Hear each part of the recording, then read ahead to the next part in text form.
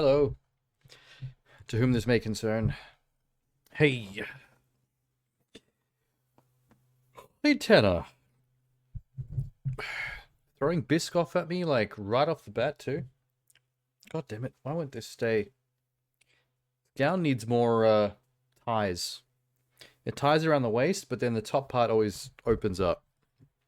It makes it look like I'm trying to show cleavage. Not that Jay is complaining, but still. It's Sunday Sean. Saturday Sean happens tomorrow. I actually, slept twice. I woke up close to midday, and I had breakfast. I did a couple of things on the computer for maybe just under an hour, and then I went back to bed again and slept until the afternoon. But I still feel kind of drowsy. It's one of those things where just lately I just feel tired all the time. Like, I've definitely slept too much today.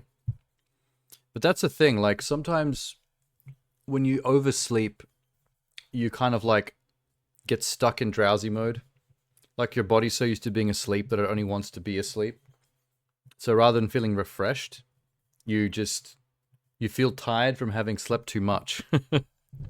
Which is weird. I don't understand. The body needs, like... I feel like the human body only wants the sweet spot. Not too much, not too little. Somewhere between 6 and 8. I'd say, like, that's why 8 is, like, the magic number when most people talk about how much sleep you're supposed to get. I feel like once you hit 12 and above, then the human body's kind of like, nah, too much. Now we're a vegetable.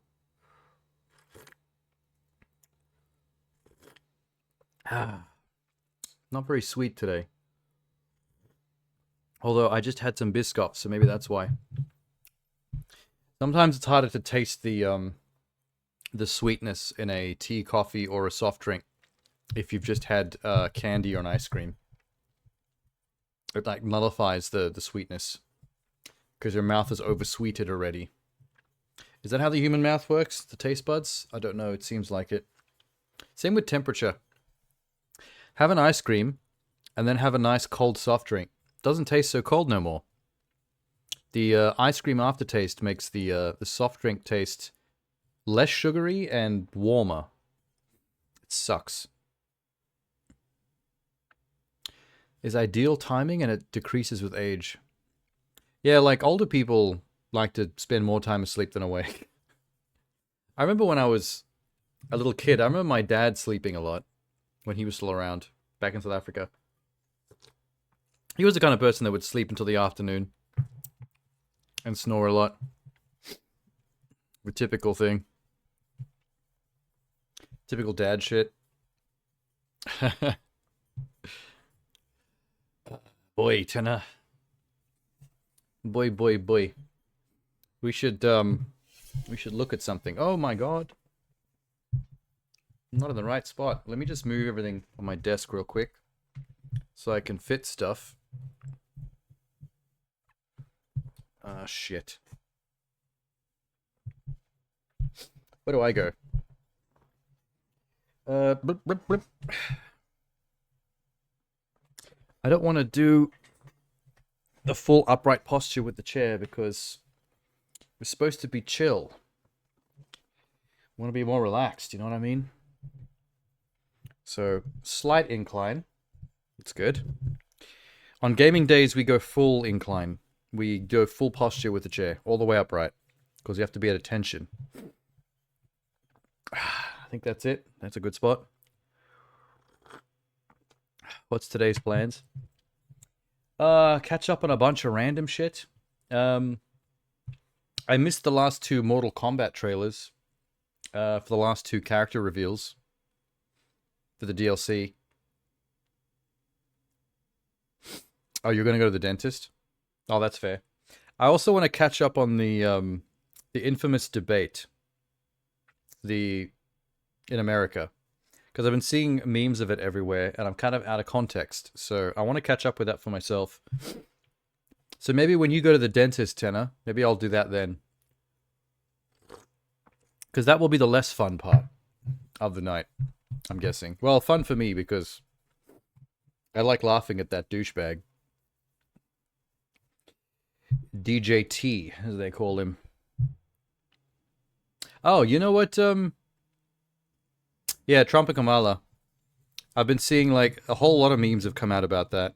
And the Biden one that I watched on stream before was pretty entertaining. There was a lot of hilarious things that happened during that. Not all of it was that fun. It gets boring at some parts where nothing ridiculous is happening, but I'd like to see it for myself. Because it seems like there's some meat on that bone worth laughing at. What was I saying? Oh, you know what came out? And I know we've talked about this before. Satisfactories 1.0. We saw the teaser for it at one point, but there's a full trailer that came out like a week ago that I would have watched last week if I didn't miss the Sunday stream. No one gave a straight answer. Well, that's politics. That's that's just how that works. That's not surprising. Here it is. 1.0 trailer. Yeah, see, this came out very close to the last Sunday, where I would have done the previous stream. So I only just missed this. Where's my headphones? I would like to go back to the factory me and my friend were building back when we used to play this. Now that it's 1.0. I might try to do a stream of that at some point. Questions were against Trump. I have a feeling that the questions were not specifically designed to be against Trump, but they're naturally against him because he's already problematic. Like, a lot of the stuff he says and does and that he plans to do are illogical or inhumane or just plain ridiculous. So when your questions are based on logic or common sense, they tend to naturally go against that man's very being. He's a nutcase. But yeah, I would like to play Satisfactory on stream because I used to play it offline with a friend. I've never actually played it on stream before, so I think that would be fun now that it's 1.0. There's no sound.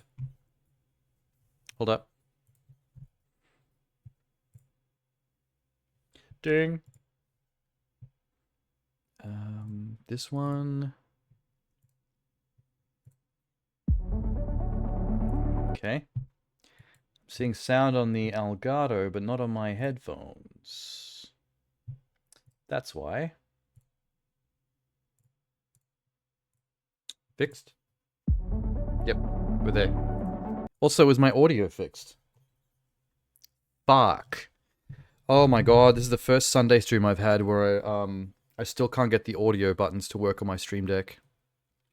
I don't know what's wrong. I've been trying to fix it, but it's a problem.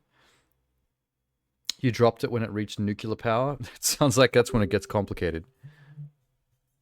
This is gonna suck because I regularly have to adjust this.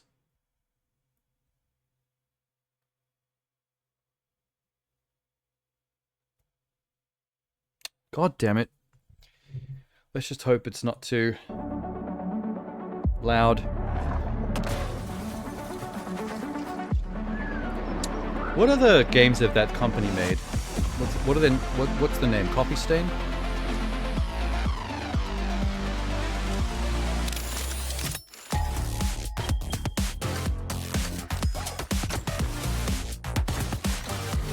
Fun. Forgot how baggy and full of thigh those pants are.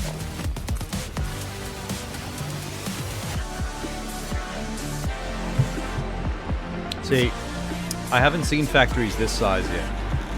We've spent a long time playing this game, but we've never reached this level before.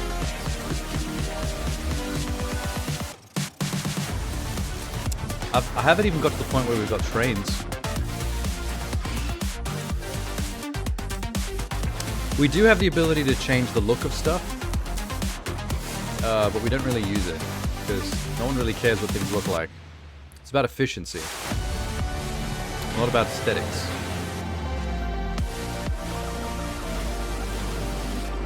Although I actually love Satisfactory's aesthetic in general. The black and yellow, I think looks amazing.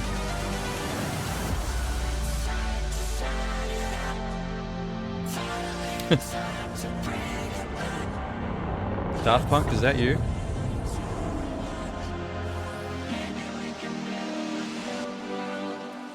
That's a nice trailer.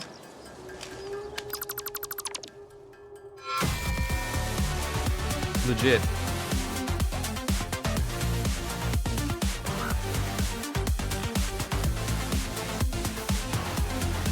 Would you say Satisfactory is the most successful of every automation survival crafting game? Because there's a lot of games like this, but people seem to hold Satisfactory in very high regard.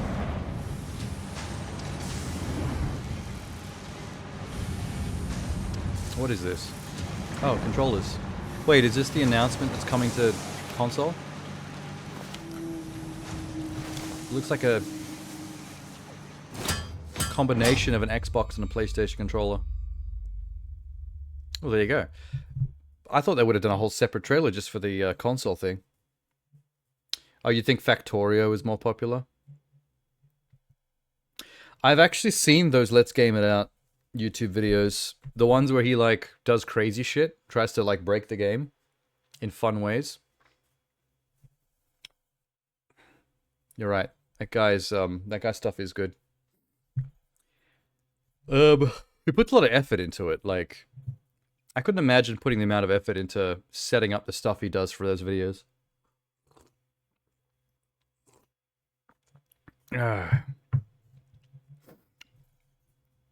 Oh, it wasn't that there was something wrong with the audio. It's just that the audio buttons are broken. I can't raise and lower the volume with my Stream Deck buttons in front of me. Like if I want to change the volume, I have to actually go into the settings on the laptop, which is too much effort. Like I can't do that like regularly with every single video if things are too loud or too soft. It's just that I don't know what's wrong with them. Like I can't seem to fix it. They're just not connecting. It's lame. Do you, did they add, wait. Full narrative overhaul complete with mysteries for players to uncover. That's kind of what I was waiting for. I wanted there to be more narrative, more story content. Because that stuff is kind of hinted at in the alpha version, in the early access, but it wasn't really there. Satisfactory, a story to tell. Gecko GT. I might watchlist that for later. I want to watch a description video on what the actual story content is. I'm just curious if it's like what I'm looking for, if it's just basic shit. Like if it's just reading the occasional like tablet that you find in the environment to tell you some backstory, then it's like meh. There's a Let's Game It Out. Satisfactory Pro reacts to Let's Game It Out. That's funny, making a video where you call yourself a Satisfactory Pro. I don't know if I could call myself a pro at anything. There's things I'm pretty good at, but I don't know. Hubris, man. You think it'll just be tablets? I just wanted more. I like when games have immersive story encouragement. You know, things to pursue. Stuff that gives me a purpose in the game's world. And not just like dick around with factories until you get bored and then just stop playing randomly. That's no fun. I want to be going somewhere with it all.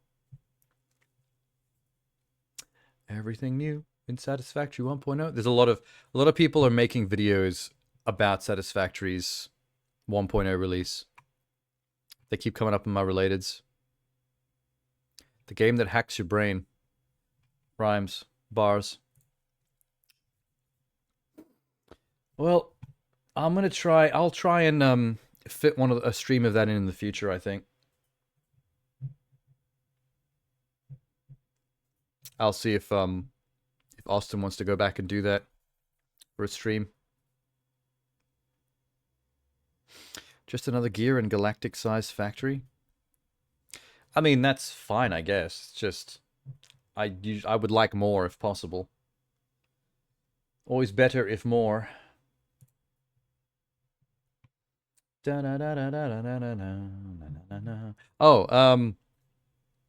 remember when we were looking at the 2-point stuff yesterday?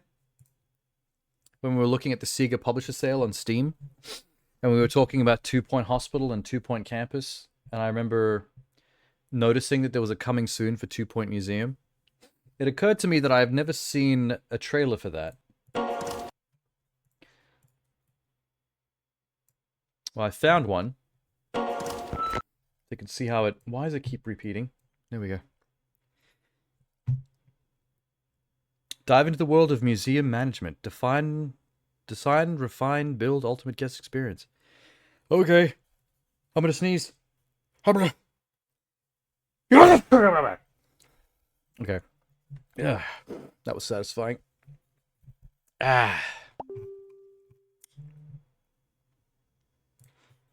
At some point, I do need to go back and play 2-Point Hospital. I think these games look really good. I can't believe I haven't played any of them yet. This is the museum audio guide. Take 1. And they've got that cartoonish appeal, Pixar-like appeal of like the Theme Hospital days. And culture. But it's also big, and who has the time, eh? So, here at our museum, we grab that That's a culture good-looking by museum, the, son. Foot and bring it right to you. I like the idea of having sections. Time before time knew what time it was. Here, we have a primitive computer. So ancient, so rudimentary. It's We just think rock. it could be at least 3 years old. Wait, how's that work? And over to your What left, the fuck? you'll see a child climbing the... Oh my, no. Yeah, I like the Perhaps idea to of the having right, defined where we sections in the have museum for certain kinds of things. I mean, look up! Like the dinosaur wing. And it has its own look. That's one of our experts returning now with an exciting new exhibit. Oh my, this one appears The to living be prehistoric man. interactive. But he looks modern. And that concludes our tour of this part of the museum. Tell your friends, bring your Why does this look like family. claymation? After all, you can't spell museum without you and me. Oh, that's true.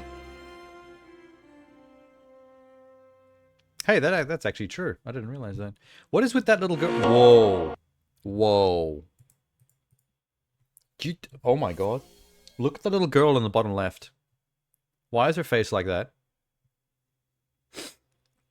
That's the little girl from the, It's like the little girl from the end of the, Smile 2 trailer. That's creepy, man. Don't like it. I don't like it. I don't like it. Me, you, and us, all inside the museum. Wow, it writes itself. I love it. I dig it. I want to play. Although, I'd probably prefer to play them in order. Like, I'd want to do the hospital first, the campus one second, and then finally catch up on the museum one. You know, there's a, I think I actually own it. There's a museum creator and archaeology simulator on Steam. I'm pretty sure I actually have it from a sale. Where you go out on archaeological digs. You cordon them off. You drive your Jeep around. You use the digging and the brush tools to unsoil bones and things. And you take it back to the museum and you put it up for display. Like one of those simulator kind of games. It seems kind of fun, actually. Don't think that the order matters. I don't mean that in terms of, like, story. Like playing Gears of War 1, 2, and 3 in order, for example. You do that because it's an ongoing story. What I mean is, I would play them in order because the order in which the games are made will have escalating gameplay complexity. So the hospital one being their first one, that's their first game. So do you know what I mean? Like, if you play the most recent one first, you're playing the culmination of like all their experience. So going backwards, the games might feel like they're losing features or mechanics, or just general quality. Like they might get a little bit more jank if you go backwards in time. I like to go forwards in time so I can feel the games getting better and like building on the one from before. Like, there are plenty of games that you can play out of order, but I would still play them in order just because you're gaining that you're gaining the quality and the experience from each successive game. If that makes sense. I believe wholeheartedly in that. It's kind of like how I feel about games like Monster Hunter or Persona. You don't have to play all those games. You don't have to play them in order. But as a completionist kind of gamer that likes to experience everything a franchise has to offer, I don't like the idea of playing like the most recent Persona or Monster Hunter, and then if I want more of it, to go back in time and play an older one.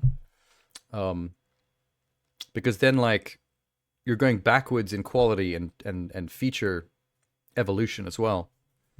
And you're going to feel the lack of that stuff more readily if you'd started out simpler and you went forward in time and things got better. Boo, Sega.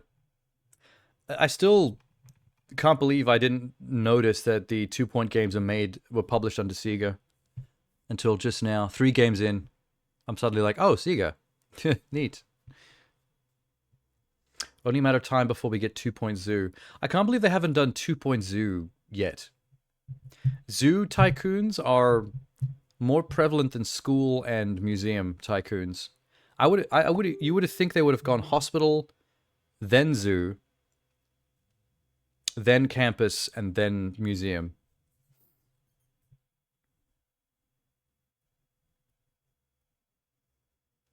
Bots are smart, they don't post links anymore. Oh, look at this bot. Practicing Snout. Good name. I have to kill it, but good name. I like looking at the bot's names. Some of them are actually good. There was a bot the other night, either last stream or the one before it, that had a really funny name. It was kind of sus. It was a sus name. Boom. What's Dogman? There's a thumbnail on my related videos, a trailer for a movie called Dogman by Universal Pictures, and it looks like a CG animated film. Judging from the thumbnail, it's the same art and animation as the Captain Underpants movies. Remember Captain Underpants? I've actually read those books. I can't remember how or why, but I've read most of the Captain Underpants books. So I was more intrigued by the idea of a movie when that was coming out than most people, probably. Alright, I'm going to click on Dogman just because it looks like Captain Underpants. Sussier than Seankichu? There's nothing sussy about Seankichu. What you saying? Hey, Daft Punk! Thanks for reminding me that they no longer exist. When the streets are Dogman. Bomb! Break the dog! Hit the siren! Ow! 2 of the city's finest So there's a must police come dog. together Green, red, green? Wait, aren't dogs colorblind? and fight as one. What Wait, if more we Daft Punk? sew the dog's head onto the man's body? What? Great idea! What? They surgically combined the cop and the dog? This is amazing. I love it. Cop made friends, solved crimes, and even plays piano for the old folks. Badly. Did you see the bottom? The bottom headline was geriatric serenader when he was playing the piano for the old people. Time to stop this super cop. Looks like Garfield. He's not going to ruin my evil plans to destroy all do-gooders. So the villain is just a cat, just a regular cat Pretty evil. with a tank, I guess. That's not very regular. Listen up. You're the only one that can stop him with all your kung fu skills and your canine fortitude or whatnot. No time to waste. Cut it out. Stop it. Will you get out of here? Go and arrest Petey. Why does police dog know kung fu? Where did he learn kung fu? Buckle up.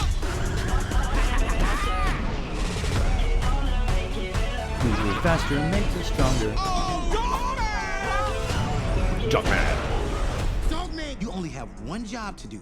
Keep your eyes on those monitors. So if somebody breaks out your favorite chew toy and Whose waves voice it is around, that? You look at the monitors. And if somebody just happens to have an Eastern gray squirrel, you look at the monitor. Seems like a problematic. Oh, Pete Davidson. Wait. Isla Fisher and Ricky Gervais. Well, none of those people. Okay, maybe the police chief is Little Ray Howery. Okay, I don't recognize who that is. Every dog knows kung fu. I'll take your word for that. Inside of my mouth. Wait, why is the... Why did that move? That was weird. Sorry, I just had to fix the chat layout. It was floating down the screen for some reason.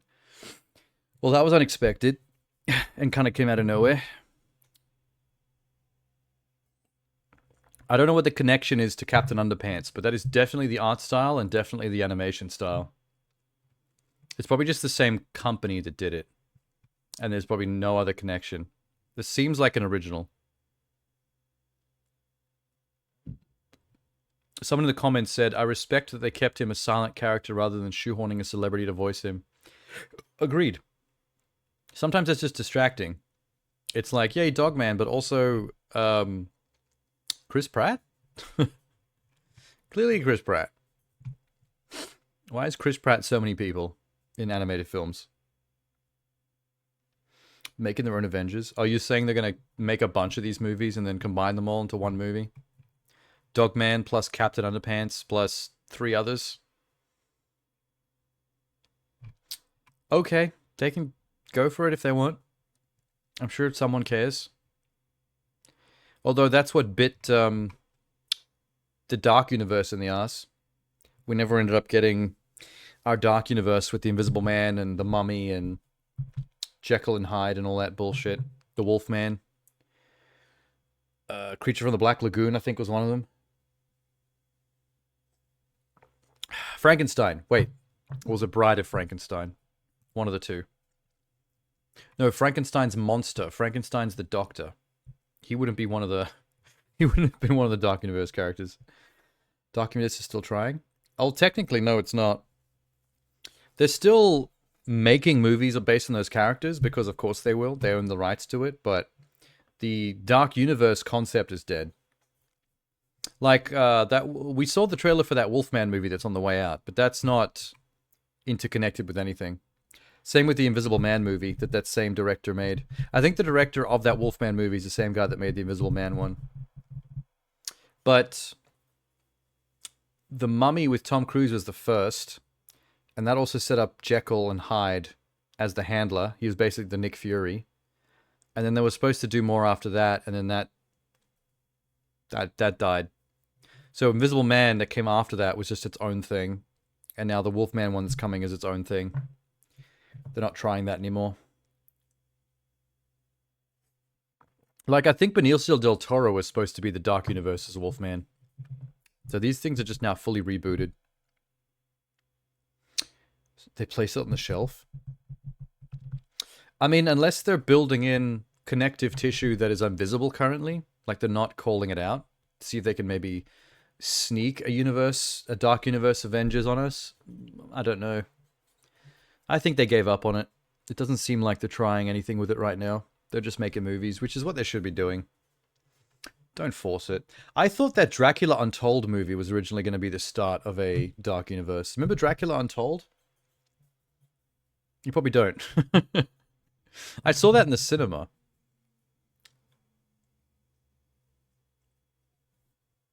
And it wasn't bad. It's just forgettable. Like, I don't really remember much about the movie. Except for who played Dracula. Which was a good pick, but didn't really go nowhere. They'll do like M. Night did in Split. After the credits. Well, they didn't do anything after the credits of The Invisible Man either. So it doesn't seem like they're doing anything. But also, M. Night tried to do that shit with his universe, and that didn't work either. Like, Unbreakable's a great movie.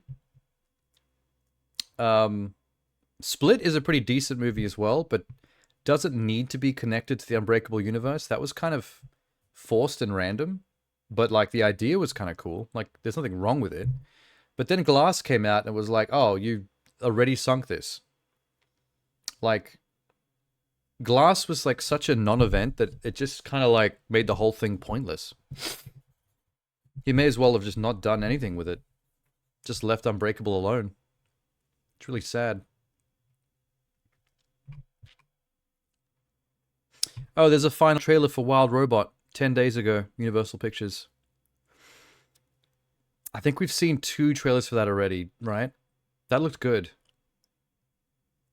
I must have missed this one because of not doing a Sunday stream last week. I'm a bit disappointed that the animals talk. The teaser trailer didn't reveal this, but when we saw the actual full trailer, it had talking animals, and I was like, eh. From the studio I could have done without brought you that. How to Train Your Dragon. A silent film with normal animals and a non-talking robot as well. So the whole thing is done without dialogue. I think would have been better. And Puss in Boots: The Last Wish. Comes the greatest DreamWorks movie ever. Who said that? The Wild Robot one's seen it is yet. the best animated movie of the year. Well, someone has, I guess. And one of the best movies, period. The best movies, period. Do you need That's huge. assistance? That, like, of all time?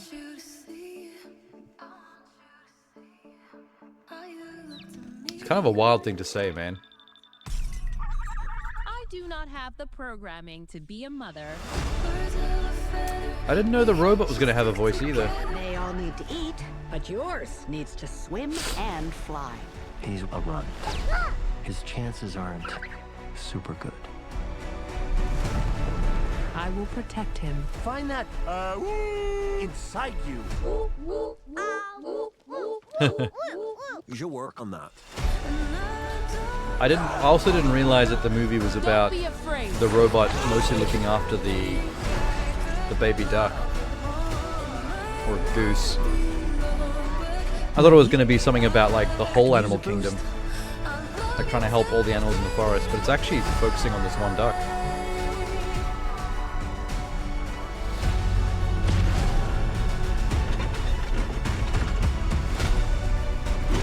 Are they meant to be combat droids? Are those your parents? I am already home.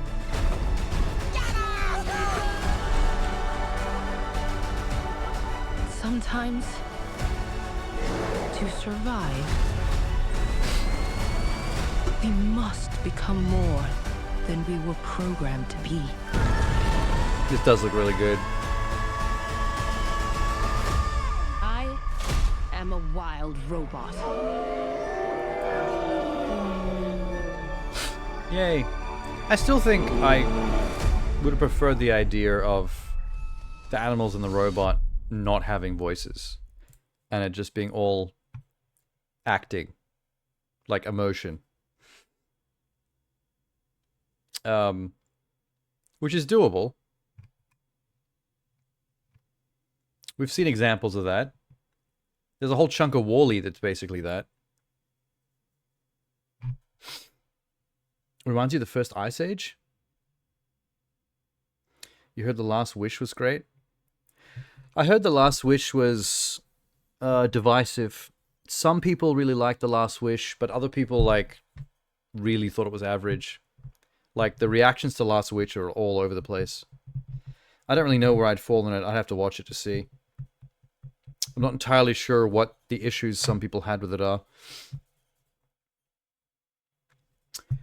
Reminds you of... Is it because of this? Most of the characters are animals? Is that why it reminds you of Ice Age? Or Bastion from Overwatch? Yeah, actually, it wouldn't surprise me. That Bastion short that Overwatch made is quite old now. It's been around for a while. It's just old enough that there would have been enough time for someone to have seen that short when it first came out, got inspired, and to make this movie. Because that would have been a couple of years ago now. That's enough time to make this film entirely from scratch since that came out. Hard to sell for kids? Not really. I mean, you show the kids any one of these trailers, no matter what's in it, just with animals and lots of movement and a cool robot jumping around. Like, kids are an easy sell on, like, anything as long as there's color and movement. They might get a bit bored in the movie, but getting them in the seats is not hard. This one's a bit reversed. I still think that Bastion short's one of the best that they did.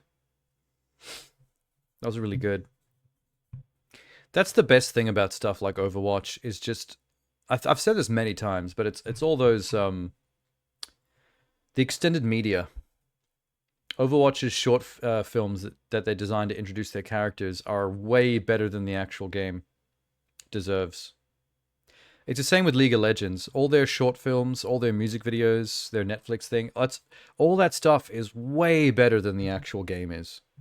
Like, the game is like the last thing on my list of interests when it comes to their entire media empire. Blizzard, the clipmaker company. Yeah, Blizzard is has always been very good at CG cutscenes in movies. Like, if you go way back to like the early Warcraft games and the early Diablos and all that, Blizzard was one of the earliest companies that would pump out like legit cinematic quality, like opening intros and stuff. Sometimes you'd play a Blizzard game simply knowing it's going to have that AAA quality. Like, the intro alone is like worth the price of admission. That's why they were excited when Overwatch announced story. Yeah, see, excited's not the right word because I still don't care about that genre of gameplay, but like, that was the kind of announcement that actually did pique my interest, because the lack of single player story stuff in games like that is what usually keeps me away. So if you introduce like some kind of like a cutscene heavy story campaign thing to Overwatch, like, I'll show up for that. Just long enough to check it all that part of it out, and then I'll bail before the rest. You know, I don't need the multiplayer shit. I was disappointed when they cancelled it, but I didn't really have much stakes in all that stuff anyway. So whatever. I'm keen to see this. I was going to say I hope it's good, but considering the wild quotes they put at the start of this, it sounds like a few people already think it's very good. The greatest DreamWorks movie ever. Best animated film of the year. One of the best movies, period. The rappers may be going a little far on that one. They should chill. They need to back off a little bit. It's over marketing. We just still don't know why the 2 in Overwatch 2 exists. Yeah, why did that... Games like that generally don't need sequels because they're just perpetual machines. They just keep adding content to the game. Like, it just exists in perpetuity. A sequel is unnecessary. It just feels like a cash grab. Oh yeah, Venom. There's a final trailer 8 days ago. That would have been just in time for last Sunday, the day before. All right, let's do Venom again. This is another third time we've had to watch trailer for this, and none of them have convinced me any harder that this is going to be any better than the other movies.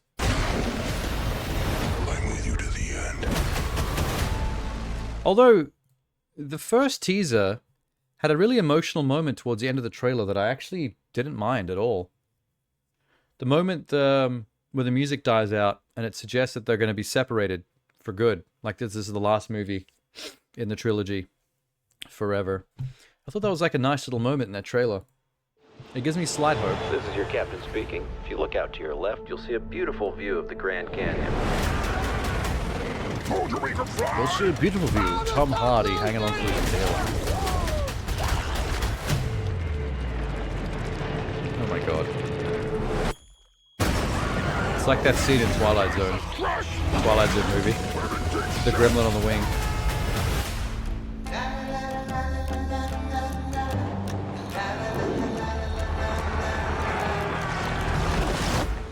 You're not going to like this. No, I can absolutely guarantee you I'm not gonna.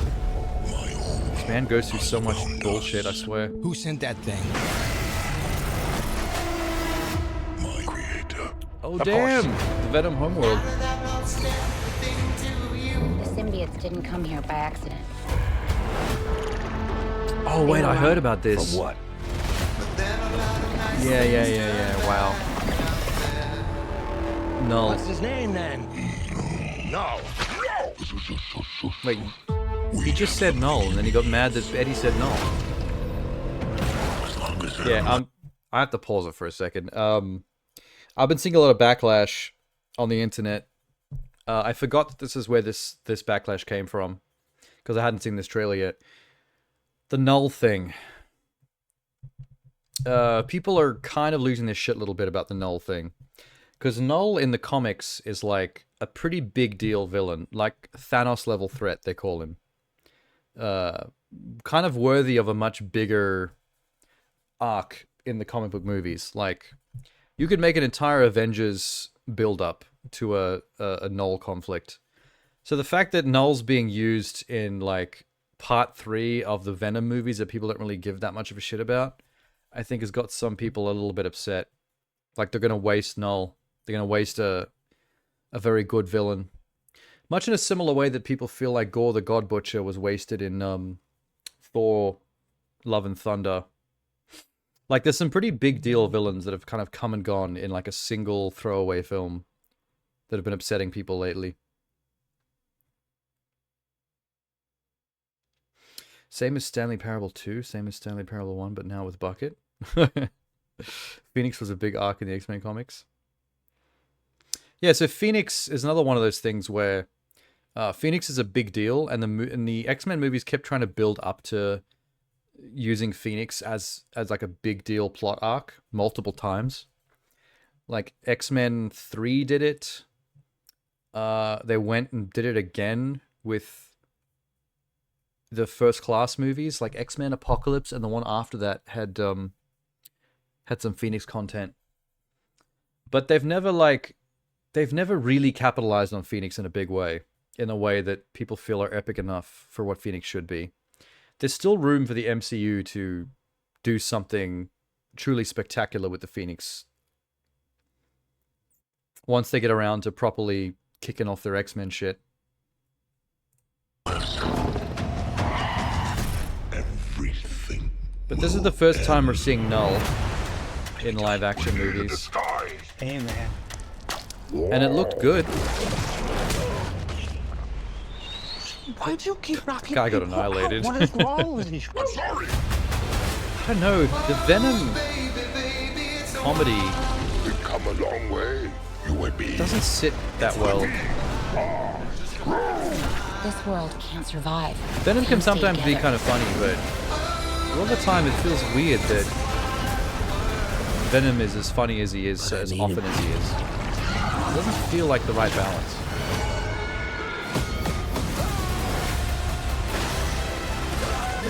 You're bad people. He just ate 4 people's heads. But then it's like fucking Three Stooges slapstick the next minute. Where you have to make a sacrifice. Eddie, I'm with you to the end. Aww. Bromance. They're bros. Turn into a buddy comedy. No, this is all the money that we have. What is this feeling? It's like This feeling?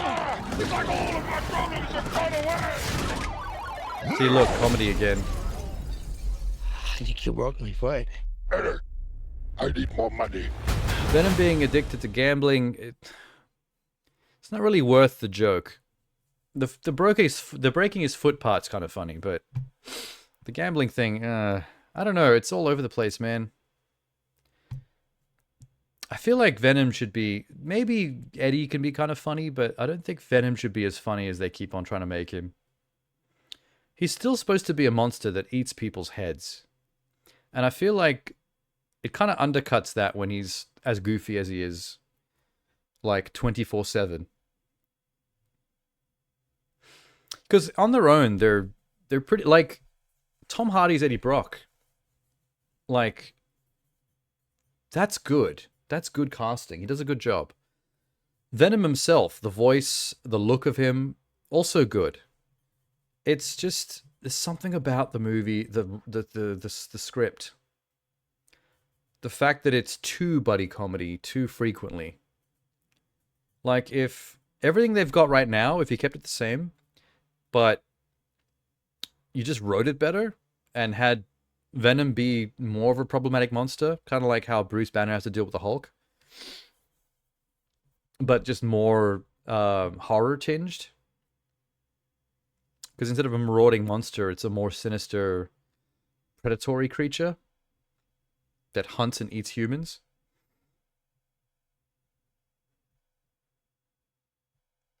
Supposed to be all dark, not at all funny. I don't know about not at all. Like, if you can find a way to inject some humor occasionally that doesn't undercut the threat of Venom as a creature, that's fine. Because in the comics, there is humor. And in the cartoons as well. I remember, like, there's a famous panel from one of the Spider-Man comics where Venom catches up to Spider-Man on the freeway by stealing a car. And it's a panel where he looks out the window to the left, and you see Venom driving this little Volvo looking out the window at him. And it's like, that's comedic. But I don't think the comics always nailed the balance either, like the movies. But I think they've done a much better job in general over time. Like, there's some Venom runs are much better than others. I don't know, it's a balance, and I just don't think the movies figured that balance out. They lean too far into the fun buddy comedy stuff. But I still don't think you need to take all of it out. I just think they need to pull it back to the other side of the line a little bit and be more strategic with when you're lighthearted with it. It's just too all the time as it stands. And I just don't think that's good enough. I don't know. If we end up getting some rebooted Venom content in the MCU, I'd be curious as to how they handle that. Like, where they go with that.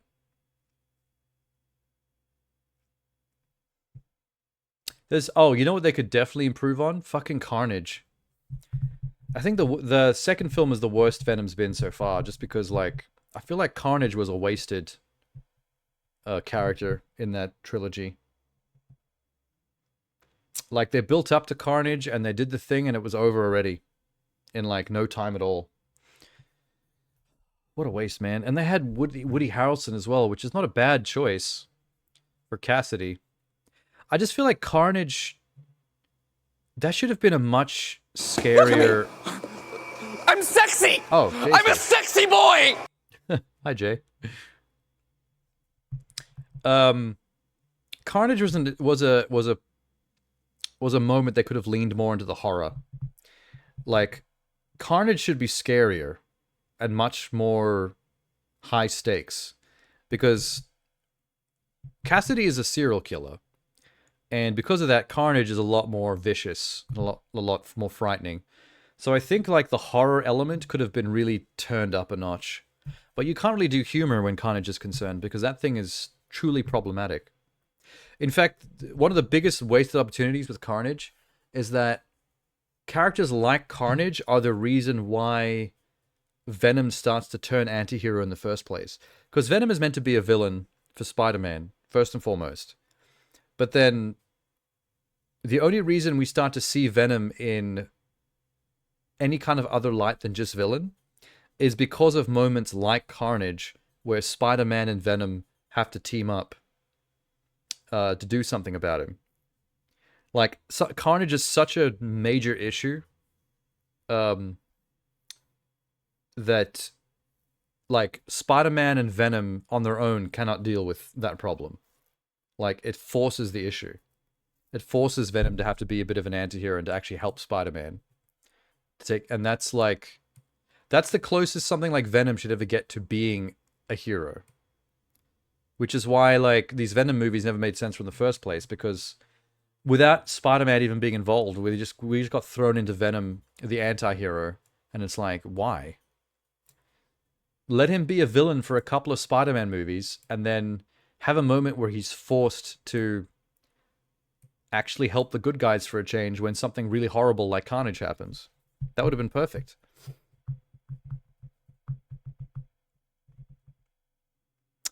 Is the Roby wearing purple? Navy blue, I'd say. I think it's navy blue.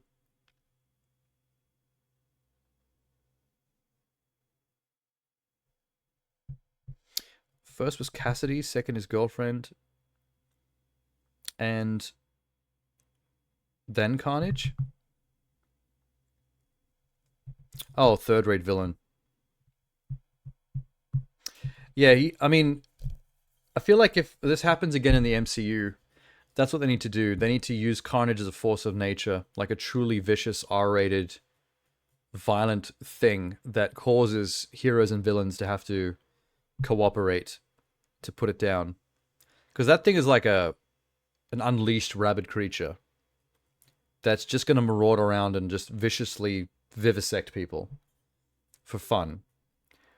Like, it's meant to be nasty. And they haven't accomplished that yet.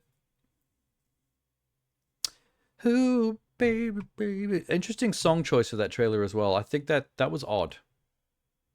It's now stuck in my head, but it still feels weird for a Venom trailer. What's this Mickey 17? Is that Bruce Wayne? I think that's Robert Pattinson. Warner Brothers Pictures. Oh, that's a big release. What is Mickey 17? Oh, it's sci-fi. Hang on. Wait.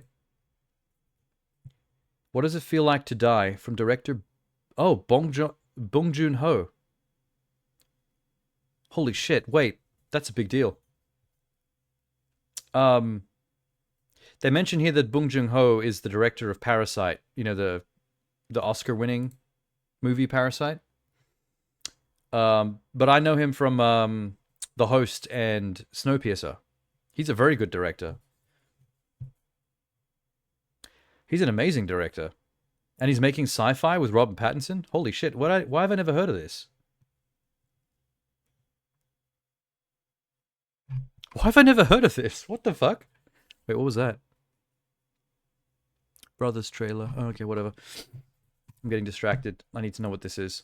ASAP. Hi, Mickey. Are you experiencing any vertigo? Hi, Mickey. I guess I am feeling a little dizzy. Is that his voice? Oh my god. Wow, did you see that? He just lost his head. I wouldn't be surprised if you're thinking at this point, what have I done? How lucky can one guy be?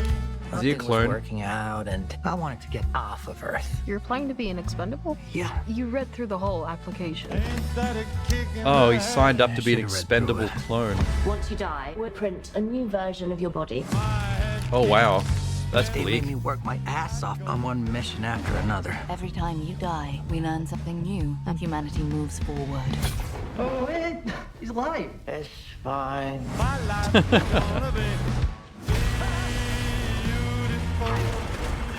Mickey, it's not looking very good for you. So they basically use expendables. I'm sure you're used to it by now, but what's it feel like to die? As clone workers to Even do on stuff my that are likely to get them 17th killed. go-around, I hate dying.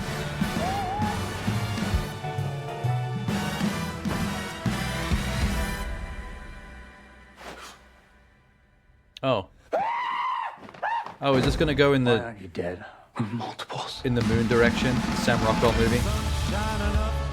In the case of multiples, we exterminate every individual. Why? Let's blow up these second-hand baloney boys. They got some really good actors in this. But it's Bong Joon-ho, so everyone would want to work with him. Shoot the loser.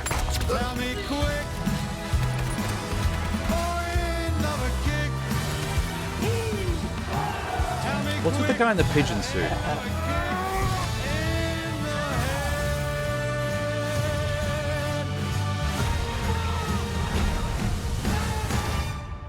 I don't like you. But I'm you. I'm not you. I'm gonna kill you. This is so exciting! Well, as an expendable, he hasn't died that many times, to be honest, because if it's Mickey 17, and it seems to be mostly based on the 17th and the 18th clones, both being alive at the same time, he didn't die too many times before the movie's plot really kicks in. I'm sure most expendable clone workers have probably died in the hundreds. I wonder if there's a limit to how many times you can clone an expendable before the clones start to get decrepit, before the mental deficiencies start to kick in from the copy after copy after copy, and then you basically just have to like properly kill off that expendable and get a new one. You love Dean Martin, even if it was slosh nearly all the time. I mean, back in those days, who wasn't slosh nearly all the time? You played a game called Chrono Arc? No, I haven't. Is that part of the Chrono Trigger series of games?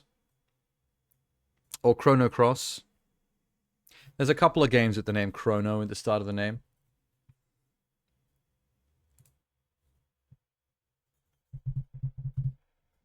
Pretty popular word to make video game titles out of. Chrono. It's a card roguelike with a really good story. What reminded you of that? Was it the clone thing from the Mickey 17 trailer? Is that got something to do with Chrono Arc's story? Oh, it has nothing to do with Chrono Cross or Chrono Trigger? Alright, fair enough. It's just the word chrono. It's a bit overused.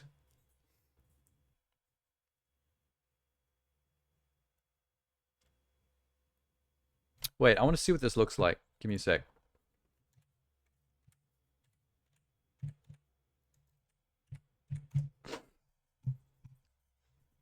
Oh, it's got an anime aesthetic. So it's a card battler.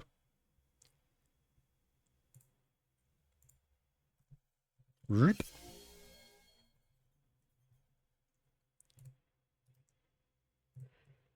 God, I knew I was going to sneeze. It was building up for a while. Okay. The art style's a little bit bland. The characters don't stand out that much.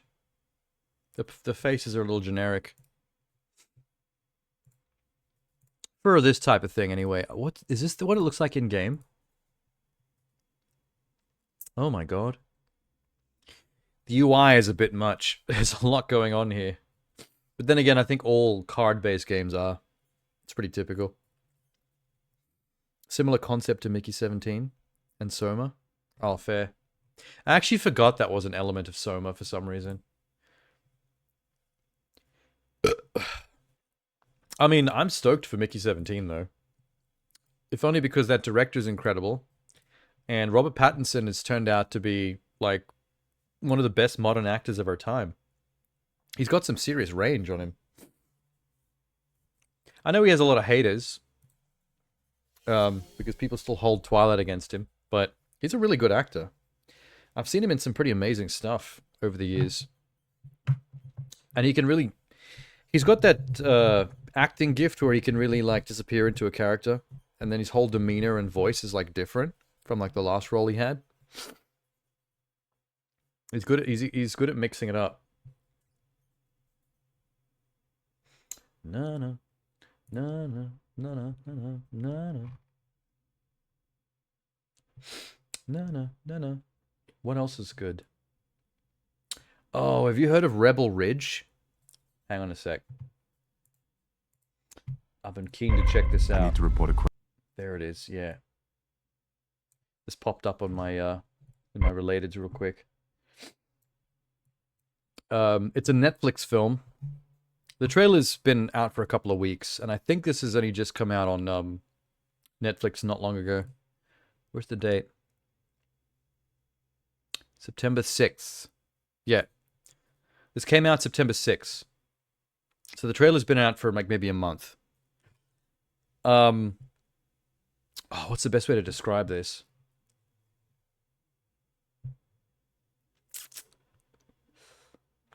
A friend of mine was telling me about it. It's a former Marine who's a black guy who moves back to a small town that's like super racist, who has a super racist police force. And he ends up going like Rambo against them after they start trying to mistreat him. So it's basically the movie Rambo. I mean, that's the best way to boil it down. Because that's exactly what happens in Rambo. He comes back from the war and he gets mistreated in a small town. And him and the corrupt police force go at it. Exactly the same story, except more racial. Because the cops they're corrupt, but more specifically in the racist way. Which is, I think, the only reason they're picking on this dude. But yeah, I was told that this is, like, really worth watching. I need to report a crime. This guy really looks like someone that you shouldn't fuck with. And this was cash? Yes, ma'am. Okay. Can you describe suspect? Big guy, must weigh 250. Like, he looks like he can handle himself. I didn't get his badge number, but his last name's Marston. You're gonna need to leave. Main suspect number 2. Oh, shit. So they just straight up rob him. Stay low, all right? You can fight for the money, but that'll take you most of a year and cost you twice what you're owed. And it's legal? It's law. Yeah, so his money was going to be used to get his brother out of jail? Sir, just like as soon bail? as I get my money back. You do not stand in my station in front of my officers and set terms. You need to be very, very careful. Let's not do that. Chief! What are we looking at? Oh. I think he's Marine Corps Martial Arts MCMAP. One Hell line, yeah, any brother. weapon. Whatever you decide to do, Sure is. You do it damn far from here. I just want to watch Even these if this cops get town can't- fucked up. They did a good job of setting this up. Hey, damn.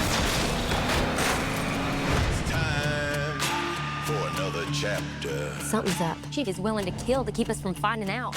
You ain't ever gonna be safe. These cops might end up on top. God, this looks like fun. But they don't get any more outs. It's got that John Wick element. The setup that really makes you want to watch this dude fuck up some bad guys. It's gotten out of hand. People getting hurt now. Damn, someone just got their elbow stomped. So I was thinking, what if we just walk away? Well, now you're starting to talk. I was like, nah. Let's go. Yes. I love the fact that he emptied that shotgun out and just threw it at the guy's face. Oh, that's fun. That just looks so good. I haven't seen any reviews or anything like that of it, but all the people I've seen mention it to me were all like pretty psyched about it. It's got really good word of mouth. There's tons of movies like this in the 90s to the 2000s. Yes, the problem is most of those movies coming out of the 90s were all copycats of things like Rambo. So they didn't really know, they didn't have the juice. They didn't know how to make it fun and satisfying. Whereas that movie looks like it has the juice straight from the trailer alone. Like, you gotta have that visceral glee and catharsis in seeing the bad guys get their asses whooped. John Wick did it really well because the second you introduce some bad guys that stomp on and murder a puppy, like immediately you're on board to watch them all get whooped. And racist small town cops, I mean, the second you show them being racist small town cops, you're immediately on board to watch an ass whooping. Because fuck those people. People are getting hurt, so I was thinking of walking away, but then I was like, nah. Shuts the phone down. That's the first comment. Fire emoji, fire emoji.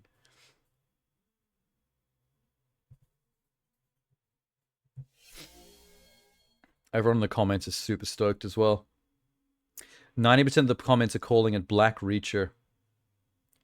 My old ass. Y'all never seen First Blood? Yeah, Rambo. That's what I said. So young people are calling it Reacher. Old people are calling it Rambo. Both examples perfectly fitting.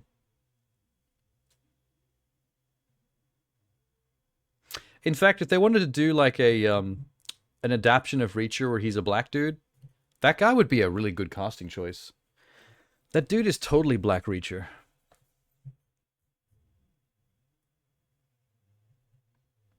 Although, you know, bigots and weirdos on Twitter would probably complain and cry about race switching roles, as they always do. I don't think it really matters as long as you make a good show or a good movie, you know what I mean? Like, if you change stuff, you know, it's fair game as long as it makes sense what you're changing and why you're changing it. Like when people say that they should cast Magneto as a black actor, I'm on board for that switch because that actually makes sense from a story perspective. Because making Magneto a Jewish Holocaust survivor, it no longer makes sense because the Holocaust is now so long ago that if Magneto was alive now, he'd be like 100 years old. He'd be like way too old to even do anything within the story. So like we've kind of outaged Magneto's origin story. So like how do you adapt that to make it still relevant in a way that Magneto is still Magneto? And I've seen people talk about this and do like video essays. And the most popular concept, the most popular idea behind like how to do a new Magneto would be to make a black Magneto played by someone like Denzel Washington, who grew up during the Civil era, like think like Martin Luther King, Malcolm X, that kind of stuff, so that there's the same tension, there's the same kind of backstory that you can fight against, except it's like it's modernized about a very different topic. Oh, Elizabeth's there. My opinion greater than yours. Tanner will back me up. Wait, what opinion? It's like the first thing you said in the chat since you arrived. Don't think it'll be the same? No, it won't be the same, but it'll be a similar vibe because Magneto needs to be a man driven by trauma. He needs to have lived through something that he cannot abide by because it has connective tissue allusions to the mutant problem. So the problems that mutants have with not being accepted in society was allegorical with the whole Holocaust stuff. And the racial tensions in early America with the civil shit with Martin Luther King and Malcolm X, that stuff has the same juice.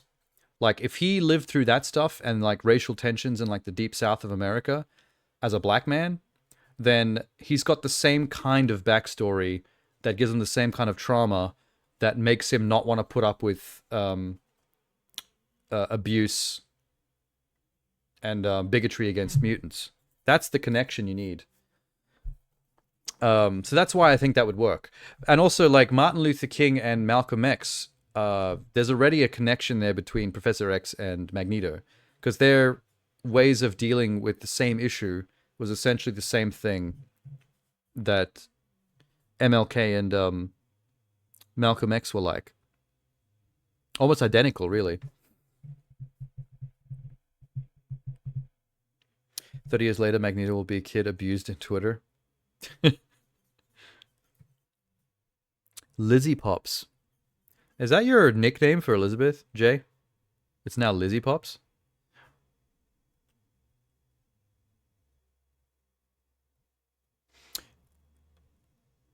Like, perfect casting, I think, if you're going to base it on that period of American history, I think would be Denzel Washington for Magneto and Giancarlo Esposito as Professor X. Although he's now been cast as a character in Captain America 4. So I guess that's off the table. Jay calls us weird stuff. Jay likes his nicknames. If old character is too old and make new, why would you need to remake an old one? Because it's Magneto. If you're making an X-Men property, then people want to see the X-Men. You can't just not have Wolverine and Cyclops and Professor X and Magneto. The problem is some of these characters are tied to very real-world events, which is now starting to date them a bit. You can get away with repeating characters like Cyclops and Logan because they don't have direct connections to anything in real-world history. The problem is Magneto does. Like, being a Holocaust survivor is like a integral part of his character's backstory, which has now become problematic because the character's now out-aged that period of history. So you kind of have to find a way to modernize that where the character can still fulfill the same role in the story, but with a different backstory that achieves the same goal. That's all I'm saying. I just think people need to be more willing to let things change. We're a bit too obsessed with adaptions being slave to source material to the point where, like, we're a little bit illogically tied to it. Like, sometimes things change for the better. That happens.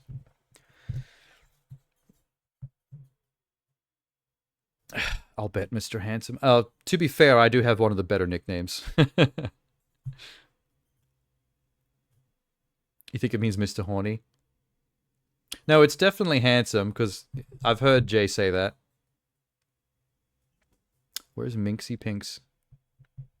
Minxie Pink is what my ex used to call our cat. Because our cat was Minx. She would call him Minxie Pinks. That's a funny coincidence that you also came up with Minxie Pinks.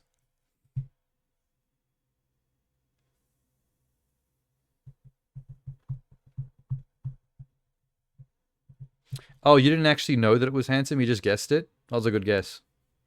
You do know Jay. Does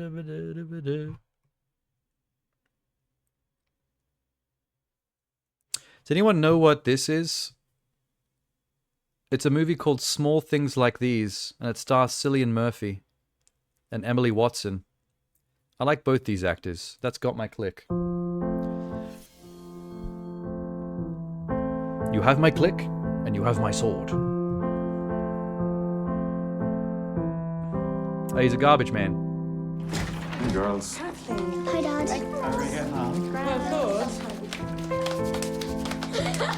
Where's Emily Watson? Come on, finish up your toast before it gets cold. Wait, what? Whoa. Hang on a sec. Finish up your toast before it gets cold. Produced by Ben Affleck, Matt Damon, Cillian Murphy, and Alan Maloney. I don't know who Alan Maloney is, but some good producing.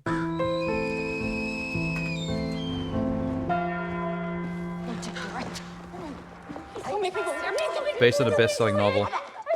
Oscar bait. Mommy, please! No! Mommy! Please! Listen to me! I'm not going in there! I am not sorry! Daddy! A quiet film with fire raging in its heart. Ooh. That does sound like an Oscar bait movie. You like Cillian Murphy and Sunshine? Sonshine's a very good movie. The present and the future. Although I get very sad whenever Chris Evans dies in that out the lessons cryo chamber. That they teach. Spoilers.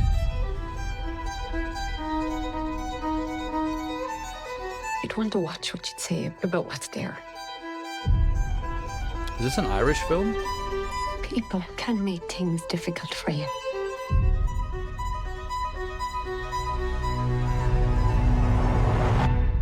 Everyone's giving it 4 stars.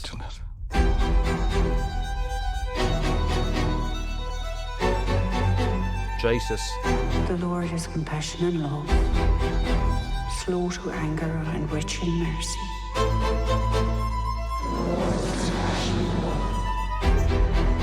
Oh, does the kid die? Is that what they were No, at don't be thinking a you're in graveyard any in a church? I think that kid gets hit by a bus. compassion and love. The Lord is compassion and love. Why is the place they live feel so oppressive? It might just be the color grade, but Do you want to get fell in this life. Everything seems so There are dour. things you have to ignore.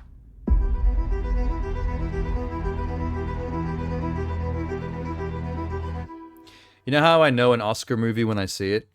Whenever you hear the cello. If you watch the trailer for a movie like this, and it's a drama with mostly high-octane acting and conversations, while a cello goes that's the juice. That's the Oscar ingredient right there. That whittling cello. Good stuff. Wait, Den of Thieves has got a sequel coming? Oh my god. 1 day ago. Oh, let's ignore that. I hardly hear anything out of Cillian Murphy in this clip. It looks impactful. What an exceptional actor. Cillian Murphy's a very good actor. I haven't even seen what's the recent one again? Oppenheimer. I haven't even seen Oppenheimer yet.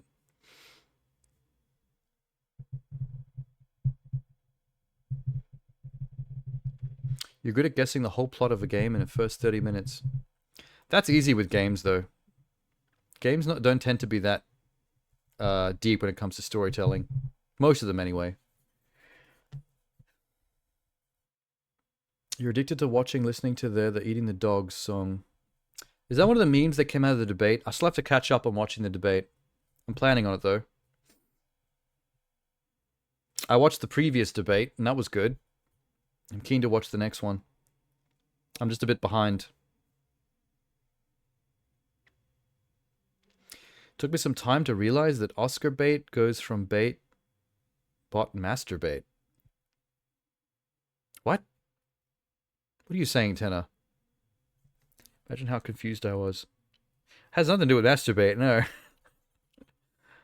It's just trying to bait the award. You have zero faith in movies and games? Gonna live in the past, making my own stuff. That's one thing I don't like doing with movies and games, the living in the past stuff.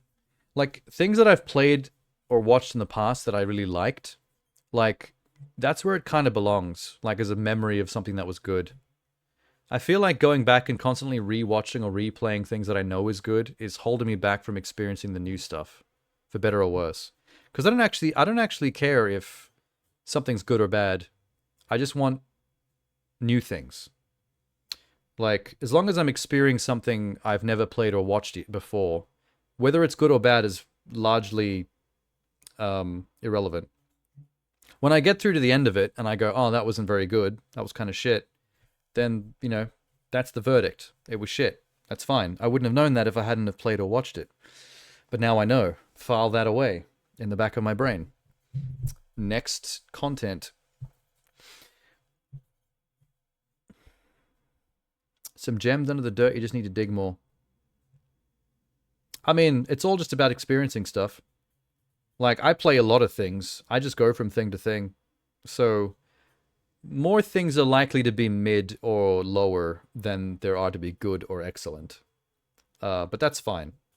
Like, for every 3 or 4 games I play that are just like meh, like, you'll hit one that's like awesome. But you don't get to reach that ratio without like diving in there and just playing as much as possible. Tengrish required to understand that sentence. I got a bit confused by the masturbate sentence. You thought it spelled Oscar bait. I think he's trying to say that he got confused that it had something to do with masturbation.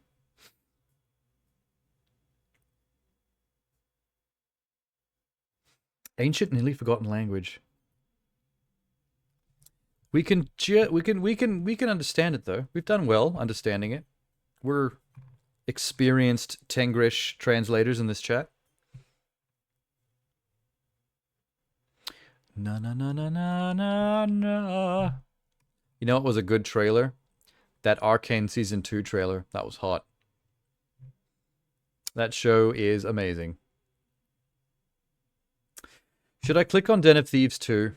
That movie was silly. But maybe the trailer for the sequel will be funny. You talk to me about grammar. You know what? That's, funnily enough, that is actually a relevant clip to play based on what we were just talking about. Which is actually shocking, because when I first added that V-mode, I was like, there's never going to be a context where this is going to be usable. And lo and behold, there we go. It's happened. Amazing. We've done it. Okay, I'm going to do it. I'm too curious. We don't get to see Gerard Butler enough. The wackadoo. When I grew up, I got a gun. I got a badge. I've seen this movie, but I can't remember anything about it. It's that generic. Not the sequel that we're watching right now. I'm talking about the first one. Wait, stop. Freeze there. This is your suspect? No, no. No? No. There's a reason why you're all here. We're here to rob the world, diamond. I thought that was center. Ice Cube for a second. Wait. Over 50 billion in diamonds moves through here each year. Wait. Is it? This will be our biggest job on the continent. Okay, no, it's not Ice Cube, but it's... Ice-T? Is it Ice-T?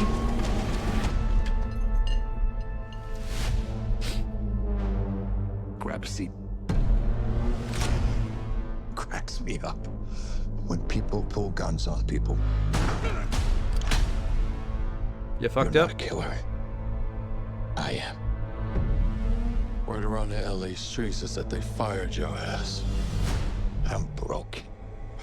And I'm sick of being a hunter. I know this dude. So your next job, I'm gonna do it with you. Set it up. And he hasn't aged a day. We have a problem. Marlboro Man. How'd you guys meet? Prison. Tinder, actually. You mean Grinder? I think the joke should have been Grinder. You're in the most You secure fucked that up. building in continental Europe. There's only one place they're not looking. Up. Bravo. These streets, they're different. And if I'm Oh, it's mistaken, O'Shea Jackson. It's Ice Cube's kid. only blood is paid. It's not about the money. He's been doing It's really about well in the movies challenge. lately. I don't know why he's Stand starting by. to appear in Get something in this and trashy. Get out. 3, 2, 1. Without anyone even knowing I was there.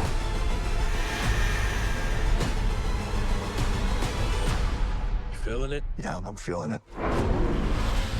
Watch our 6. Mac. Drive. You sure? Call out brakes. Copy. Oh, shit. The 180. And the cop goes gangster. It's a good shot. Very intense, Gerard Butler. 180ing a car and driving it backwards is always looks good on camera. Slick maneuver. I don't remember anything of the first movie. It really was forgettable action drama bullshit. So I don't hold out any hope for that sequel. I probably won't ever bother to watch it. But I mean, that trailer made it look a little classier than it really is, to be honest. Like, I don't remember the first movie having as classy an action drama vibe, but I think they're amped. I think they're trying to play it up for the trailer. I think the movie's still gonna actually watching the movie is still gonna feel like watching straight to DVD trash.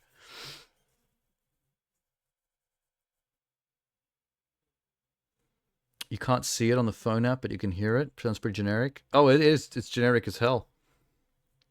Looks exactly like Ice Cube. He looked enough like Ice Cube that I thought it was one of the other rappers like Ice Cube, like Ice-T or something, who I haven't seen in movies in ages. I forgot that he had a kid. But seriously, like, his kid, O'Shea, has been in some really good movies recently. So I don't know how he ended up in this. 180ing is one of the hardest things to do in a car. There's no way a non-racer knows how. Unless you're some kind of badass bank robbing gangster action man. They all know how to do it. O'Shea was really good in the Straight Outta Compton movie, playing his dad. Because he's like a dead ringer for his dad. Like, he nailed it in that film. But I guess that was kind of handed to him on a silver platter. Because if there's anything he should be able to do perfectly is play a version of his dad, a guy he's lived with his entire life. The first movie is one of the most underrated crime thrillers of the last decade. Wasn't a perfect movie, but it was fun and the heist was awesome. I don't know if I agree with this comment, but it is the top comment. If it was that good, I would have remembered anything from the movie. Literally anything. Every action movie star hold my beer. Yeah, it happens surprisingly a lot. I think it's because when you're doing car stunts, it's such an obvious, easy one to do. And it always looks cool. You're good at getting bottom comment? You would never know. I don't think I've ever been to the bottom of a comment section on YouTube. There's too many comments. It's not worth scrolling down that long. La da da. Let's see if anything cool pops up in the relateds. Like 3 days ago, there's a Netflix trailer for a movie with Anna Kendrick. I can see Anna Kendrick in the thumbnail. Anna Kendrick is cool. We like her. Okay, let's click on Anna Kendrick. She pretty. Oh my god, where are we? And also is very good singer.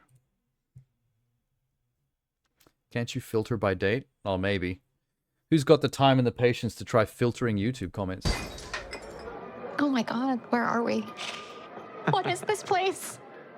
Anyway, I'm auditioning in a week. That's in the bag. Oh yeah, you think so? Is this a rom-com? Sure. I mean, you have this like Patty Smith vibration thing What going have I clicked on? I'm talking about soul. Okay. Oh, wait, that was a... Wait, that was a horror movie sound effect. That doof on the soundtrack is meant to be something sinister. Where's this going? Sorry. I think that's good. That's good, I'm into that. Oh, he mad. Wait, she directed it? Oh shit, she's directing and starring in her own movie. Wasn't expecting that. How do you feel right now? Oh, he drugged her. Fine. Oh, she's been date rape drugged. I thought it was gonna be a rom-com. Oh no. Excuse me, man. Can you give us another round?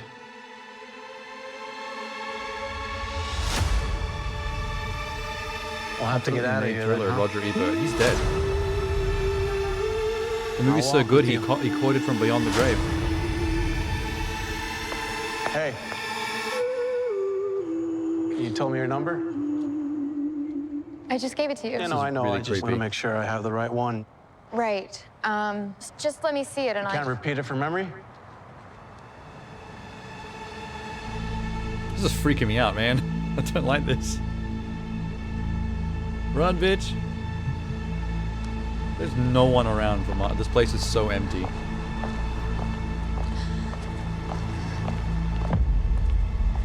Are you coming? I don't like the fact that this said based on a true story at the start. It's making it worse. I feel like you don't have to actually do anything that scary, but the second you put based on a true story on it, even the smallest things become like tense. Why are you Sunday streaming on a Saturday? Oh, because I'm meant to be starting Gotham Knights, and I've been putting it off for a few nights because I'm meant to be playing it with a friend of mine. And the first night my friend might be able to play it is going to be tomorrow, which is a Sunday. And I didn't want to cancel my Sunday stream just to get that, just to fit that in, so I flipped it. I'm doing the Sunday stream tonight just to free up tomorrow for a potential Gotham Knights stream. Could be good awareness for people who don't realize the absolute dangerous creeps men can be. I mean, yeah, there's been quite a few movies that do a good job of that. What was that movie that had... what was it called? It wasn't that long ago. Bo Burnham appears in it as a side character, actually. Promising Young Woman, I think it's called. About a woman that's been like abused in the past, and she goes on dates with guys like pretending to be drunk, so that creeps will try to like take advantage of her, and then she like catches them out.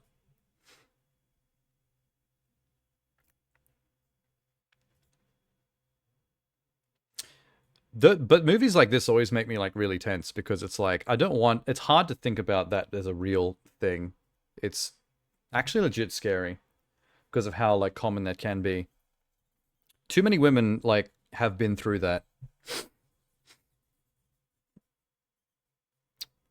Elizabeth is taken off. See you later. I put Jay in charge. Don't put Jay in charge. He's gonna get out the baby oil. Don't leave me in Jay's hands.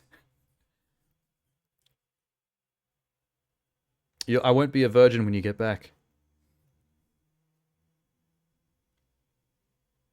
Mink shows up, she's the authority. Always. She's got the badge to prove it. She's got the sheriff's badge around these parts. See you later.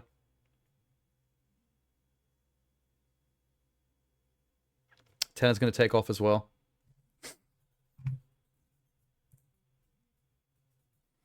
That might be good timing then to jump on that debate.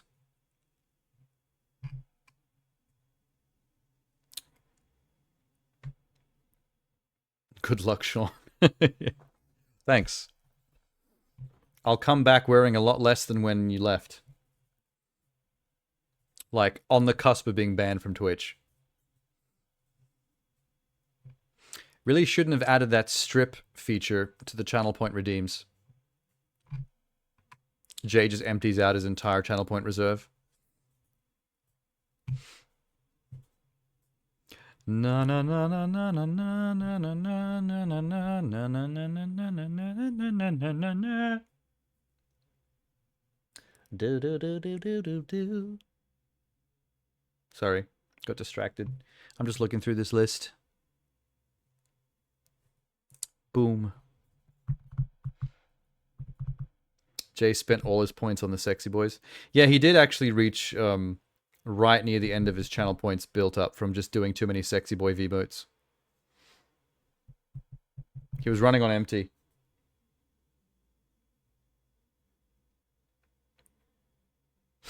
Okay. Let me just scroll through.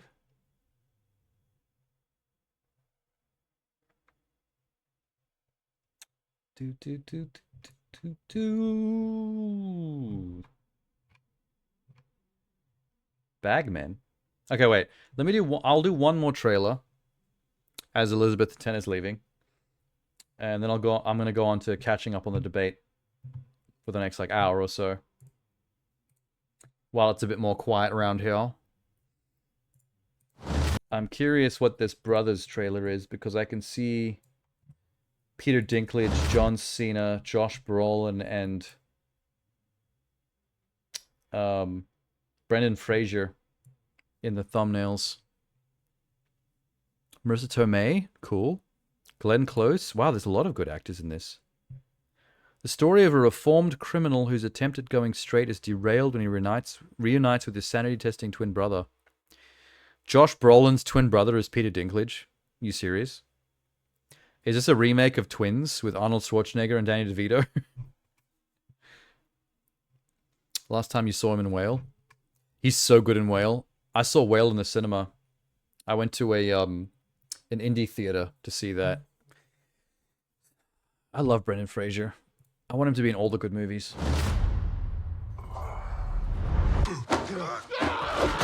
Oh shit. Where are my emeralds? There's Brendan Fraser. What's the holdup? Making arrangements. He's a bad guy. Some families have a long line of dentists or lawyers. We had a long line of felons. That's me. The big ugly one is my twin brother, Moke. I had the plans. How are they twins? The hands. I suppose twins don't have to be identical. I keep forgetting about that. We just bought a house where we're having a kid. Bro, come on. I am finished stealing shit. Let's do this one and split. I have to take it down. I've seen Palm Springs. That was a good 2, movie. 3, Dracula. We can go 2 out of 3 if you want. Get on the floor. I just feel like Wolfman would beat out Dracula. Wolfman's once a month. Dracula is all the time. Use your head. I like that Josh Brolin is downplaying his persona in This is a new this. beginning, huh? Like, he's kind of playing this character like a bit of a wuss, which I'm not used to seeing from Josh Brolin. He's always kind of a badass in movies.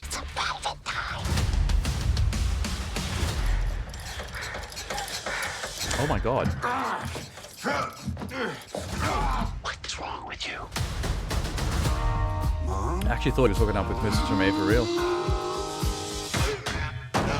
Whoa. Oh, shit! He dented the car! That was an awesome stunt. You were gone 30 years. I can apologize only so much. You haven't apologized at all. Why are you back now? The emeralds. Worth about $4 million. It's kind of funny that Josh Brolin, aka Thanos, is in another movie where emeralds and gems are like the main focus. I got a plan. What it takes out of us. Terrible plan.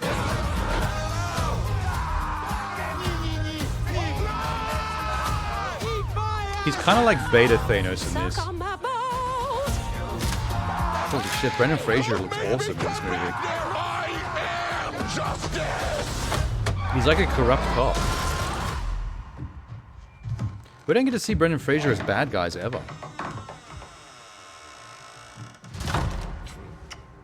Oh. Okay. What the fuck? Thank you. Did he get assaulted by that orangutan? Is that what they're getting at there? What a weird movie. Oh wait, that kind of explains it. Story by Ethan Coen. The story was by one of the Coen brothers. Not directed by the Coen brothers, but still one of their stories. That actually makes so much sense.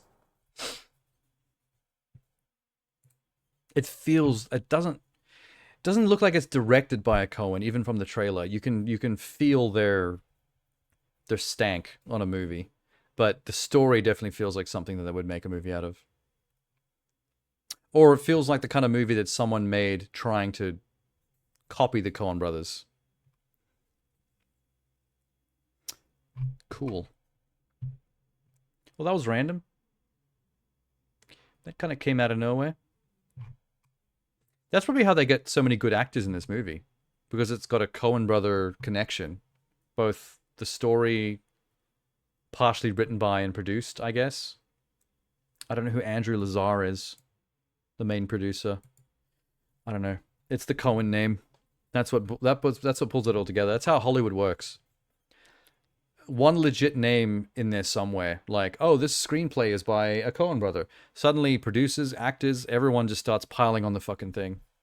That's how you get things made. Sometimes you have to lie. If you can come up with a little white lie that makes people think there's some kind of cool connection to your movie from someone with a name, a lot of the time that's how people get their productions off the ground. Just have to fib slightly. That's all it takes. That's all it takes. All right. I think it's time. I caught up on the debate. I'm only 10 days late. If only I did a Sunday stream last weekend, I would have been much more like topical. 1 week later is like a fucking year on the internet. I swear to God. Debate doesn't start until 59 minutes in. Oh, it's got an hour of preamble, does it? Drink every time Trump says there's never been anything like it. I'll bet. There's always something that he repeats over and over again. He's a creature of habit like that. Once he starts saying a certain, like, one-liner, it gets stuck in his head and it becomes the one-liner he says for the entire speech.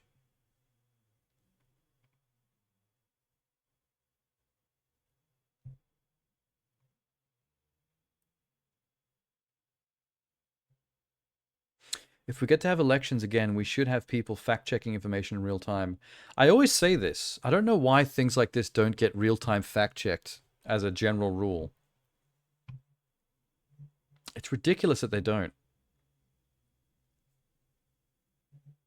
But I think they do in this, because I've seen some memes on Twitter about that very thing.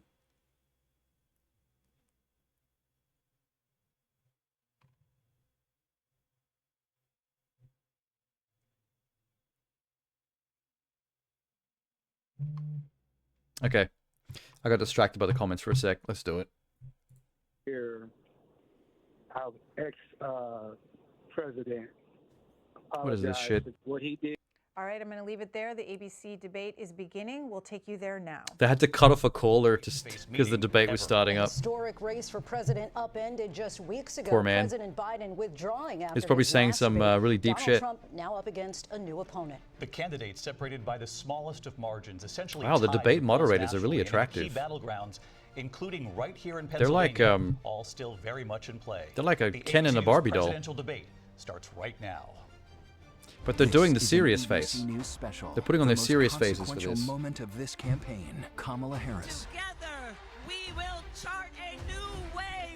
I still think that the moderators of debates like this should be people like that Buttigieg guy. Face to face, historic. The ABC News presidential debate. Here now, David Muir and Lindsay Davis. I better remember those names. Good They're evening, too I'm attractive David Muir, to and not thank you for remember. joining us for tonight's ABC News Look presidential at the debate. shoulders We on wanna her welcome jacket. Viewers watching on ABC and around the world tonight.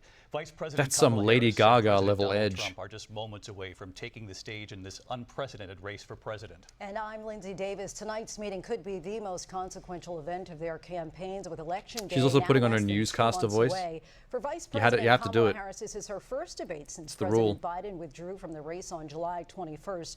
Of course, that decision followed his debate against President Donald Trump in June. Since then, this race has taken on an entirely new dynamic. And that brings us to the rules of tonight's debate. 90 minutes with 2 commercial breaks. No topics or questions. No low have been shared blows, with the campaigns. no shots to the neck. Candidates will have 2 minutes to answer questions, and this is the clock. That's what they'll be seeing. 2 minutes for rebuttals. Keep your and dicks 1 in your minute for pants. follow-ups, clarifications, or Very responses. important rules. Their microphones will only be turned on when it's their turn to speak. No pre-written notes allowed.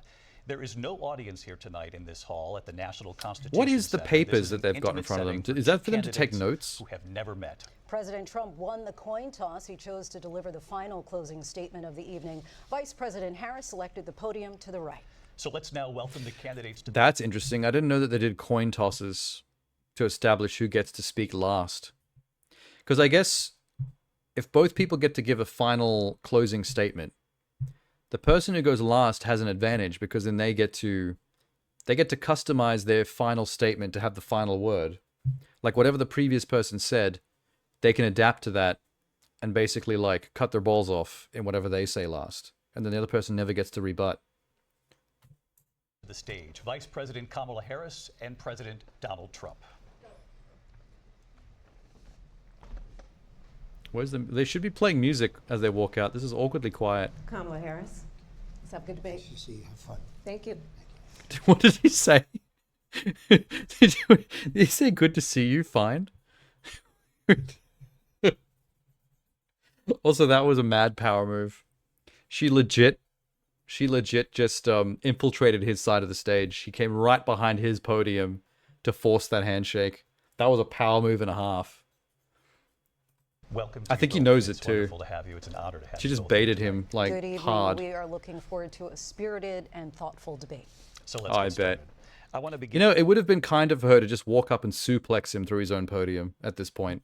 Like, that was savage. Tonight with the issue that voters repeatedly say is their #1 issue. Oh, and they're that just is the diving right into economy it. And the cost of living in this country. Vice President Harris, you and President Trump were elected 4 years ago, and your opponent on the stage here tonight often asks his supporters, are you better off than you were 4 years ago? When it comes to the economy, do you believe Americans are better off than they were 4 years ago? So I was raised as a middle-class kid. And I am Oh, actually the only she's launching person on into the stage her who entire has a plan backstory. that is about lifting up the middle class and working people of America.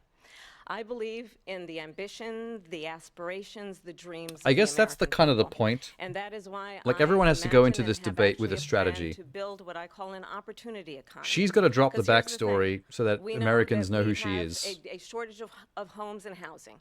People And have the to cost of housing is understand too expensive for far too many who people. Kamala is, We basically, know as a that person. young families need support. Trump's to raise goal their children, is the and same I goal intend in every on single debate he's extending ever a had. He has tax to try cut to his for hardest those to come off families looking of like a normal $6,000, motherfucker, which is the largest which he child always tax seems to credit fail that we at. have given in a long time, At so some that point, he those always young goes off the families rails can and, afford to buy a crib, becomes a raging buy a car psychopath. seat, buy clothes for their children. Sorry, sociopath, I My think maybe is more passion, accurate. One of them is small businesses. My mother raised my sister and me, but there was a woman who helped raise us. We call her our second mother. She was a small business owner. I love our small businesses. My plan is to give a Trump looks bored. $50,000 tax deduction. I don't think he likes listening to other start-up people small talk. businesses, knowing they are part of the backbone of America's economy. My opponent, on the other hand, I think his brain- plan is to do what he has done before. I think his brain right now which is doing to the provide like a tax cut for billionaires and phenomena big corporations, which will result in $5 trillion to America's deficit. My opponent has a plan that I call the Trump's sales tax, which would be a 20% tax on everyday goods that you rely on to get through the month. He's like, I miss Biden. Economists have said that Trump sales tax would actually He was so result easy to beat for in middle-class debates. families in about $4,000 more a year because of his I miss policies and Biden. his ideas about He was the only what person should that was be older than the me. backs of middle-class Next to this people woman, I look paying like the old for man. tax cuts for billionaires. President Trump, I'll give you 2 minutes. First of all, I have no sales tax. That's an incorrect statement. She knows that. We're doing tariffs on other countries. Other countries are going to finally, after 75 years, pay us back. She's going to for do a all lot we've better done than for the Biden in world. terms of And looking the attentive tariff will be and like she's substantial in actually some paying cases. attention I to think Trump's in answer. billions and billions of dollars, as you know, from China. In fact, they never took the tariff off because there was so much money they can't. It would totally destroy everything that they've set out to do. They're taking in billions of dollars from China and other places. They've left the tariffs on. When I had it, He I really had likes tariffs bringing and up yet I had China no for some inflation. reason. Look, we've had a terrible economy because He's kind of obsessed with inflation China. which is really known as a country buster. It breaks up countries. We have inflation like very few people have ever seen before, probably the worst in our nation's history. We were at 21%. She's pulling but that, that's like, being generous because many things are 50, thinking 60, really hard about 70, the answer 80% face. higher than they were just a few Nope. years ago. This has been a disaster for people, for the middle class, but for every class. On top of that, we have. See, this is what I'm saying. She's millions really of good at people pouring looking into our animated country when from she's listening. prisons and You can tell jails, what she's from thinking at mental every institutions moment. and insane asylums, and they're coming in and they're taking jobs that are occupied did the right insane now asylum by thing again. African Americans and Hispanics, and also unions. Unions are going to be affected. She's making note very of that. soon. She got the pen out. And you see what's happening. You see what's happening with towns throughout the United States. You look at Springfield, Ohio. You look at Aurora in Colorado. I don't think I've They ever are seen taking over Trump the use his towns. pen and They're paper. taking over buildings. They're going in violently. She's going These in are on the hers. people that she and Biden led into our country, and they're destroying our country. They're dangerous. They're at the highest level of criminality, and we have to get them out. We have to get them out fast. I created You one see of what the I mean, greatest though? Like, economies in the history of our he country. starts out simple, I'll do it again and even better. and he escalates the longer you let him talk until he's like basically just Vice President ranting. Harris respond on the economy here. Well, I would love to. Let's talk about what Donald Trump left us. Donald Trump left us the worst unemployment since the Great Depression. Donald Trump left us the worst public health epidemic in a Shake century. your head. Donald Trump left us I've seen the stats. worst attack on our democracy since the Civil War.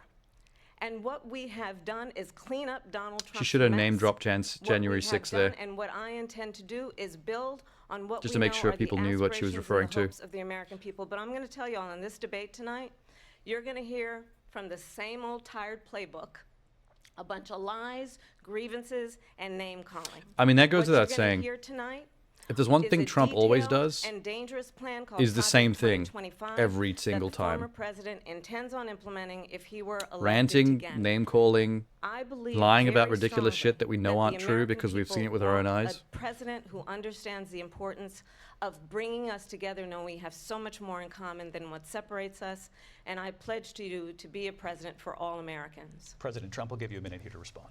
Number one, I have nothing to do, as you know, and as she knows better than anyone, I have nothing to do with Project 2025. Bullshit. That's out there. I haven't read it. I Bullshit. don't want to read it purposely. I'm not going to read it. Bullshit. This was a group of people that got together. Yeah, her They face came right up now, with some exactly. ideas. I guess some good, some bad. Exactly. But it makes no difference. I have nothing to do. Everybody knows I'm an open book. Everybody knows what I'm going to do. Cut taxes very substantially and create a great economy like I did before. We had To be the fair, he greatest is an open economy. book. We got hit with a pandemic. He's right about that. And the The pandemic problem is the was book is full of not bullshit. Since 1917, where 100 million people died, has there been anything like it? We did a phenomenal job with the pandemic. We handed them over a country where the economy and where the stock market was higher than it was before the pandemic came in. Nobody's ever seen anything like it. We made ventilators Okay. for the... Let me just pause there for a second. I've seen the literal statistic of the stock market being at its highest point ever after he left office during the Biden campaign. So some of this is just directly untrue. entire world. We got gowns, we got masks, we did things that nobody thought possible. And people give me credit for rebuilding the military. They give me credit for a lot of That's things. kind of his but not MO, enough though. credit for the great job Like, we did he with the doesn't know pandemic. any of the But facts and the only jobs stats. they got were bounce back He doesn't jobs. want to These were know the jobs actual facts and bounced stats of back, things, and it bounced back because and it went to their benefit. he But just I was says the that one he's the best created at them. everything, They no know matter what and it so is. does everybody else. Vice President Like, he Harris, just says whatever he So, feels like. He like Donald invents his Trump own has no reality plan for you. on the fly. And when you look at his economic plan, it's all about tax breaks for the richest people. I am offering what I describe as an opportunity economy, and the best economists in our country, if not the world, have reviewed our relative plans for the future of America. What Goldman Sachs has said is that Donald Trump's plan would make the economy worse, mine would strengthen the economy. What the I didn't Wharton know School that they has did said that. is Donald Trump's plan I'd like to see that personally. would actually explode the deficit. 16 I don't think she'd be Nobel lying laureates about that have because that's more of a described him thing to his do. economic plan as something that would increase She wouldn't inflation want to and get by the caught out middle doing of the same next shit year that Trump would does all the invite time. a recession. You Because just telling the have truth to is like the look one thing at you could where easily we have are over Donald and Trump. where we stand on the issues. And I'd invite you to know that Donald Trump actually has no plan for you because he is more interested in defending himself than he is in looking out for you. 100. I went to the Wharton School of Finance. Your microphone and wasn't on, many bro. of those professors, the top professors, think my plan is a brilliant plan. It's a great plan. It's a plan that's going to See, when he says top professors say that I'm brilliant, country. It's going to make people want that just sounds like a lie. Work and create jobs and create a lot. Like that clip not long ago where he tried to explain the fact that everyone accuses him of always ranting during his speeches, and he went on to say like, "Oh, I do the weave. I talk around the topic and I go into all these other topics and then bring it all back together like perfectly at the end. It's called the weave." All these top university professors and English professors think I'm brilliant for it. Like I'm a genius. And it's like, can you sound any more like you're making shit up? Like it sounds like a child talking about how like they're the strongest or the fastest on the playground. Like it's just it's nonsense. Good, solid money for our country. Just to finish off, I love watching Kamala's face. She doesn't have a plan. She copied Biden's plan, and it's like 4 sentences. Yeah, look at her face. Like run, spot, run. 4 sentences. So and good. Just, oh, we'll try and lower taxes. She doesn't have a plan. Take a look at her plan. She doesn't have a plan. Mr. President, I do want to drill down on something you both brought She's up. good at pulling the Vice the. President brought up. She your pulls his tariffs, face. It's you kind of like responded, this and let's bitch drill over down on here. this, because your plan is what she And, calls like, is half the things essentially he a says. national sales tax. Your proposal calls for tariffs, as you pointed out here, on foreign imports across the board. You recently said that you might double your plan, imposing tariffs up to 20% on goods coming into this country. As you know, many economists say that with tariffs at that level, costs are then passed You know, on. okay, hang on. This is going to be a complete side tangent, but you know how long it took me to realize that Trump's color scheme, the whole color scheme concept behind his suits, because he always wears the same suit. It's always the blue blazer, the white shirt with the red tie. It took me so long to realize that he's pulling the American flag color scheme bullshit. Like it's a cheesy gimmick, essentially, of like, I'm literally wearing the American flag. I don't know why, but the red, white, and blue, I just never caught on until recently. And now it's all I can think about when I see his stupid suits. I get the American flag thing. I just think it's a really gaudy color scheme. I think the suit looks like shit. But I'm not a fan of color in suits in general. Like, I like black. I like going all out black. Like, my favorite suit type is black shirt under black blazer. No tie. Unbuttoned top button. Do that Johnny Cash shit. The consumer. Vice President Harris has argued it'll mean higher prices on gas, food, clothing, medication, arguing it costs the typical family nearly $4,000 a year. Do you believe Americans can afford higher prices because of tariffs? They're not going to have higher prices. This guy has good hair. Who's going to have higher prices is China and all of the countries bringing that up have been China ripping again. us off for years. I was the only president ever. China was paying us hundreds of billions of dollars, and so were other countries. And, you know, if she doesn't like them, they should have gone out and they should have. He should try and immediately cut mention the tariffs, China but less, those I tariffs think. are there 3.5 years now under their administration. We are going to take in. It's one of those things where he latches billions onto the of same dollars, stuff too much. Hundreds of billions of dollars. I had no It makes you sound inflation, simple-minded virtually when no you're always inflation. latching onto the same They had topics. the highest inflation perhaps in the history of our country, because I've never seen a worse period of time. People can't go out and buy cereal or bacon or eggs or anything else.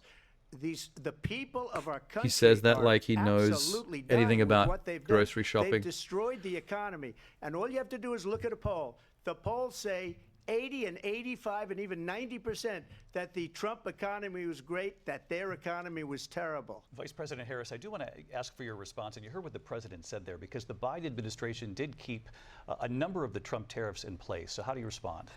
Well, let's be clear that the Trump administration resulted in a trade deficit, one of the highest we've ever seen in the history of America. He invited trade wars. You want to talk about his deal with China? What he ended up doing is, under Donald Trump's presidency, he ended up selling American chips to China to help them.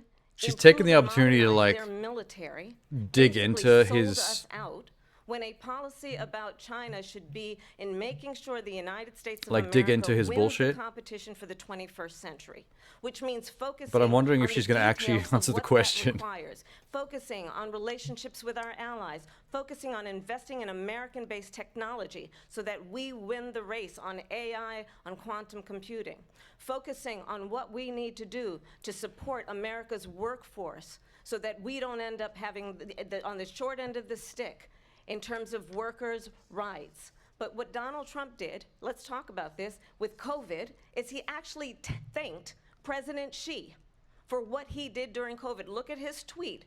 Thank you, President Xi. Like, these are all good exclamation attacks and all, point, but when we know that Xi I was think she's gone so far down the rabbit hole lacking at throwing and his not shit back giving at him, us she's forgotten about the transparency question. the origins of COVID.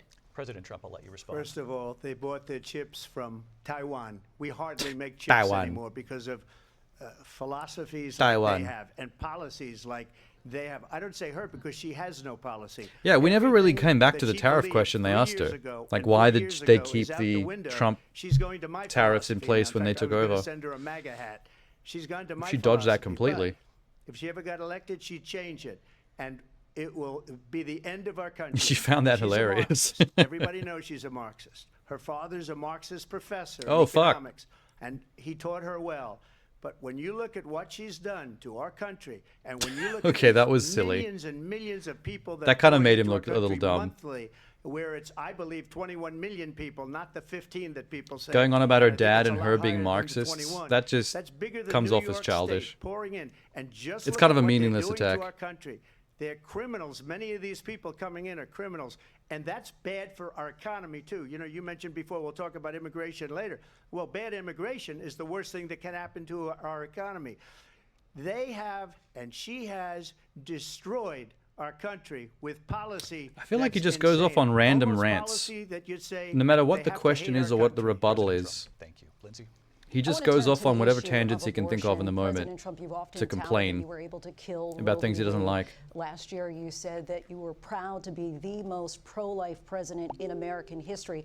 Then last month, you said that your administration would be great for women and proud to be pro-life, my ass. In your home state of Florida, you surprised He many, goes with whatever he with thinks his regard to your constituents want him to say. ban, because you initially had said that it was too short, and you said, quote, I'm going to be voting that we need more than 6 weeks. But then the very next day, you reversed course and said you would vote to support the 6-week ban.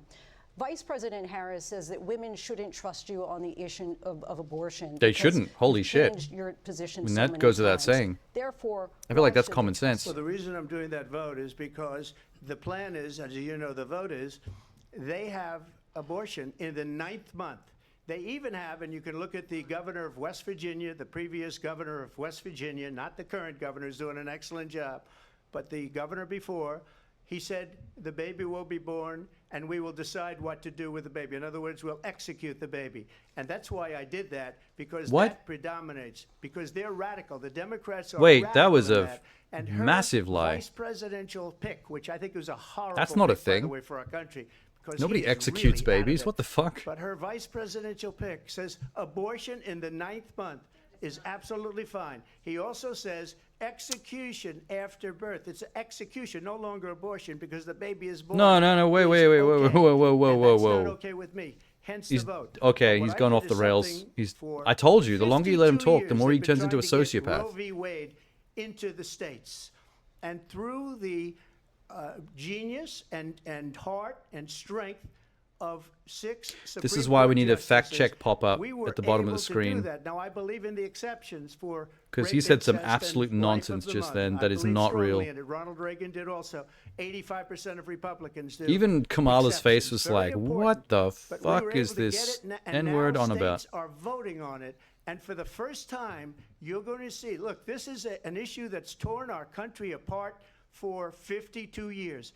Every legal scholar, every Democrat, I think that's what makes these Republican, debates liberal, awkward in conservative, general, they is all that wanted this issue to be debating brought Trump back is to the like states debating where the someone who people could just vote. randomly And that's says what whatever he feels like happened. Now, constantly. Ohio, the vote was somewhat Which doesn't make liberal. much of a debate. Kansas, the vote was somewhat liberal, much more liberal than people would have thought. But each individual state is voting. Like, It's he's the just a vote big of the flesh people balloon. now. It's not And when he tied up in the talks, it's federal just hot air. government. I did Hot a air great escaping service from in the doing flesh it. It balloon. took courage to do it. And the Supreme Court had great courage in doing it. And I give tremendous credit to those 6 justices. There is no state in this country where it is legal to kill a baby after Oh, it's good. born. Thank you. Madam Vice President, I want to get your response I was to going to say, like, how do you just let him say that? Lies, and that's not actually a surprising fact. Let's understand how we got here.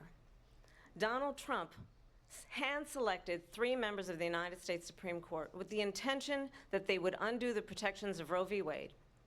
And they Yes. did exactly as he intended. Yes. And now in over 20 states, there are Trump abortion bans, which make it criminal for a doctor or nurse to provide health care in one I think this state is that like her provides strongest prison for platform as life. well. Trump abortion The bans pro-choice make stuff. No exception even for rape and incest. She which should go hard on understand this what shit. That means. A survivor of a crime of violation And to she their is, body right now. does not have the right to make a decision about what happens to their body next. That is immoral. And one does not have to abandon their faith or deeply held beliefs to agree. The government, and Donald Trump certainly, should not be telling a woman what to do with her body. I Hear, have hear. talked with women around our country. You want to That talk deserves about a this vote is right what there. people wanted? Pregnant women who want to carry a pregnancy to term, suffering from a miscarriage, being denied care in an emergency This is brutal. room because This the is- healthcare providers are afraid they might go to jail, and she's bleeding She's out in scoring her some car in the absolute parking sucker lot. punches right She now. didn't want that. Her husband didn't want that. A 12 And he looks like 13-year-old he's frozen up survivor like of Biden incest did in the being previous forced debate. To carry a pregnancy to term. He's just like staring They off don't at nothing. want Like he that. doesn't look like he's listening. And I pledge to you, when Congress passes a bill to put back in place the I think he's protections of Roe v. fantasizing Wade, about as Biden. President Like, where's of the Biden United right States, now? I will Where's my proudly boyfriend? sign it I wish he was here. into law. But understand, If Donald Trump were to be reelected, he will sign a national abortion ban. Understand? I don't believe any of that shit that Trump says about not being for the 2025 your pregnancies, your miscarriages. plan. I think the American people believe He keeps pretending like he's not involved in that, but that's bullshit. In particular, the freedom to make decisions about one's own body should not be made by the government. Thank you, Vice President Harris. Wasn't it his idea to let them choose to do it or not? It doesn't force them? No. And there's no reason to sign a There are ban multiple because states in we've America where it's gotten currently what illegal, and everybody you'll get wanted. arrested if you try to get an abortion. Democrats, Republicans, and Regardless of the everybody else, context, regardless of whether you're every raped legal or whatever. scholar wanted it to be brought back into the states, and the states are And that's voting. because of the people And it may he put take in a the little Senate. time, but for 52 years, this issue has torn our country apart. And they've wanted it back in the states. And I did something that nobody thought was possible. The states are now voting. What she says is an absolute lie. And as far as the abortion ban, no, I'm not in favor of abortion ban, but it doesn't matter because this issue has now been He's only taken started over saying by the the thing states. about him Would not you being in veto a favor of the national abortion ban, like Well, I won't recently, have to because, when it's again, become an it's issue two for things. this Number one, she election. said she'll go back to Congress. She'll never get the vote. It's impossible for her to get the vote. Like, he especially doesn't now give a with fuck the either way. 50-50, He just keeps on, essentially he either says he's 50-50 for it in or both against it, Senate depending and on the whether She's it not looks gonna like get the that's vote. what the She can't people get who are the vote. voting She for won't him even want him to come say. close to it. So it's just talk. So he You know keeps what it reminds flip-flopping, me of? and When it's they said they're going to get really student frustrating. loans terminated, and it ended up being a total catastrophe. The student loans, and then her, I think probably her boss, if you call him a boss, he spends all his time on the beach. But look, her boss went out. She talking about and said, Biden? we'll do it again. We'll do it a different way. And he went out, got rejected again by the Supreme He shouldn't Court. really So be. all these students got. He shouldn't be taunted roasting with this whole Biden thing for about spending all his this time whole on the idea. beach, considering And how often he unfair spends that his would have time on been. golf Part of the courses, reason they lost especially to when he was in the office. Millions and millions of people that had to pay off their student Trump was loans. on the golf They didn't course get it for multiple free. times a week. But they were saying it's the same way that they talked about that they talk about abortion. But if I could just get a yes or no, because your running mate, J.D. Vance, has said that you would veto it if it did come to your desk. Well, I didn't discuss it with J.D. In all fairness, J.D. And I don't mind if he has a certain view, but I think he was speaking for me. But I really didn't. Look, we don't have to discuss it because she'd never be able to get it, just like she couldn't get student loans. They couldn't get student loans. They didn't even come close Well, to getting student loans. They now you're taunted just young making things people up. and a lot of other people that You don't have know that. loans. They can never get this approved. So it doesn't matter. You don't know what she that. says You're about just going saying to stuff Congress. now. Wonderful. Let's go I to love the fact that he Congress, do threw it. JD under the But bus fact again. is that He always for does years that. they wanted to get it That's out the of- funniest thing about him and JD Vance is his running. Like, they don't make sense. I don't know why Trump chose JD Vance as his vice president, because fucking constantly JD Vance says crazy shit in his like speeches and stuff that like Trump gets pulled up on, and then Trump throws JD Vance under the bus, and it's like, you know how bad a look that is for their entire party, that the president and the vice president never look like they're on the same page. In fact, it always looks like the president is basically blaming the vice president for everything that he gets asked about. Like, it's a really bad look. Like, they have to feel unified. That's one of the good things about Harris's campaign right now, is that she feels very in unity with that Tim Walz guy. And Walz seems like a really awesome dude. Like, he seems like the dude that should be president, to be honest. Like, he seems like super wholesome. But the important thing is they're on the same page. They feel like a team. Trump and JD Vance, they feel like they're against each other when they're supposed to be on the same team. Like, he's Trump's whipping boy for anything that... Like, I feel like JD is always saying the truth when he shouldn't be. Like, when he says the truth about the abortion stuff, and then Trump gets pulled up on it in the debate. Like, Trump can't afford to look weak next to Kamala, so he has to throw JD under the bus and pretend like he's not for it. But I feel like JD's the one that was telling the truth, and that Trump constantly has to throw him under the bus because he's not supposed to be telling the truth. Because JD is probably dumber than Trump in terms of not saying the quiet part out loud. It keeps him to blame someone. Well, that's what it feels like. But I think the actual dynamic is they're just not on the same page because JD says too much. He's always making their side look worse by admitting to the really fascist shit that everyone accuses them of. Like, he keeps on putting his foot in his mouth. And in order for Trump to save face and to pretend not to be, he is they are on the same side in terms of the stuff that JD's saying. I fully believe that. But he can't, JD's not supposed to be saying it out loud. So whenever Trump has to save face, he has to throw JD under the bus and be like, oh, I don't know what he's talking about. Like, JD can believe what he wants. That's not what we're actually doing. Which is a very bad look, because even though he's trying to save face by doing that, it's kind of worse in that it just makes it look like there's no unity on his team. Like, the fact that he has to throw JD under the bus makes it look like they're a complete clusterfuck over there. Like, no one's on the same page at all, which is just not how it should be. Congress and out of the federal Like, how are you supposed to, how are the voters supposed to trust that? And now you have a vote of the people on abortion. Vice President. How are the voters supposed to trust Trump when he lies about not being about certain things, when the guy that's his second in command is saying the opposite, which is probably the true stuff? Like, I think JD Vance accidentally tells the truth more than Trump tells the truth on purpose. Like, Trump's whole thing is to keep lying about everything and then doing the opposite later. Like, that's how he's always done it. It's very hard to do that when you've got a guy like JD accidentally bragging in his own little speeches about what's actually going on, making Trump have to lie even more than usual.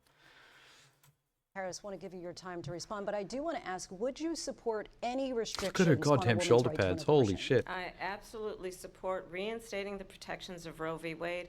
And as you rightly mentioned, nowhere in America is a woman carrying a pregnancy to term and asking for an abortion. That is not happening. It's insulting to the women of America. Yeah, that's kind of And crazy that he understand said what has that. been I'm glad they happening pulled him up under on that, Donald because that Trump's was abortion insane. bans. I don't know what he was Couples thinking who when he said that. That was ridiculous. and dream of having a family that was actually are being denied IVF treatments. cartoonish. What is happening in our country? Working people, working women who are working 1 or 2 jobs, who can barely afford childcare as it is, have to travel to another state to get on a plane sitting next to It's probably a strangers good to go and tactic get that the she stays on healthcare this she topic. needs. Barely can She's afford doing really to well do it, whenever and she what goes you on are about this putting stuff. her through is unconscionable. And the people of America have not, the majority of Americans believe in a woman's right to make decisions about her own body. And that is why in every state where this issue has been on the ballot in red and blue states, He kind of looks like he doesn't give a the shit. people of America have voted for freedom. Vice President Harris, Excuse me, I thank have you. to respond. Another lie. It's another lie. I have been a leader on IVF, which is fertilization. The IVF, I have been a leader. In fact, when they got a very negative decision on IVF from the Alabama courts, I saw the people of Alabama and the legislature 2 days later voted it in. I've been a leader on it. They know that, and everybody else knows it. I have been a leader on fertilization, IVF. What And does the he other mean thing, by that? they- I've been a leader on You fertilization. should ask. Will she allow abortion in the 8th month, 9th month, 7th month? Come on. Okay, would you do that? Why don't you ask her that question? Why don't you That's answer the the problem. question? Would you Because veto? under Roe v. Wade, Answer the question. Would you veto? you could do abortions in the 7th month, the 8th month, the 9th That's month, not true. and probably after birth. Just He needs to look at try the and get away governor, from this former topic, governor because he's of not going to win Virginia. on this one. The governor This of just keeps Virginia making him said, look "We worse put and the worse. baby aside, and then we determine what we want to do with What's the he even baby." arguing about? Thank you. We're going to turn now to immigration and border security. We know it's an issue that's important to Republicans, Democrats, voters. See, across this the board, immigration is the in this one that he country. likes, Vice that he President does Harris, better on. You were tasked by President Usually. Biden with getting to the root cause. The Republicans love talking about the immigration shit. We know that illegal border crossings reached a record high in the Biden administration. This past June, There are many women who are President not Biden against imposed tough abortion. new asylum restrictions. We know the numbers since then have I mean, that's dropped the thing. significantly. But my question to you tonight More, is the why majority did of the women, administration wait not until all of 6 them, but months before the election to the act? vast majority are And not would you have against done abortion. anything differently from President Biden on this? So I'm the only person on this She's going to stage get way who more has female prosecuted votes out of that transnational criminal issue organizations for the specifically, trafficking of especially guns, because whenever that drugs, comes up, and Trump looks like he human doesn't give a beings. shit. And let me say And then complains that about the people United executing States babies after they're already Congress, born, including which some has of the most never happened conservative once. members of the United States Senate came up with a border security bill, which I supported. And that bill would have put 1,500 more border agents on the border to help those folks who are working there right now, overtime trying to do their job. This is actually true. I remember when this happened. It would have allowed us to stem the flow of fentanyl coming into the United States. I know there are so many families watching. And she tonight knows this who stuff have been because she was a personally prosecutor. affected by the surge of fentanyl in our country. That bill would have put more resources to allow. Yeah, us I don't know if it, I don't know how well people remember this, but when close to what was it? Was it towards the end of the Biden term? There literally the thing she's talking about. There was a bill that was like an immigration bill that would have like done more stuff for the immigration problem, the legal immigration problem in America.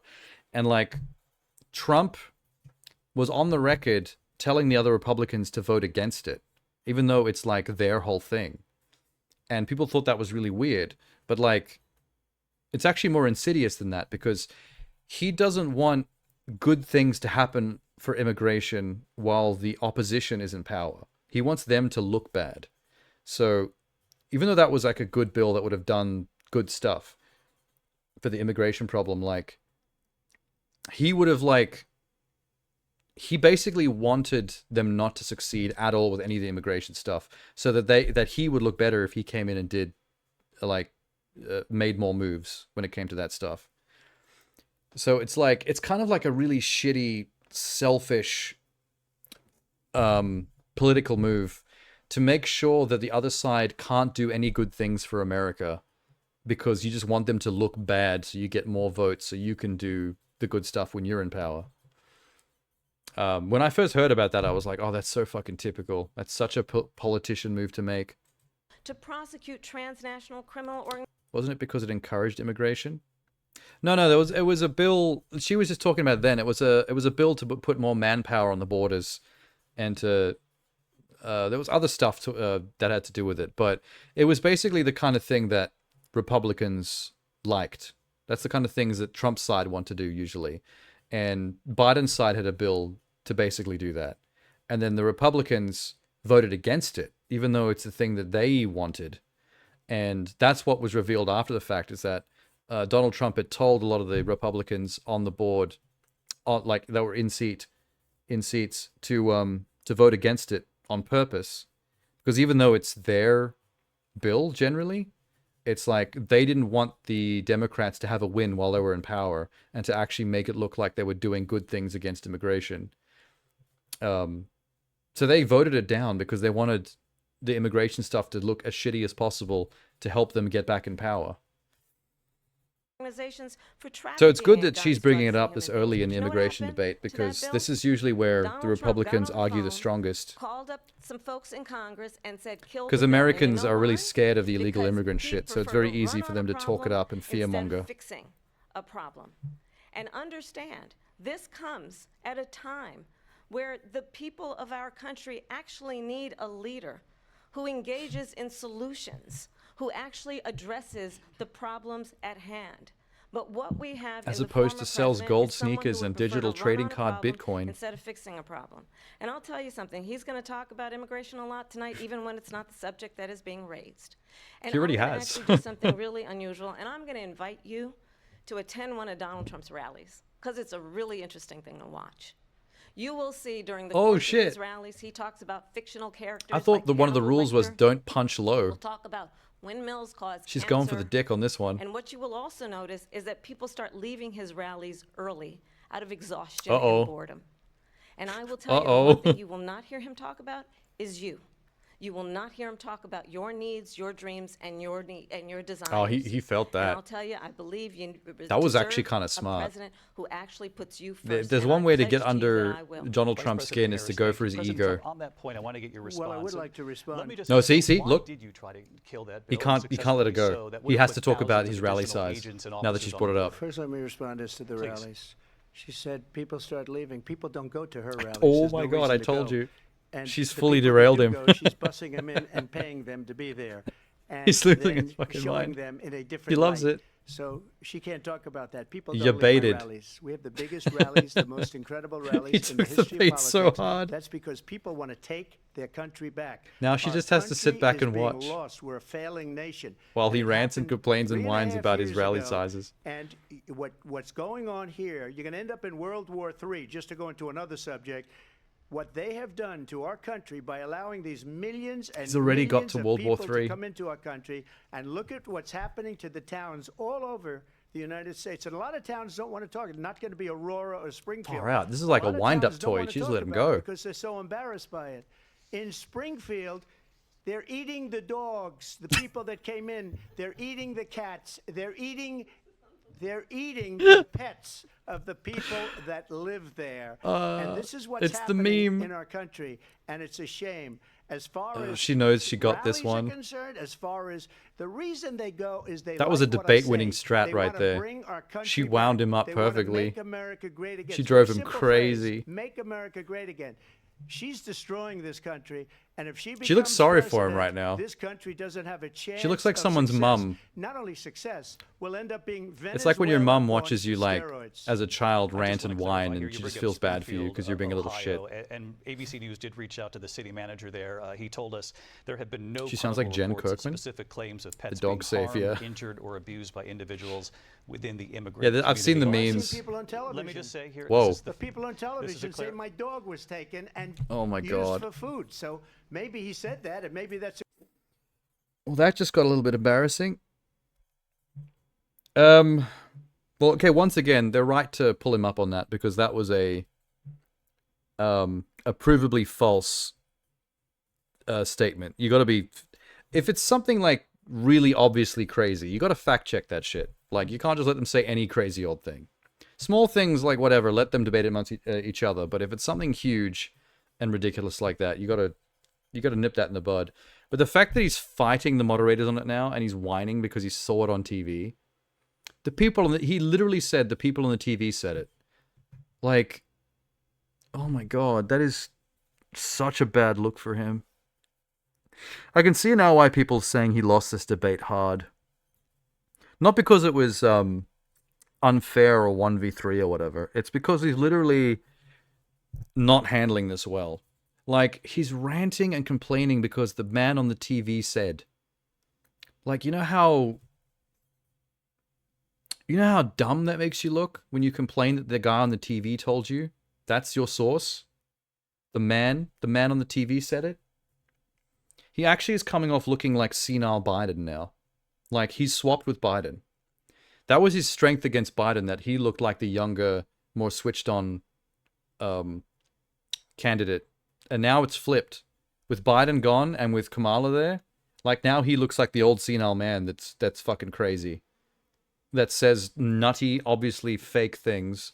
And then when you get pulled up on it, he's like, what the man on the TV said. What the man on the TV.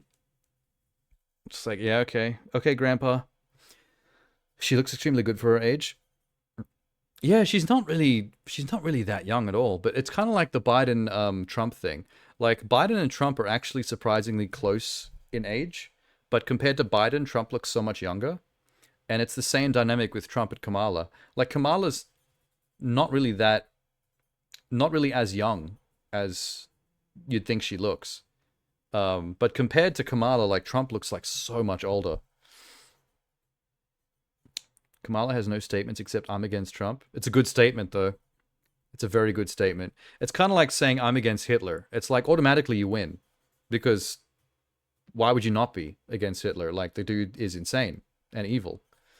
And that's the problem, is that Trump's attitude and the things he stands for are so, just from the common sense standpoint, are so ridiculous and self-possessed and inhumane and self-serving and narcissistic that just being anti-Trump is automatically a win, to be honest. You prefer Kennedy Jr.? That guy's more insane, though. Like, okay, Kennedy Jr. is not as evil as Trump, but he's more crazy. He's the guy that cut a whale's head off that he found beat on the beach and strapped it to the roof of his car. And also tried to skin a bear. He tried to skin and eat a bear he found in public, but then just left the corpse on the side of the road. That guy's a nutbag. He also thought that brain worms were like eating his gray matter. Remember him talking about the brain worms?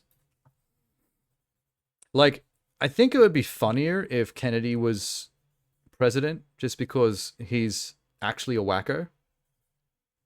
Like, I can't imagine the kind of shit that we would be in for if Kennedy was president.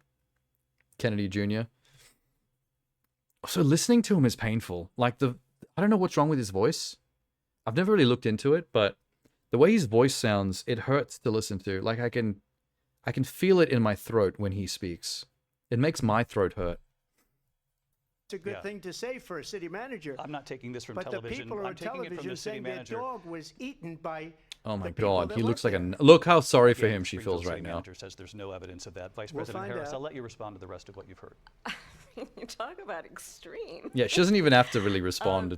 She's already won that one. This is, I think, one of the reasons why in this election. Let's not I shame a actually person for their have speech the problems. endorsement I mean, I kind of 200 will when it comes to who Kennedy, have because formerly worked he with sounds like President Bush, Frankenstein. Mitt Romney, and John McCain, including the endorsement of former Vice President Dick Cheney and Congress member. I can feel the Liz phlegm Cheney. building up in my throat And whenever I if hear you him talk. wanna really It's really know gross. The inside track on who the former president is, if he didn't make it clear already, just ask people who have worked with him. His former chief of staff, a 4-star general, has said he has contempt for the Constitution of the United States. His former national security advisor has said he is dangerous and unfit. These are all true, by the His way. former I've actually got these Secretary of quotes. Defense has said the I've actually nation, posted the these quotes in republic, would Discord. never A lot of people that worked in his survive cabinet are very another anti-Trump now, term. after having worked with him. And when we listen to this kind of rhetoric, when the issues that affect the American people are not being addressed, I think the choice is clear in this election. President Trump, I'll give you a quick minute. It's quite revealing, because I don't think any other candidate has ever had that problem, where the people that they actually chose to be part of their staff and their cabinet turn on them after their 4 years. Like, all the generals in the Pentagon, like 3/4 of the staff from the White House, like, everyone talks shit about Trump now that used to be on his side, that are people that he handpicked to be on his side, are all like turned around now and are like, yeah, he's unfit. He's basically like a big man baby child. He should not be president. And it's like, well, there you go.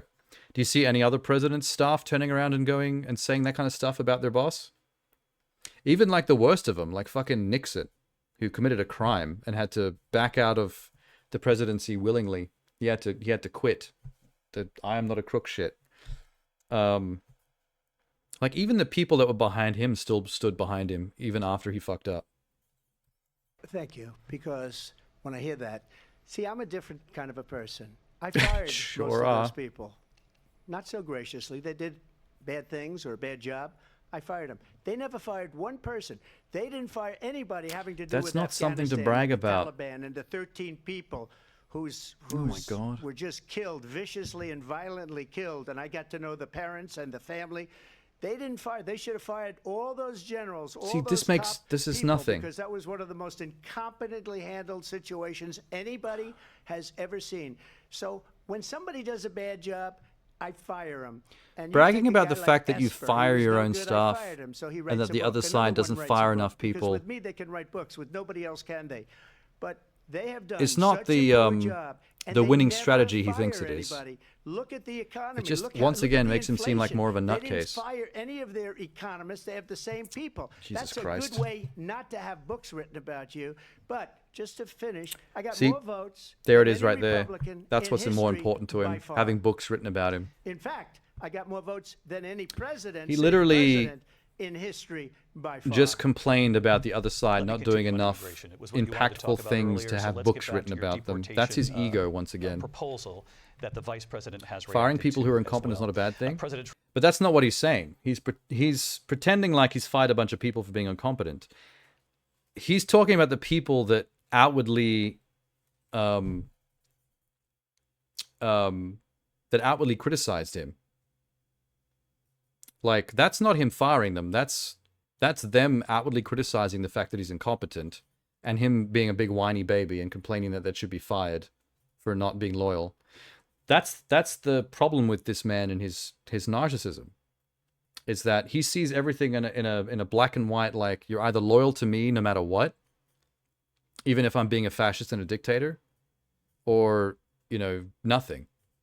And it's like, that's not how it should work. This is a public office. This is essentially, the presidency is an office job. You work for the people, by the people, for the people. You're not a dictator. You're not the king. It's not a monarchy.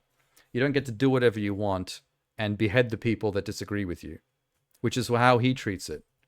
It's like when people criticize you, you don't get rid of them or turn on them. They're not turning on you.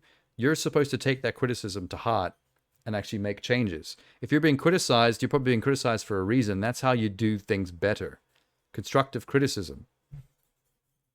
Trump, the government is corrupt. Of course it's corrupt because of people like him. It's very difficult to get like a good politician into office when the options you're being given are psychopaths and fascists. Like, there's so many like, I'm not on the side of the Republicans and the things that they believe, but there's so many people on their side that they could put forward as a potential candidate that aren't fascist psychopaths. But this is the option that they've given people. And unfortunately, there's enough bottom-feeding kind of cultist-minded people in America that are willing to follow a psycho like Trump because he has money. And apparently that means like, oh, if he's rich, that means he must be right about everything. That's the dumb trailer trash mentality of certain parts of America. If you're someone who's a billionaire, then you have to be right because I live in a trailer. So I can't be right. That guy must be the guy I have to follow because he's got the dollars.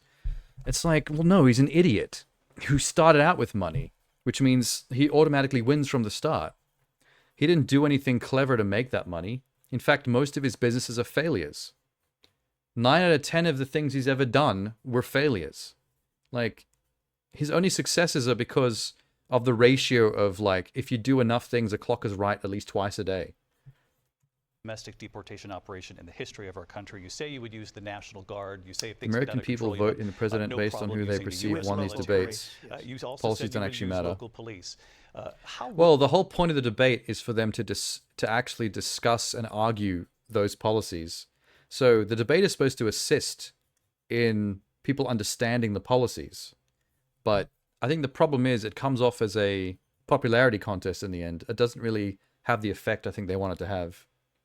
Would you deport 11 million undocumented immigrants? But the thing is, if you're on the straight and narrow, if you know what you're talking about and you're coming from a good place, you shouldn't win a debate easily because your opinions and your policies should be beyond reproach. Trump doesn't know what he's doing. He just says whatever he feels like at any particular time. He just constantly rants about like how everything he does is the best and he can't do any wrong and it's the perfect policy, it's the perfect plan, it was the perfect phone call. That's not based on anything.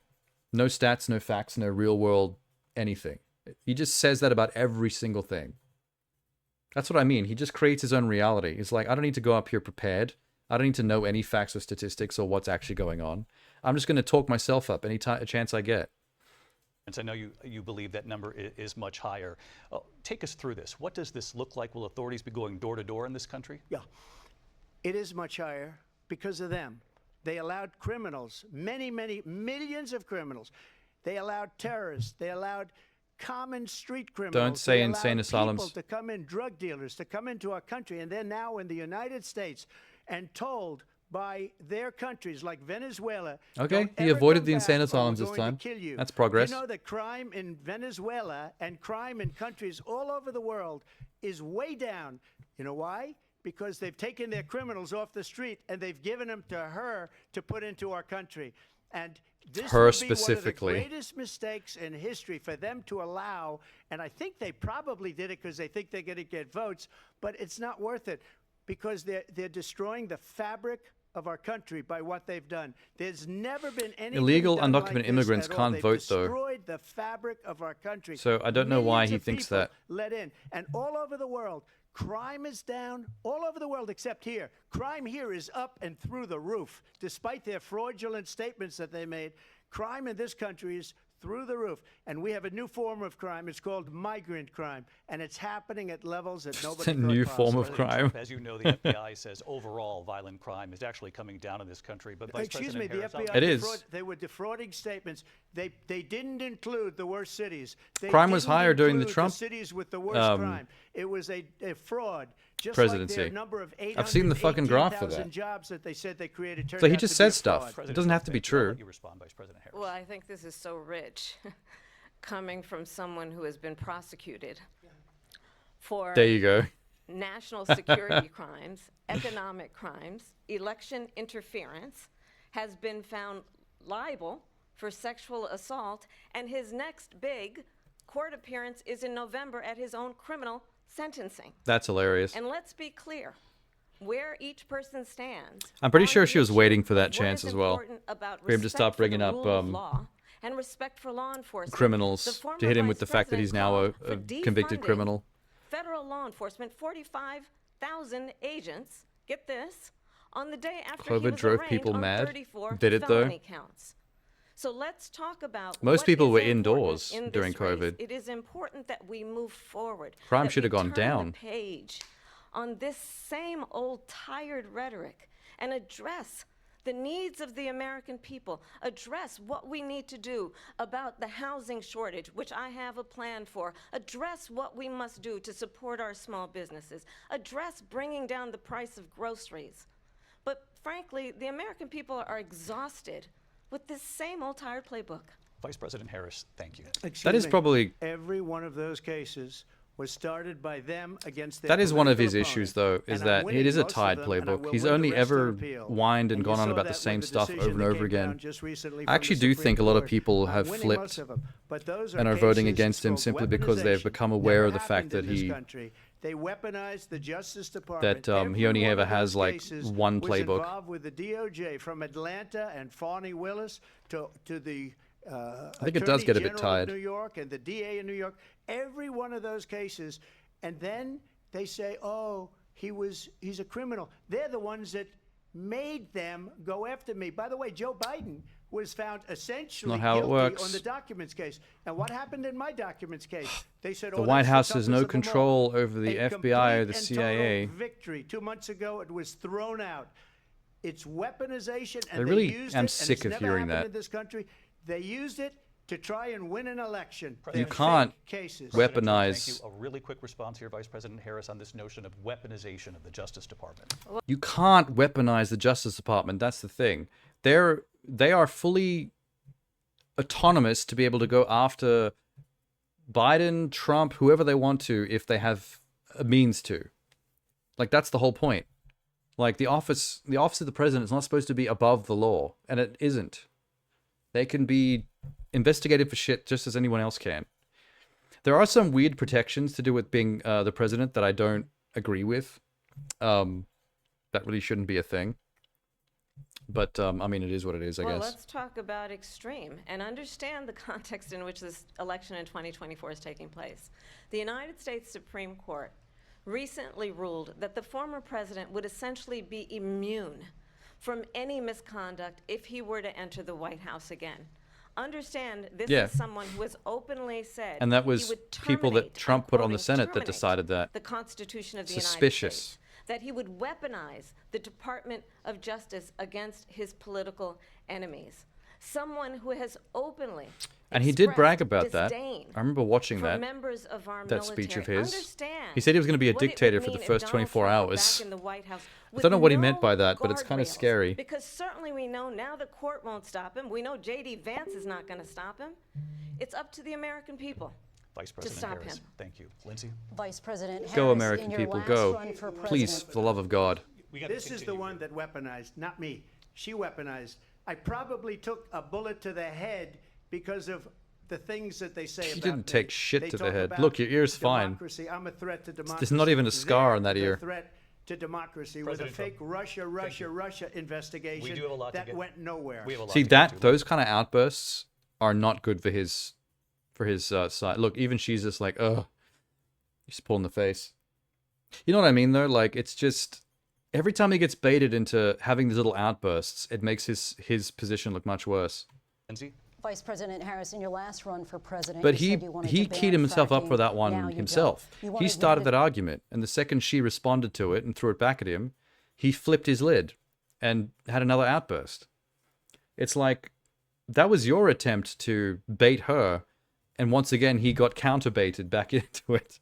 He's really fucking this up hard. mandatory government buyback programs for assault weapons. Now your campaign says It's you good to don't. see the. You supported decriminalizing It's good to see the border flip crossings. from the last Now debate, you're though. taking a harder line. I know you say that your values very have cathartic. not changed. So then why have so many of your policy positions changed? So my Ooh. values have not changed, and I'm going to discuss every one of the, at least every point that you've made. But in particular, let's talk about fracking because we're here in Pennsylvania. I made that very clear in 2020. I will not ban fracking. Hey, she's actually answering the I have question. not banned fracking as Vice President of the United States, and in fact, For a change. I was the tie-breaking vote on the Inflation Reduction Act, which opened new leases for fracking. My position is that we have got to invest in diverse sources of energy so we reduce our reliance on foreign oil. We have had the largest increase in domestic oil production in history because of an approach that recognizes that we cannot over-rely on foreign oil. As it relates to my values, let me tell you, I grew up a middle-class kid raised by a hardworking mother who worked and saved and was able to buy our first home when I was a teenager. The values I bring she's back to to the the importance backstory. of home ownership, knowing not everybody got handed $400 million on a silver platter and then filed bankruptcy 6 times, is a value that I bring to my work. I mean, it's true. To say we are going to I work feel like with the her private fallback sector is and to- home builders to increase is to 3 go back million to the homes, backstory increase by stuff. 3 million homes by the end of my first term. When I was a My child. work that is related to having a friend when I was in high school who was sexually assaulted by her stepfather. And my Oh, damn, focus that was then heavy. on protecting women and children from violent crime is based on a value that is deeply grounded in the At least it's still importance relevant to of the question standing up for a those change. who are most vulnerable. My work that is about protecting Social Security and Medicare is based on long-standing work that I have done, protecting seniors from scams. My values have not changed. And what is important is that there is a president who actually brings values and a perspective that is about lifting people up and not beating people down and name-calling. The true measure of the leader is the She's good at leader who finding actually a way to understands answer a the question where strength she is still not in gets to beating shove a people bit of down, a it's in a lifting knife people into up. I intend to be Donnie's that side. president. President Trump, your Well, response? first of all, I wasn't given $400 million. I wish I was. My father was a Brooklyn builder, Brooklyn, Queens, and a great father, and I learned a lot from him. But I was given a fraction of that, a tiny fraction. Still and I built millions, it bro. into many, many billions of dollars. Many, many billions. And when people see it, they are even surprised. So we don't have to talk about that. After all that, he Fracking, just she's been his against it for rebuttal is to 12 brag years. about himself. Defund the Good lord. police. She's been against that forever. She gave all that stuff up very wrongly, very horribly. She was never and against. everybody's She was never laughing at it, defunding the okay? police, They're all though. laughing at She it. was She a gave up prosecutor. at She's always been on the least side 12 of law and order. probably That's like one of her 14 or 15 things. different policies. Like That's one thing was she has big in on common with defund the the police. Republicans. In Minnesota, She's she she's went out- pro wait a minute, police. I'm talking now. If you don't mind, please. Does that sound familiar? She went out. She went out in Minnesota. She didn't even say anything. And wanted to let criminals. Did he that just try to killed use her people, own that burned thing down against her? Minneapolis. She went out and raised money to get I him don't out know if of that was jail. very well timed. She did things that nobody would ever think of. Now she wants to do transgender operations on illegal aliens that are in prison. This is a radical level. Wait. Oh, rewind that. What was that? Well, I need to hear that again. Transgender operations on illegal aliens would ever think of. Now she wants to do transgender operations on illegal aliens that are in prison. Okay, he's fucking lost the plot. What the fuck is he talking about? Kamala wants to do transgender operations on illegal immigrants in prison. That's his argument right now. I can't even remember what he was rebutting to.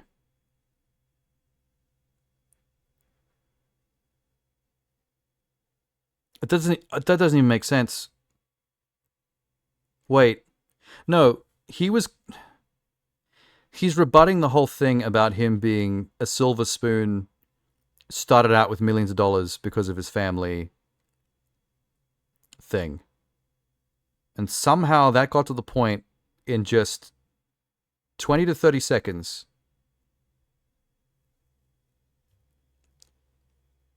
of him arguing that Kamala Harris's policies are her wanting illegal immigrants to be forcibly sex changed in prison?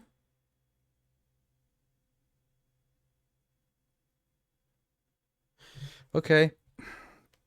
Sure. I think it's to the point where everyone stops listening. Like, I think he's just saying things now. Like, he's just putting words together in random orders. I think she's actually fucking broken him. He doesn't even know what he's arguing for anymore. This is a radical left liberal that would do this. She wants to confiscate your guns, and she will never allow fracking in Pennsylvania. If she won the election... Okay, just let me go back. I can't... Confiscate your guns. People that burned down Minneapolis, she went out and raised money to get them out of jail. She did things that nobody would ever think of. Now she wants to do transgender operations on illegal aliens that are in prison. Now she wants to do transgender operations on illegal aliens in prison.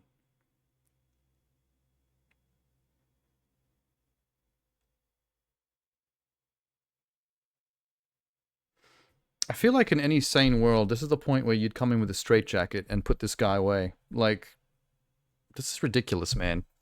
This is a radical left What the liberal fuck? that would do this. She wants to confiscate your guns. And That's not true.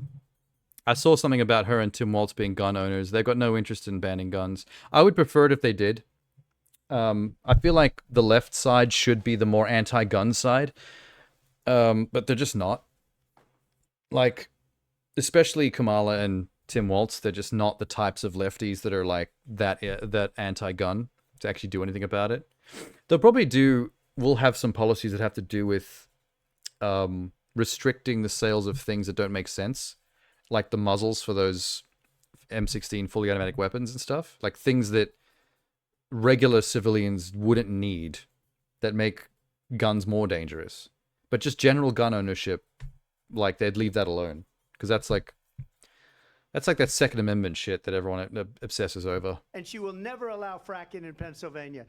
If she won the election, fracking in Pennsylvania will end on day one. Just to finish one thing. See, this is the thing. Like, he says a bunch of crazy shit that makes you think that you can't trust anything he has to say about transgender illegal immigrants in prisons. And then he tries to make you believe that she won't do something she just said she would do seconds ago. She's like, oh, I'm not going to stop fracking. And then his argument is, yes, you're going to stop fracking. She just said she wouldn't. So what the fuck am I supposed to do with that? So I got the oil. This is like, I know you are, but what am I level arguing? When they took over, they got rid of it, started getting rid of it. Like, where's the evidence for things that people say? The roof. They immediately let these guys go to where they were. I would have been 5 times, 4 times, 5 times higher, because you're talking about 3.5 years ago. They got it up to where I was because they had no choice, because the prices of energy were quadrupling and doubling. You saw what happened to gasoline. So they said, let's go back to Trump.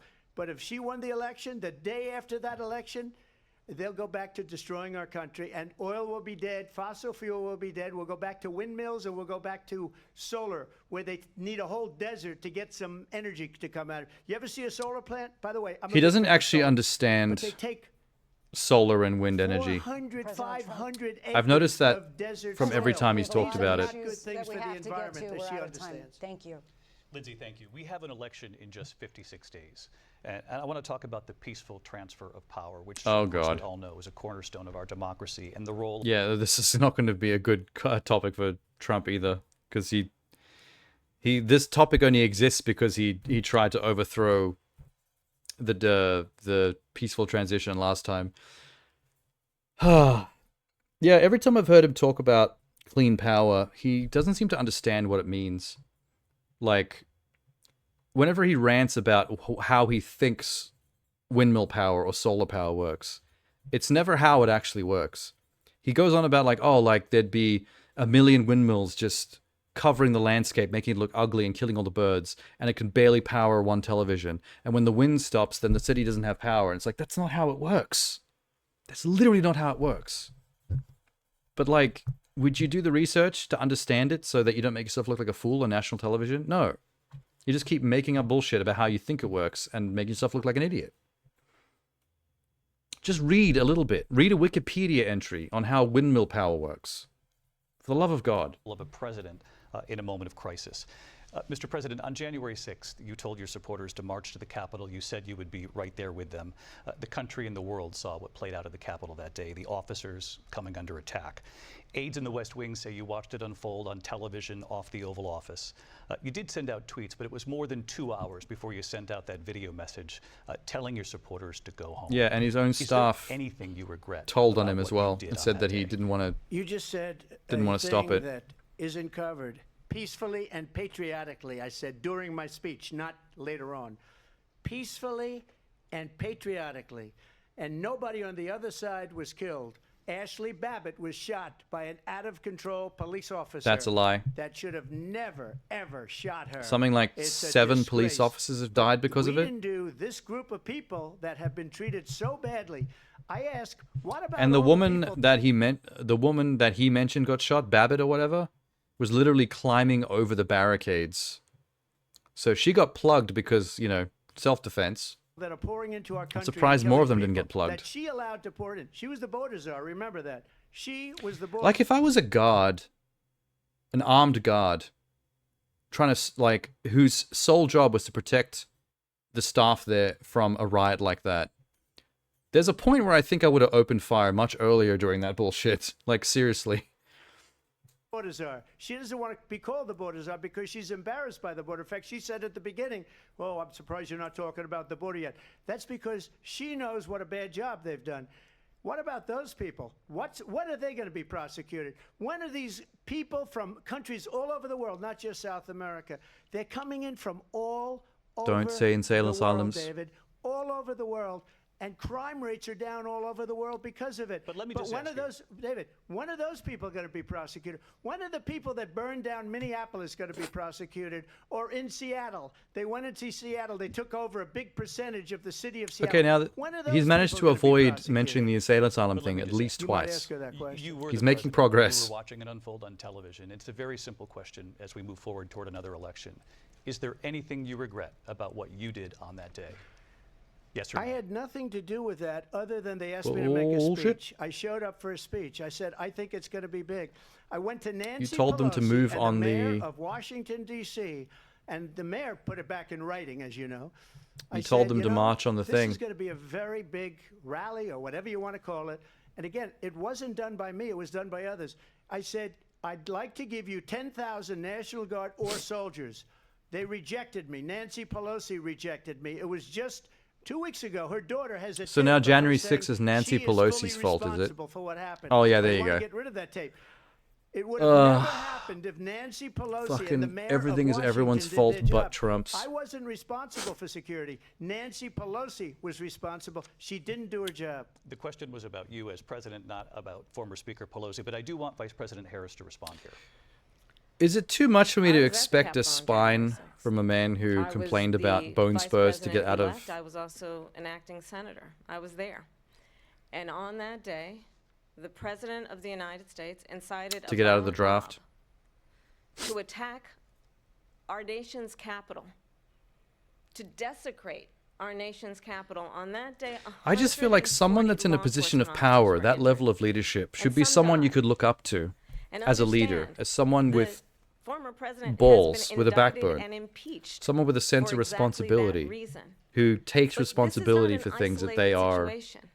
Let's remember Charlottesville, where there Involved was in. a mob of people carrying tiki torches, spewing anti-Semitic hate. I've never And seen him what take did responsibility the for a president single then thing. at the time say? It's always somebody There were else's fine fault. people on each side. There's Let's not remember there's nothing that I that when it came to the find more Proud Boys, a disgusting in militia, someone's The president behavior said, and the former personality, president said, stand back attitude. and stand by. So for everyone watching who Then that remembers spineless, what January 6th was, cowardly, I say, non-responsibility you don't taking have to bullshit. Go back. Let's not go back. We're not going back. It's time to turn the page. It's just so And if that was whiny. a bridge I could too never far follow for you, someone well, like there that. is a place in our campaign for you to stand for country, Crybaby to bullshit. stand for our democracy, to stand for rule of law, and to end the chaos, and to end the approach that is about attacking the foundations of our democracy because you don't like the outcome. And be clear on that point. Donald Trump, the candidate, has said in this election there will be a bloodbath if this and the outcome of this election is not to his liking. Let's I turn do the remember page on something this. about that, Let's but I not don't go think it back. was exactly Let's chart a course for the future about and not go the result backwards of the to election. past. Let me just follow up here. It was a different term, and it was a term that related to energy because they have destroyed our energy business. That was where bloodbath was. Also, on Charlottesville. Oh, okay, that was- that okay, story sure. has been, as you would say, debunked. I didn't think that's what the Laura bloodbath thing was about Ingalls, either. Sean Hannity, Jesse, all of She might these have people, misquoted him there. They covered it. If they go an extra sentence, they will see it was perfect. It was debunked in Is he almost turning more every red during this newspaper, debate? but they still bring His it up, cheeks just seem like they they've bring gone 20, more orange 25 than up. normal. They bring all of this stuff up. I ask you this. You talk about the Capitol. Why are we allowing these millions of people to come through on the southern border? How come she's not doing anything? And I'll tell you what I would do, and I would be very proud to do it. I would say we would both leave this debate right now. I'd like to see her go down to Washington, D.C. during this debate because we're wasting a lot of time. Go down to, because she's been so bad, it's so ridiculous. Go down to Yeah, Washington, D.C. just because you say that doesn't make it true. To close up the border. But nice try. Because they have the right to do it. They don't need bills. They have the right to do it. The President of the United States, you'll get him out of bed, you'll wake him up at 4 o'clock in the afternoon, you'll say, come on down to the office, let's sign a bill. If he signs a bill that the border is closed, all he has to do is say it to the Border Patrol, who are phenomenal. If they do that, the border is closed. Mr. Those President, people are killing many people, unlike J6. We talked immigration here tonight. I do want to focus on this next issue. He of just wants to voting, keep because taking really it back to brings us, immigration. this into focus, truth in these times that we're living in. Mr. President, for 3.5 years after you lost the 2020 election, you repeatedly falsely claimed that you won, many times saying you won in a landslide. In the past couple of weeks leading up to this debate, you have said, quote, you lost by a whisker, that you, quote, didn't quite make it, that you came up a little bit Yeah, that was a short. bit controversial. I remember that. Are you now acknowledging that you lost in 2020? No, I don't acknowledge that. No, he's flipped back the other way. Sarcastically, you know that. He's flip-flopping hard on that one. Lost by a whisker. That was said sarcastically. Look. No, it wasn't. There's so much proof. All you have to do is look at it, and they should have sent it back to the legislatures. Whether he admits that he for lost or not approval. is actually a I got very almost important point. 75 million votes, the most Because votes he any did a sitting lot of president has ever gotten. I a lot was of told bad I got things based on the 63, fact which that he was kept what I got on in he kept up the lie 2016. that they You can't be beaten. had the election stolen The from them, election, including people should ending up in never be prison. thinking about an election as So if fraudulent. he goes We need back two to things. We need admitting walls, that we need, and we have he to did have lose it. the We have election, to then have it makes all borders, that stuff and we have to have good pointless that he elections. did. Our elections And a are lot of people bad. are in prison And a lot for of these no illegal reason. immigrants coming in, they're trying to get Man, them if I to was one of vote. They those can't Jan even 6 speak people that are English. in They don't prison, even know what country they're in and I was practically. watching And TV these and heard people him are trying admit to that, get them I would to be vote. so mad. And that's why they're allowing them to come into our country. I did watch all of these pieces of video. I didn't detect the sarcasm, lost by a whisker, we didn't quite make it. And we should just point out It here, wasn't as clarification, sarcasm. You know this, you and your allies, 60 cases in front of many judges, many of them No Republican. judge looked at it. And said They there was said no we didn't have widespread fraud. standing. That's the other thing. They said we didn't have standing, a technicality. Can't they Can turn you off his imagine mic while they're system where asking a person question in so he an doesn't election interrupt have them? standing? The President of the United States doesn't have standing. That's how we lost. If you look at the facts, and I'd love to have you'll do a special on it. I'll show you Georgia, and I'll show you Wisconsin, and I'll show you Pennsylvania, and I'll show you. We have so many facts and statistics, but you know what? That doesn't matter because we It have doesn't to solve matter. the problem that we have right now. That's old news. That was my And the point. problem that we have right There now are so is many we facts have and a statistics, but they've nation never in mattered to him. He decline, just says whatever and he they wants. have put it into decline. We have a nation that is dying, David. Mr. President, thank you. Vice President Harris, you heard the president there tonight. He said he didn't say that he lost by a whisker, so he still believes he did not lose the election. That was won by President Biden and yourself.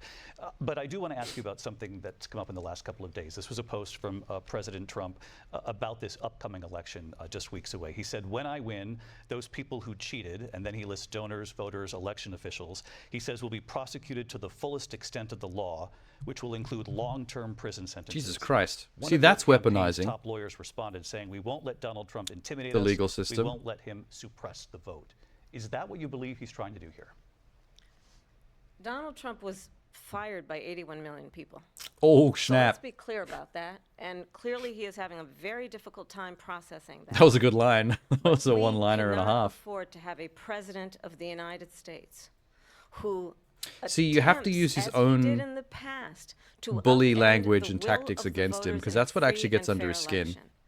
And I'm When gonna she tell attacked you his that I have traveled the when world she as attacked Vice his President of the United rally States. numbers, and when she world said that leaders line are about being laughing fired at by Donald 81 million Americans, I have talked that's the with stuff that hits him military in leaders, some the of sweet whom spot. work with you, and they say you're a disgrace.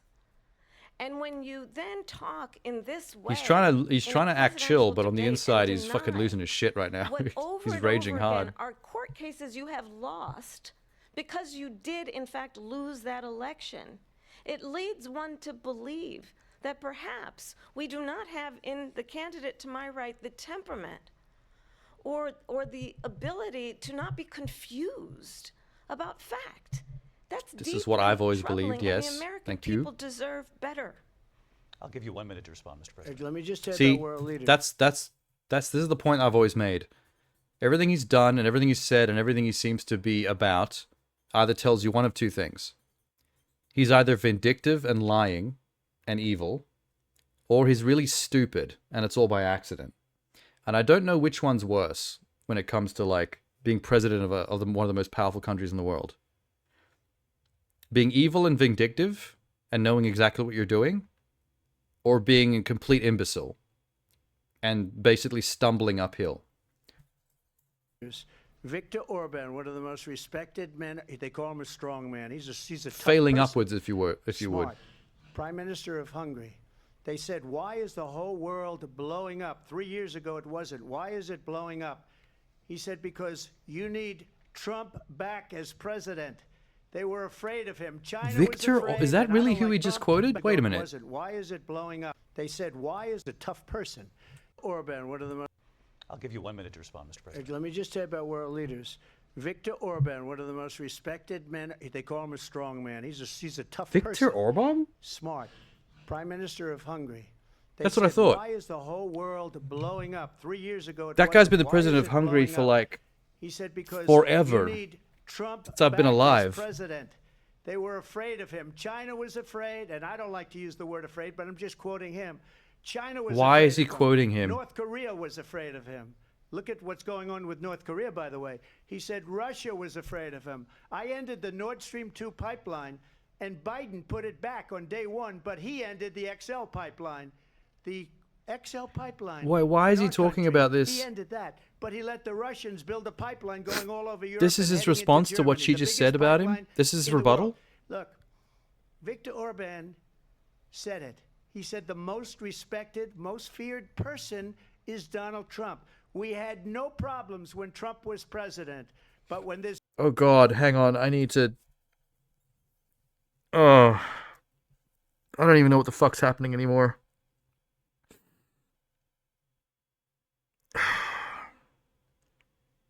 This is kind of an important rebuttal because she just hit him hard.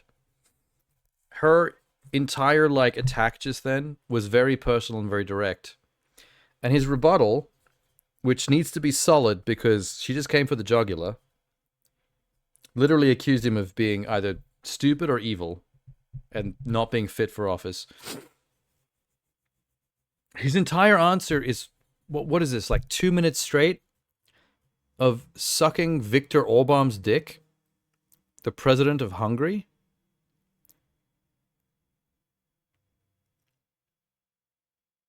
I don't understand what's happening. Oh, I don't understand what's fucking happening. No one cares about Viktor Orban. There's not a single person in America right now that is like, Viktor Orban, yes. If Viktor Orban thinks Trump is on the level, then he has to be.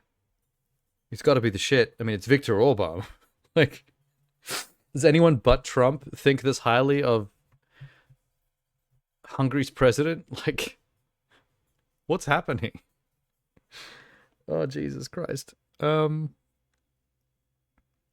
childish is this as well? Listen to this. Is Donald Trump said it? Pipeline in the world. Look. Listen to this. Viktor Orban said it. He said the most respected, most feared person is Donald Trump. We had no problems when Trump. So, his entire argument is that this other president of some random country thinks he's cool. Oh my God. It's the... His debate tactics, the way he argues, is so randomly childish sometimes, and he doesn't know what else to say. He just brings up someone else that he respects or thinks is cool. He can't say Putin because that's a bad look lately. I bet he wants to say Putin, but he can't. So he picked Viktor Orban and based his entire argument around Viktor Orban thinking he's super scary and cool. He's like, he thinks I'm a badass, so you all should as well. This is unbelievable. Was president, but when this weak, this is the weirdest he's ever been, I that swear. you saw at a debate just a few months ago, that if he weren't in that debate, he'd be running instead of her. She got no votes. He got 14 million votes. What you did, you talk about a threat to democracy. He got 14 million Holy votes. shit, and this they is so threw him out of random. office. And you know what? I'll give you a little secret. He hates her. He can't stand her. But he Really? got 14 million votes. This is They the threw most him out. tangents I've She ever got seen. 0 votes. And when she ran, she was the first one to leave. He's because rebutted she nothing failed. about what And she now said. She's running. I don't understand it, but Mr. I'm okay President, with it Mr. because President, your time is I up. think we're Thank going to you. do very well. We've got a lot So my takeaway from that is Viktor Orban thinks I'm cool, and I'm pretty sure Biden actually hates Kamala. That's what his entire 2 minutes just came down to. Turning now to I the don't understand what Israel-Hamas war and the hostages what he's trying to still being do. held, Americans among them.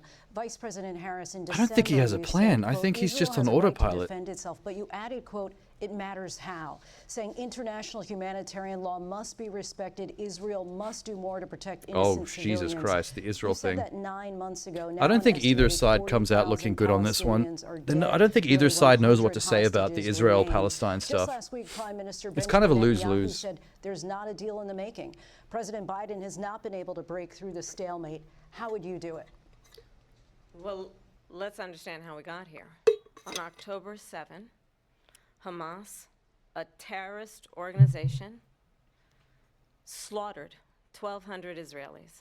I don't think she Many has an of them answer to young this. people who were I think simply she's just attending a concert. spinning the wheels Women were by horribly describing the raped. situation. And so absolutely, I said then, I say now, Israel has a right to defend itself. We would. And how it does so matters. Because it is also true, far too many innocent Palestinians have been killed. Children, mothers. All right, I guess that's fair. What we know is It's that not a perfect this answer, but war it's must end. it's the kind of It must tactful end or attempt immediately, at a and the tactful way it answer will that you'd end is expect. We need a ceasefire deal and we need the hostages out. And so we will continue to work around the clock on that. Like, they can't say that Work Israel around the can't clock, defend also themselves, but at the understanding same that we time, they also must can't. chart a course They also have for to a two-state condemn solution. And in that the killing of solution, innocent there must Palestinian be people. security for They the have to be. Israeli They have to try and people say Israel, both. That's and the in problem. equal measure for the Palestinians. But the one thing I will assure you always, I will always give Israel the ability to defend itself, in particular as it relates to Iran and any threat that Iran and its proxies pose to Israel.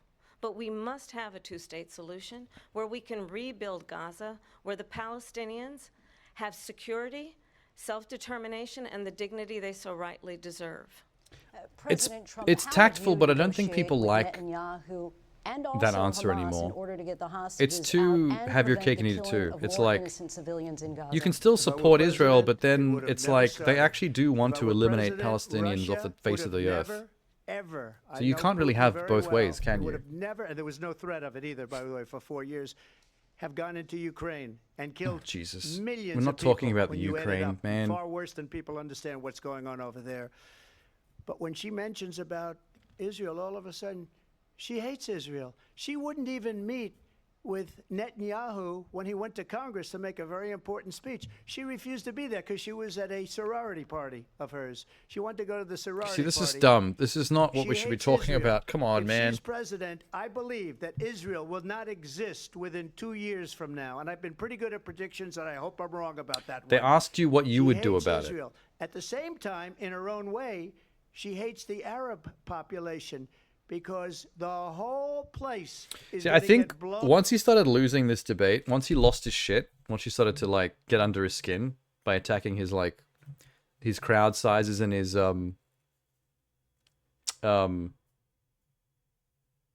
what's the other thing she said recently? The thing she said to attack his ego. Oh, fuck, I forgot the recent one. Anyway, once he started to lose his shit, I think the way you know that you're winning against Trump, once you get under his skin and piss him off, is he gets childish. It's the bullying thing, the name calling thing that they accused him of before. He basically just starts to like make stuff up about the other person and not actually talk about the topics of the policies. Like his argument so far about what he would do about the Israeli negotiation thing is to basically go on about how Kamala hates Israelis and Kamala hates Arabs. Like his entire argument for this entire bit so far has been Kamala hates this, Kamala hates that. It's like, yeah, but we can tell you're making that up because there's no evidence for her hating or not hating something. You're just saying stuff. Kamala hates pumpkin spice lattes. Would you want a president that doesn't like pumpkin spice latte? It doesn't fucking matter. Like, you're wasting your answer by just making up shit about the other person.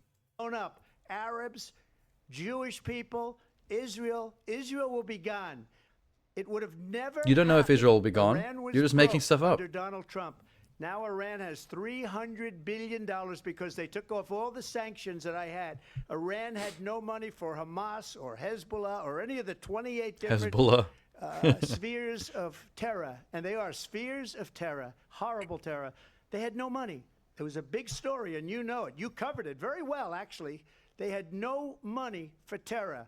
They were broke. Now they're a rich nation, and now what they're doing is they're spreading that money around. Look at what's happening with the Houthis and Yemen. Look at what's going on in the Middle East. This would have never happened. I will get that settled and fast, and I'll get the war with Ukraine. He really wastes his Russia answer ended. time. If I'm president-elect, I'll get it done before even becoming president. Nothing of this can be proven. Like, oh, if I was president, this wouldn't have happened. That's absolutely If I'm not president, I true. can fix I this. have It's like, my entire career and life yeah? supported Israel How? and the Israeli people. Proof, He knows evidence. that he's trying to again divide and distract from the reality, which is it is very well known. Distract that is a good Donald word. Trump is weak and wrong on national security and foreign policy. It is well known that he admires dictators, wants to be a dictator on day one, according to see, these are all himself. provable things because It he is actually well said this on known camera. That he said of Putin. When he says stuff like, oh, Kamala hates Arabs or hates Israelis, or if I was president, this never would have happened. None of that stuff is provable. It's just stuff he's pulling out of his ass. Like, it means nothing. It's a waste of his answer time to say something with substance.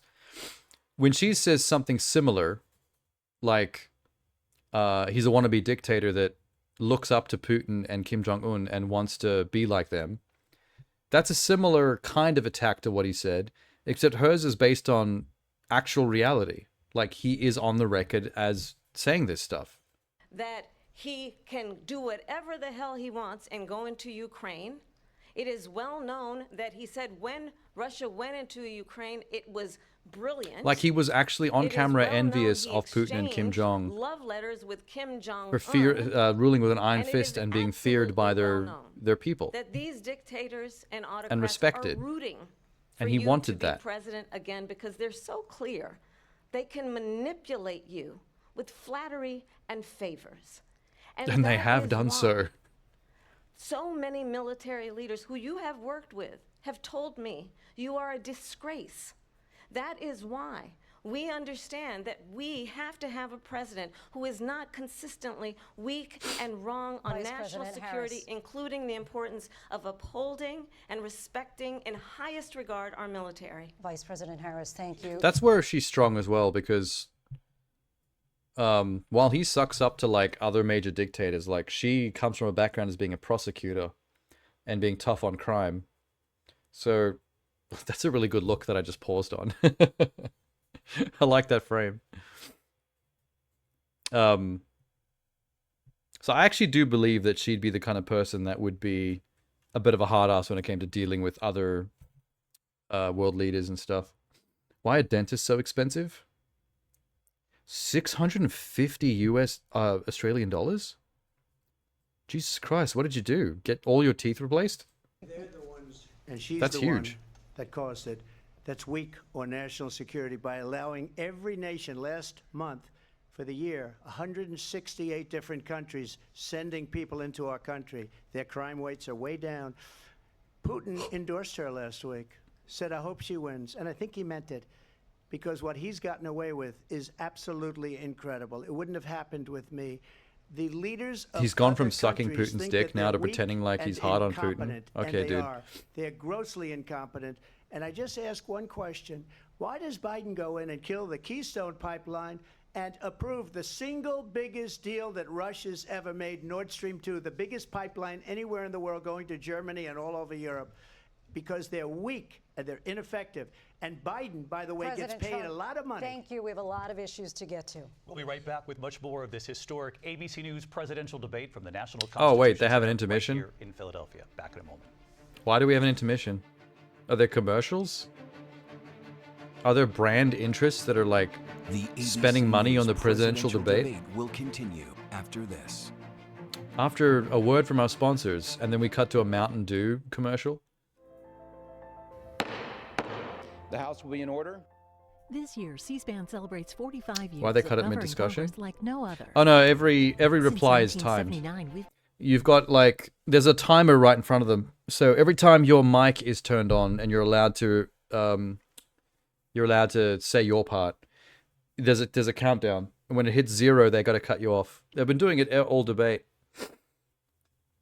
You're allowed to talk for as long as that timer goes. The second it hits 0, you got to stop immediately. That's part of the fairness of it. You have exactly the same amount of time as each other. been your primary source for capital cities debate 45 years and counting. Okay, so no Mountain Dew, no Doritos. It's all just C-SPAN. C-SPAN, C-SPAN, C-SPAN, C-SPAN, C-SPAN, C-SPAN, C-SPAN, C-SPAN, C-SPAN. The war. Constitution Center in Philadelphia. Welcome back. Hey, it's to this back. historic ABC You weren't News actually sick like you thought presidential you were? debate tonight. We're gonna No, I continue, think it was and I wanna turn to exhaustion. the war in Ukraine. We're now I think 2.5 my body was years, starting to get sick into because this I was conflict. tired Mr. from lack of President, sleep. it has been the position After of I the slept Biden for a lot, administration I that we was must I felt defend much better the Ukraine next from day. Russia, from Vladimir Putin, to defend their sovereignty, their democracy, that it's in America's best interest to do so, arguing that if Putin wins, he may be emboldened to move even further into other countries. You have said you would solve this war in 24 hours. You said so just before the break. Oh, really? How exactly would you do that? And I want to ask This you a very war was simple going on question during his tonight. Do you presidency, want though, and he didn't Ukraine do that. So to win this war? I want how are we the supposed war to believe that? stop. I want to save lives that are being uselessly, people being killed by the millions. It's the millions. It's so much worse than the numbers. I thought that he you're was getting, which are pro-Russia, fake numbers. anti-Ukraine. Look, we're in for 250 billion or more. Because Why has they he flipped don't it? ask Europe, which is a much bigger beneficiary to way getting past this your thing done bedtime? than we are. Bedtime for Jay? They're in for $150 billion less because Biden and you don't have the courage to ask Europe. It might be bedtime for Tennessee as well. He'd be coming down off hundreds of dentist billions drugs. of dollars when I said Might have either to you sleep it pay off. up or we're not going to protect you anymore. So that's maybe one of the reasons they don't like me as much as they like weak people. But you take a look at what's happening. Says We're the in suck for up. 250 to 275 billion. If They're Biden, up to if 100 Putin to said "lick my toes," 150. Trump They would totally should do be it. Forced to equalize. With that being said, I want to See you get later, the war Jay. settled. I know Zelensky very well, and I know Putin very well. I have a good relationship, and they respect your president. He okay? doesn't. They No, respect me. They don't wait. respect No. Biden. No. His first indictment was because of his attempt to blackmail Zelensky. There is no way Zelensky respects him. He's completely pulling that out of his ass. Like, he tried to blackmail Zelensky by withholding arms to protect themselves from Russia, by suggesting that he help him with the election against Biden. And he got indicted for that. That was his first indictment. That was the first major thing he got in trouble for. So, like, how did he forget that just then? How would you respect him? Why? For what reason? He hasn't even made a phone call in 2 years to Putin. Hasn't spoken. I really to hope anybody. she They don't even rebuts with try to that. get it. That is a war that's dying to be settled. I will get it settled before I even become president. If I win, when I'm president-elect, and what I'll do is I'll speak to one, I'll speak to the other, I'll get them together. That war would have never happened. Zelensky respects And in only fact, money, when I though? saw Putin Based on what? After I left. We're talking about the guy that, instead of, like, letting himself get ferried away, he stayed, like, on the battlefield. He seems like he cares about his country. Fortunately left because our country has gone to hell. But after I left, when I saw him building up soldiers, he did it after I left. I said, oh, he must be negotiating. It must be a good, strong point of negotiation. I think Well, it nothing would wasn't, happen because Biden no matter had who no idea wins. how to talk to Like, it doesn't matter what either of them say about how they'd handle the Russia-Ukraine war. I'm pretty sure that nothing will happen. Like, whatever either of them say they'd do about the Putin issue, nothing's gonna happen. They're just not gonna do whatever they say. Like, what did he say? He'll end it within 24 hours by speaking to Putin and Zelensky and coming up with some kind of deal. That's not going to happen. If he wins, he's not going to give a fuck about what's going on with Ukraine and Putin. He's going to leave him to it, like he did during his entire presidency. to him. He had no idea how to stop it, and now you have millions of people dead, and it's only getting worse. They and won't it could stop the lead war to because they World profit War too much. III. Yeah, Don't kid probably. yourself, David. We're playing with World War III. I just don't think that either side has any move they can make to stop it. They can talk up whatever their plan would be to try to stop it, but I don't think there's anything they can really do. Aside from actually declare war on Russia, which they're not going to do either, because no one wants to be responsible for starting World War III, because World War III is the one where we all nuke each other and there's none of us left. It's fueled by both sides. And we have a president that we don't even know if he's... Where is our president? We don't even know if he's a president. And just to clarify they here... threw him out of a campaign like a dog. We don't even know. Is he our president? But we have like a dog. president Mr. President, that doesn't know I like he's dogs. alive. Your time is up. Just to clarify in the question, do you believe it's in the U.S. best interest for Ukraine to win this war, yes or no? I think it's the U.S. best interest to get this war finished and just get it done. All right. Negotiate a deal, because we have to stop all of these human lives. He doesn't want to commit from being to the destroyed. I question. want to take this to Vice President Harris. I want to get your thoughts on... He doesn't want to make it support sound for like he's Ukraine on in pro-Russia this or moment. pro-Ukraine. But also, as Commander-in-Chief, if elected, how would you deal with Vladimir Putin, and would it be any different from what we're I'd seeing kick from him in the President balls. Well, first of all, it's important to remind the former president you're not running against Joe Biden, you're running against me. I believe the Oh yeah, reason that's that true. Donald- It's not the first time in this debate that Trump has gone on about Biden, when it's like, dude, try to remember who you're actually running against. You're still stuck in the Biden thing. Trump says that this war would be That's part of the old man thing, though. That's something that both Biden and Trump do. They don't adapt quickly to change. Old men generally don't. So, like, his brain is still stuck in, like, the whole Biden thing, and he's struggling to, like, change gears to I'm now versus Kamala. over within 24 hours is because he would just give it up. And that's not who we are as Americans. Let's understand what happened here. I actually met with Zelensky a few days before Russia invaded, tried through force to change territorial boundaries, to defy one of the most important international rules and norms, which is the importance of sovereignty and territorial integrity. And I met with President Zelensky. I shared with him American intelligence about how he could defend himself. Days later, I went to NATO's eastern flank, to Poland and Romania. And through the work that I and others did, we brought 50 countries together to support Ukraine in its righteous defense. And because of our support, because of the air defense, the ammunition, the artillery, the javelins, the Abrams tanks that we have provided. Ukraine javelins? stands Oh, as yeah, an that's a missile. independent I and forgot free that was the name country. of a kind If of a Donald missile. Trump were president, Putin would For be which you sitting in first Kyiv said it, I right now. pictured the actual, And like, understand javelin. what that would mean. The Because long Putin's iron pole agenda being is thrown by an not just Olympic about athlete Ukraine. at the Understand Russians. why the European allies and our NATO allies At the tenors. are so thankful that you are no longer Gonna get javelin tenor? and that we understand the importance of the greatest military alliance the world has ever known, which is NATO, and what we have done to preserve the ability of Zelensky and the Ukrainians to fight for their independence.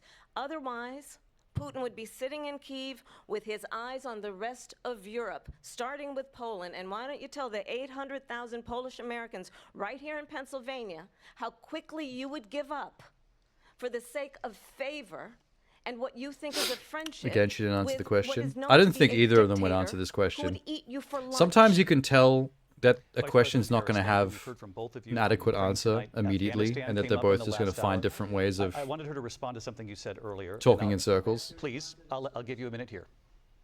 Putin would be sitting in Moscow. Although she's and got a would- better track record so far of answering questions.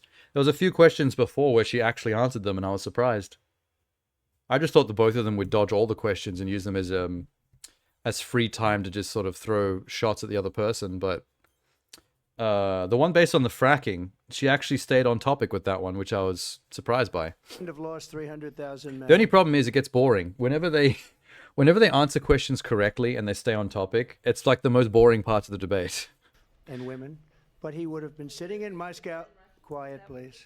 He would have been sitting in Moscow, much happier than he is right now.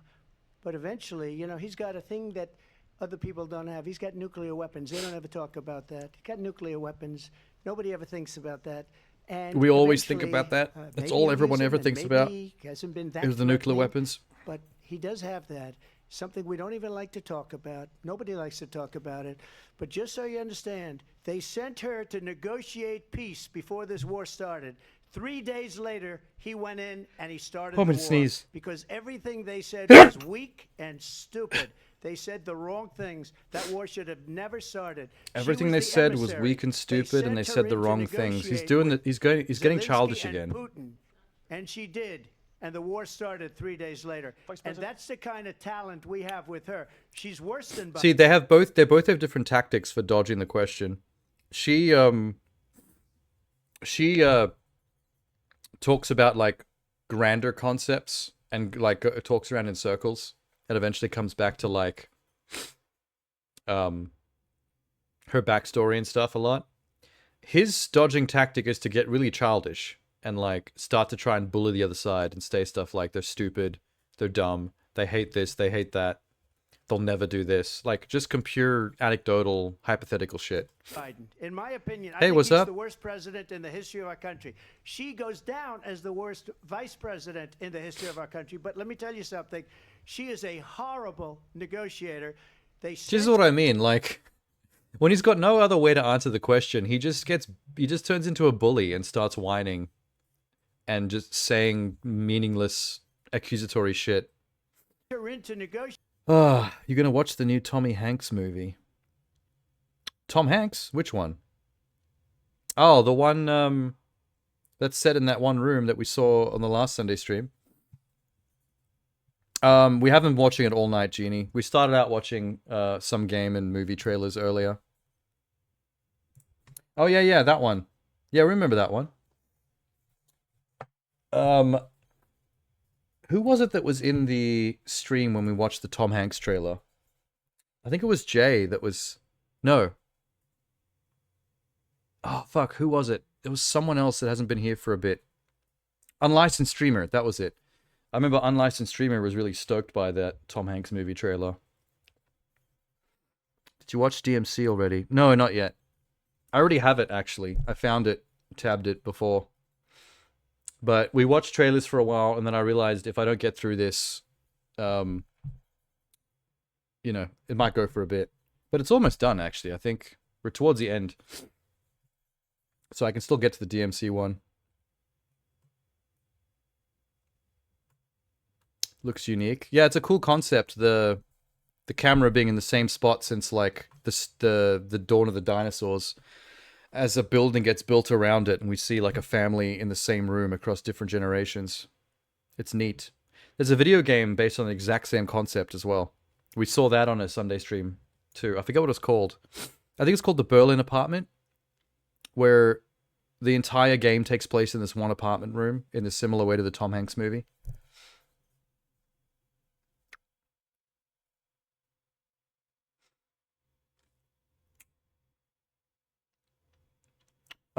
What game stuff did you watch? Satisfactory was one of them. The 1.0 release trailer. I'm trying to remember. I think we watched more movie trailers than game ones. I forget what other games we watched aside from Satisfactory. Oh, there's the Devil May Cry animated Netflix show has a trailer out. That's what Jeannie's talking about. 12 minutes. No, that's... I mean new, it's not out yet. There's a trailer for it, but it hasn't actually been released yet. I think it's called The Berlin Apartment. I think it's first person. Not like 12 minutes, which is looking down from the ceiling. Oh yeah, One Point Museum was another game trailer we watched, that's right. I almost forgot about that one.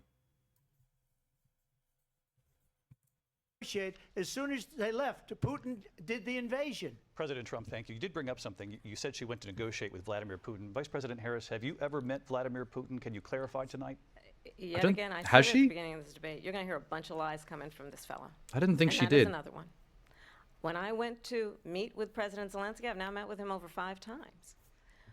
The reality is, it has been about standing as America always should, as a leader upholding international rules and norms, as a leader who shows strength, understanding that the alliances we have around the world are dependent on our ability to look out for our friends and not favor our enemies because you adore strong men instead of caring about It is a little bit democracy. embarrassing how much he sucks up to dictators like Putin and Kim Jong. He really wants to run a country the way they do. But that's just not America's thing. America doesn't like being dictated. Who understands the significance of America's role and responsibility in terms of ensuring that there is stability and ensuring we stand up for our principles and not sell them for the benefit of personal flattery.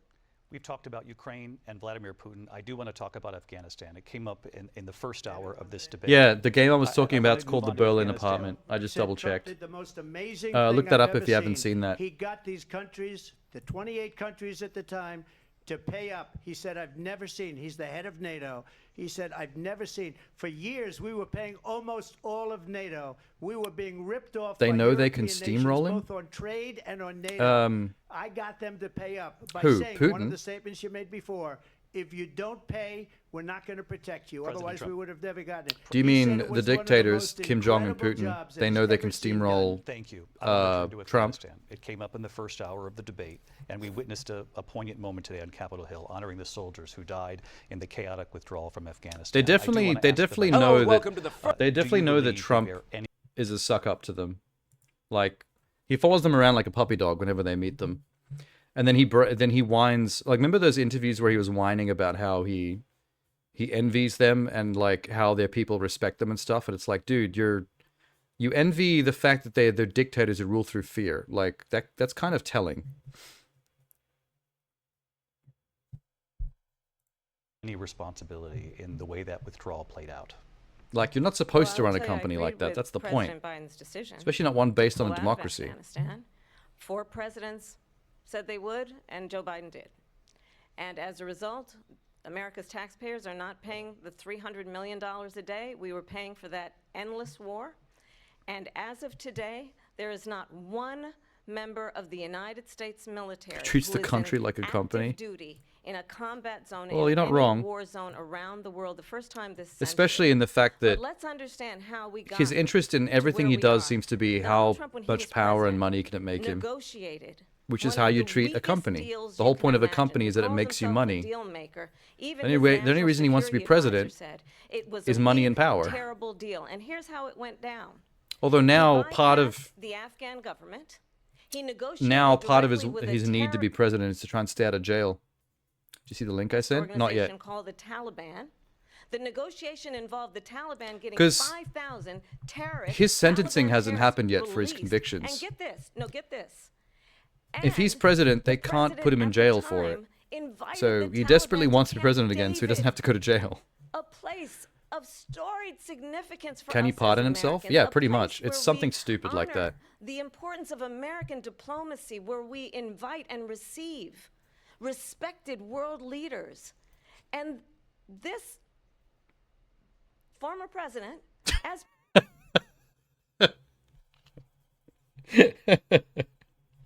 Did she almost swear at him? Wait. president, Wait a minute. Wait a minute. respected world leaders. And this former president That was almost a motherfucker. That was all. Do you really wanted to say this motherfucker? It was like on the tip of her tongue, and she's like, "Wait, I can't say that during a bait. I need to keep it classy." as president invited We them all heard it though. We heard it to loud and clear. Camp David because he does not again appreciate the role and There was a guy who was pretty responsibility substantial who ran of for the office from President of the jail. United Yeah, I remember that. States to be You're allowed to commander-in-chief do that with a apparently, level which of is stupid. respect. And this gets back to the point of how he has The consistently Supreme Court disparaged gave and him carte demeaned blanche. members Do what of he our wants if he wins. military, Yeah, and it's a fallen Supreme Court that's currently seated by people that he put there that are loyal to him. So it's all very sus. soldiers and the work that we must do to uphold This is what the villains do, strength man. and the respect of the United States of America around the world. Vice President Harris, thank you. President Nope, Trump, your you ran out of response time. to her saying Well, you she began did the plenty there. negotiations Thank with you. the Taliban. So, if you take a look at that period of time, the Taliban was killing our soldiers. Oh, no, I saw the link. Snipers. And I'll I got watch it as soon as they involved stop with talking. The Taliban, because the Taliban was doing the killing. That's the fighting force within Afghanistan. They don't bother doing that because they deal with the wrong people all the time. But I got involved. And Abdul, You is kind the of fucked head up that of the word. Taliban. He is still Involved. the head of the Taliban. And I told Abdul, don't do it anymore. You do it anymore, you're going to have problems. Oh my God, he's getting childish And he again. Said, why do you send me a picture of my house? I said, you're going to have to figure that out, Abdul. And for 18 fuck is he talking we about? had nobody killed. We did have an agreement negotiated by Mike Pompeo. It was a very good agreement. The reason it was How good, did the conversation even get here? He just started like threatening Abdul out of nowhere. Who's Abdul? And why are you being mean to Abdul? we were getting out. We would have been out faster than them, but we wouldn't have lost the soldiers. We wouldn't have left many Americans behind, and we wouldn't have left $85 billion. He's actually just worth of making brand new, everything up as he goes beautiful along right military now. equipment behind. He keeps And stopping. just You to could tell his finish, gears are turning. blew it. The agreement said you have to do this. The best and they parts where he didn't said they're do eating it. the dogs. They didn't Yeah, do that it. was good. The agreement was terminated. That was earlier, by and us that was because hilarious. They didn't do what they were supposed to do. I want to move on. The funniest thing is like it escalated. Like it started because she made fun of his the size of his rallies and the fact that no one likes to go to his rallies. And he didn't even answer the question because he just got so riled up by her making fun of his rally size that he went off on a massive rant that ended up in the dog comment. And by the time he gets to the dog comment, he's like literally like spitting. You can tell like he got mad riled up. It's so funny to watch. You can see him steaming. You can see the steam coming out of his collar. These people did the worst withdrawal and, in my opinion, the most embarrassing moment in the history of our country. And by the way, that's why Russia. See, it's happening attacked again. Ukraine, He's ranting again. because they saw how incompetent she and her boss are. President Trump, thank you. I want to move on. Oh, now to he race at least managed to get his entire thought out before he ran out of time. Said of Vice President Harris, quote, "I didn't know she was black until a number of years ago when she happened to turn black, and now she wants to be known as black." I want to ask a bigger picture question here tonight. Why do you believe it's appropriate? Would you to run again in weigh on the 2028? racial He's too identity old, of your man. opponent? I don't. He's and I like don't Biden's care. age. I don't care what she is. I don't care. You make a big deal out of something. I couldn't care less. Whatever she wants to be is okay with me. But those were your words, so I'm I asking. don't know. I don't know. I mean, all I can say is I read where she was. Oh yeah, he not did black. say that. There was that one interview where he was like, no, it was a rally Whereas, like, if you vote for me this time and I win, then you won't have to ever worry about voting again. And it's like, what the fuck did you mean by that? You're going to end democracy? You're actually going to finally turn it into a dictator? What the fuck? That she put out, and I'll say that. And then I read that she was black, and that's okay. Either one was okay with me. That's up to her. That's up to her. The funny thing is like, when you look at them side by side like this, he looks darker skinned than she does. Like, his orange tan bullshit actually makes him look blacker than Kamala in an ironic kind of way. Your thoughts on this? I think it's, I mean, honestly, I think it's a tragedy that we have someone who wants to be president who has consistently, over the course of his career, attempted to use race to divide the American people. You know, I do believe that the vast majority of us know that we have so much more in common than what separates us, and we don't want this kind Yeah, of that's what approach that is Jeannie just was talking about. constantly trying to He divide did us, say and that, especially and it's by race. a bit And sus. let's remember, I'm not sure if he meant it in the bad way that we're assuming, but it doesn't sound good. Especially when people already are triggered by the fact that he acts like a fascist. The fact that he says things that make it sound like he's actually trying to be a dictator and get rid of democracy is concerning. started. He was a land, he owned buildings, and he was investigated because he refused to rent property to black families. Let's remember this. Yeah, I do believe that he probably meant it in the way that you don't have to ever worry about voting again, in that kind of self-possessed way of like, if it's not about me, then it doesn't matter. Like, who cares about the future votes? If I'm no longer president and I'm no longer running, then who cares? Like, it's not as bad as it sounds. Like, at least that way, it's not him saying, I'm going to get rid of democracy and be a dictator. But it's still not good, because it still makes him seem super self-possessed. Like, literally nothing in American politics matters if he's not involved. And he's just expecting everyone else to think the same way that he does. Like, the world clearly revolves around him. Like, without him, nothing matters. Nothing exists. This is the same individual who took out a full-page ad in the New York He lost Times all the right to be interpreted charitably. for the No, but the thing is, no matter which way around you... This is what I'm saying, Jeannie. No matter which way around you interpret that comment, it's still not charitable. Because he's either that self-possessed that he thinks nothing matters without him, or he's being a fascist. Either way, it's shitty. Except one's shittier than the other, obviously.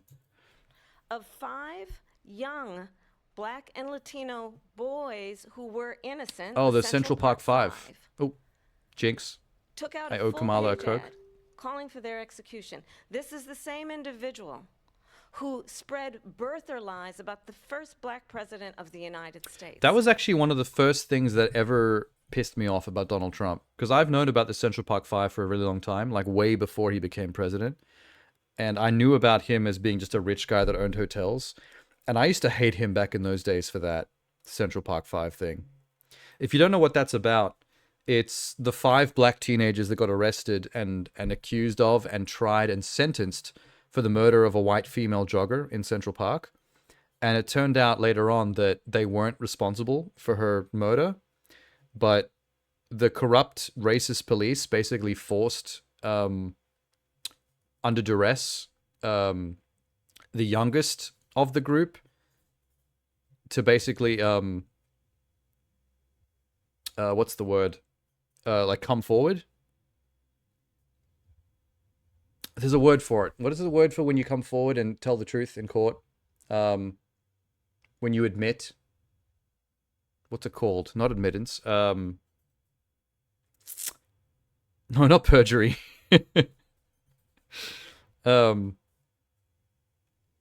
Fuck.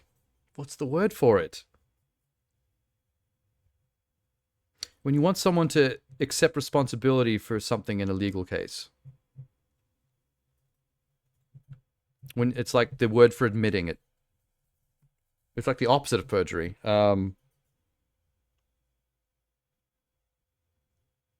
Confess. I think the word is confess. I think the youngest teenagers were bullied by the police into confessing under duress. Basically, they made them think that they would go easier on them if they just confessed, and they wouldn't bully them anymore. It's one of those horrible stories. So they all got convicted and sentenced, and it was years later when the truth was discovered and they got exonerated, and they basically like sued the Justice Department for putting them away for like most of their lives for something they never did. And Donald Trump at the time was very vocal in that whole case, and he was calling for the execution of those teenagers based on no evidence before their conviction even. He just assumed their guilt just because they were 5 black teenagers, just immediately. And I think the American people want There's a better case in the than 30s that. that's similar. Want better than this. There's a Want lot of someone cases who like that, understands as I do. I travel especially our racially country. motivated ones. We see in each other a friend. That's like a long-standing thing in America, is corrupt or racist law enforcement forcing confessions or verdicts on innocent black people. It's one of the most horrible things about America's history. We see in each other a neighbor. We don't want a leader who is constantly trying to have Americans point their fingers at each other. I meet with people all the time.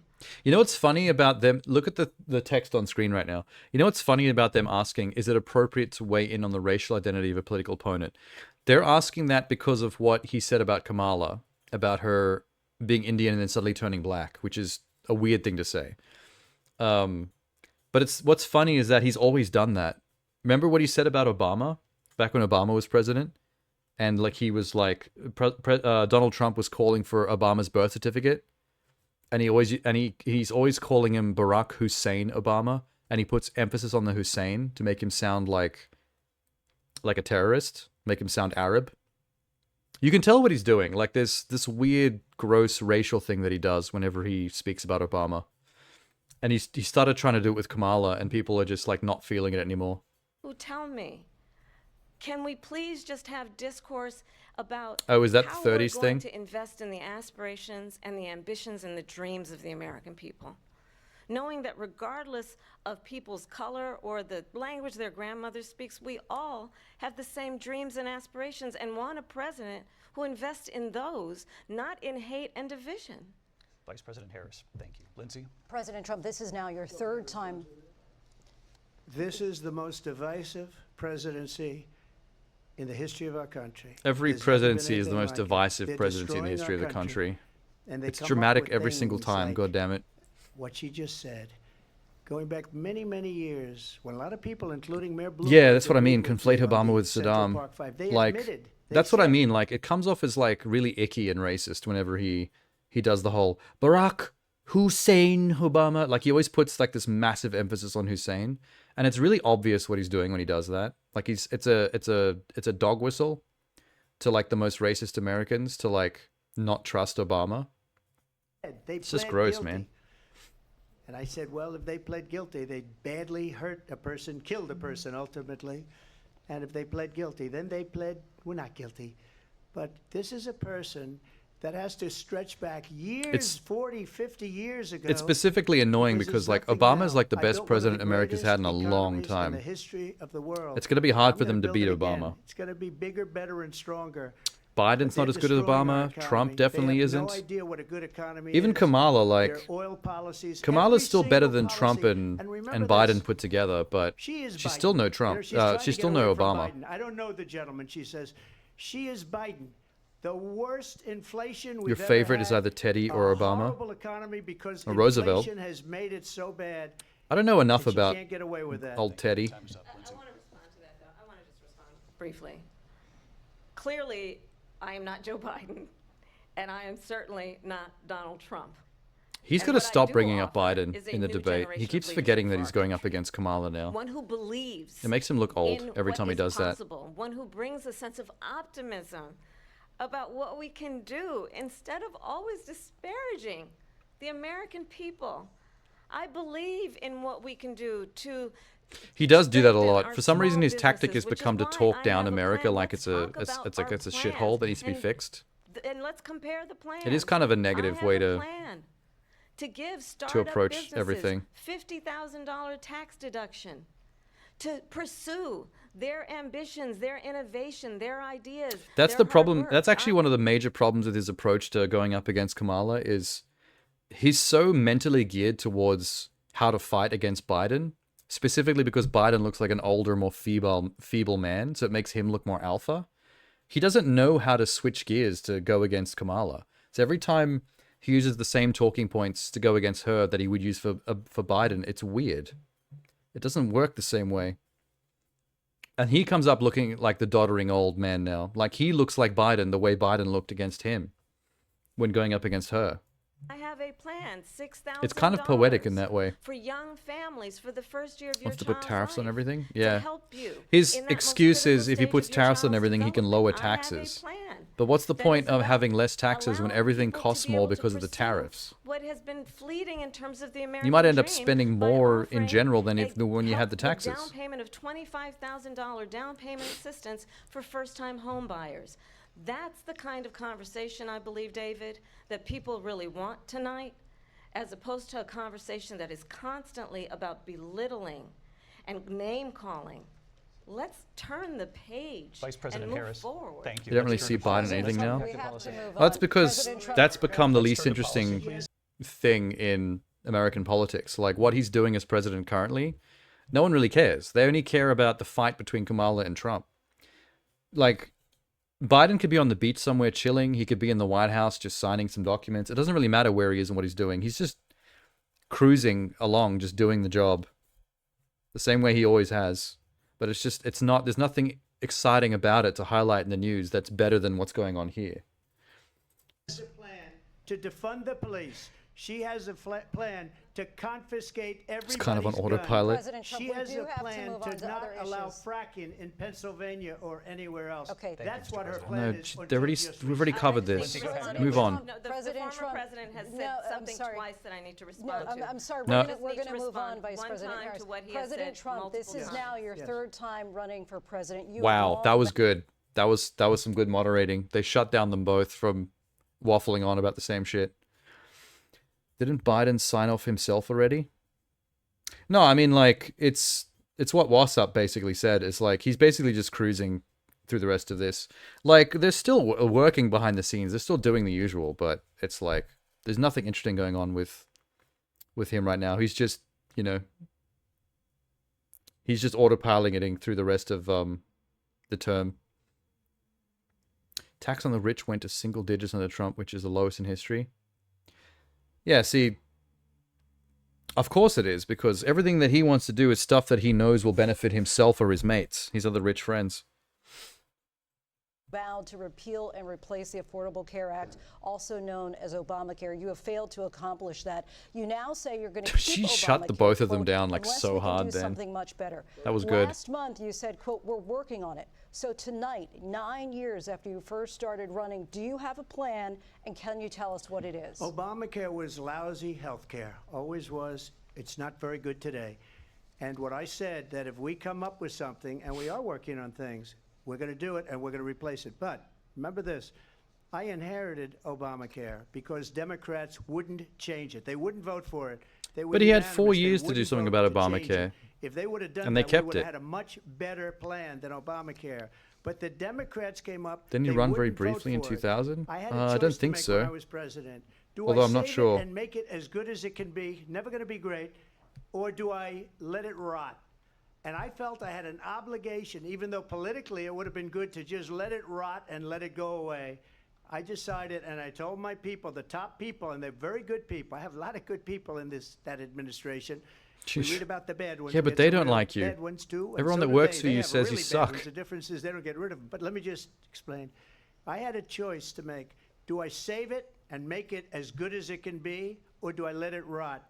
And I saved it. I did the right thing. But it's still You never swear he did? going I to don't be remember great, that. and it's too expensive for people. Maybe.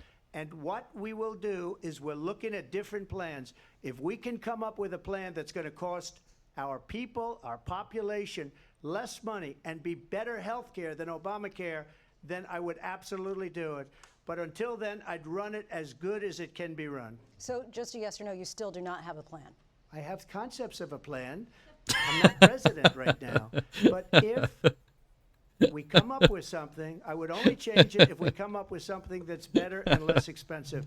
And there are concepts and That was not a good options that answer. we have to do that. And you'll be hearing about it in the not too The distant face she's future. pulling right now. That's all she has to do. She doesn't have to respond to that.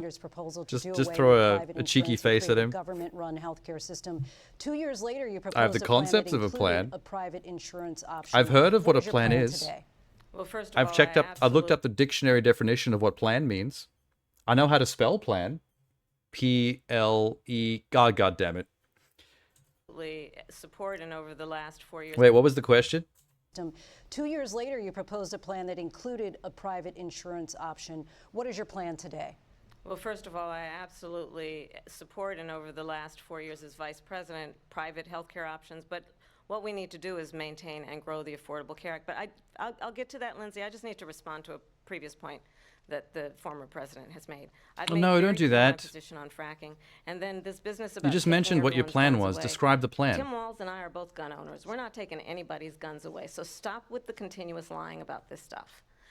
As it relates to the Affordable Care Act, understand, just look at the history to know where people stand.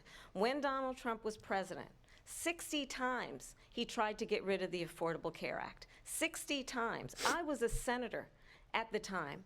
When I will never forget the early morning hours. Well, when it was up for a she's vote not in the answering the United question States enough. Senate. She did. The late, She actually did John mention what their McCain, plan is, but she's who not. you have disparaged. She's not using her time to explain the plan in more detail. She mentioned what the plan was, and then she's now tangenting off to go after him a bit more. I don't think she always needs to go after him as much as she does. I think she just knows that it gets under his skin whenever she attacks him directly, and that makes him fuck up more, which makes them look better. Which is a decent plan, but sometimes sticking to what your policy is also a good option. You need to alternate more between the two.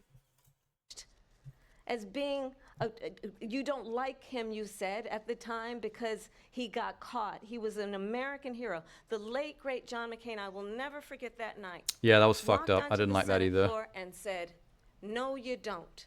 No, you He don't. does have this weird No, you habit don't of get rid of the Affordable Care Act. slandering You have no veterans. plan. I don't know why he And does that. What the Affordable Care Act has done is eliminate the ability of insurance companies to You'd think deny more people with Republicans would hate him for pre-existing that, because conditions. Republicans I are don't have to so tell like people watching pro-war tonight, you usually. remember what that was like?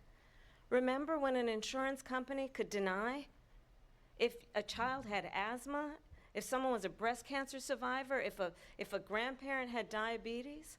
And thankfully, as I've been vice president and we over the last 4 years have strengthened the Affordable Care Act, we have allowed for the first time Medicare to negotiate drug prices on behalf of you, the American people. Donald Trump said he was going to allow Medicare to negotiate drug prices. He never did. We did.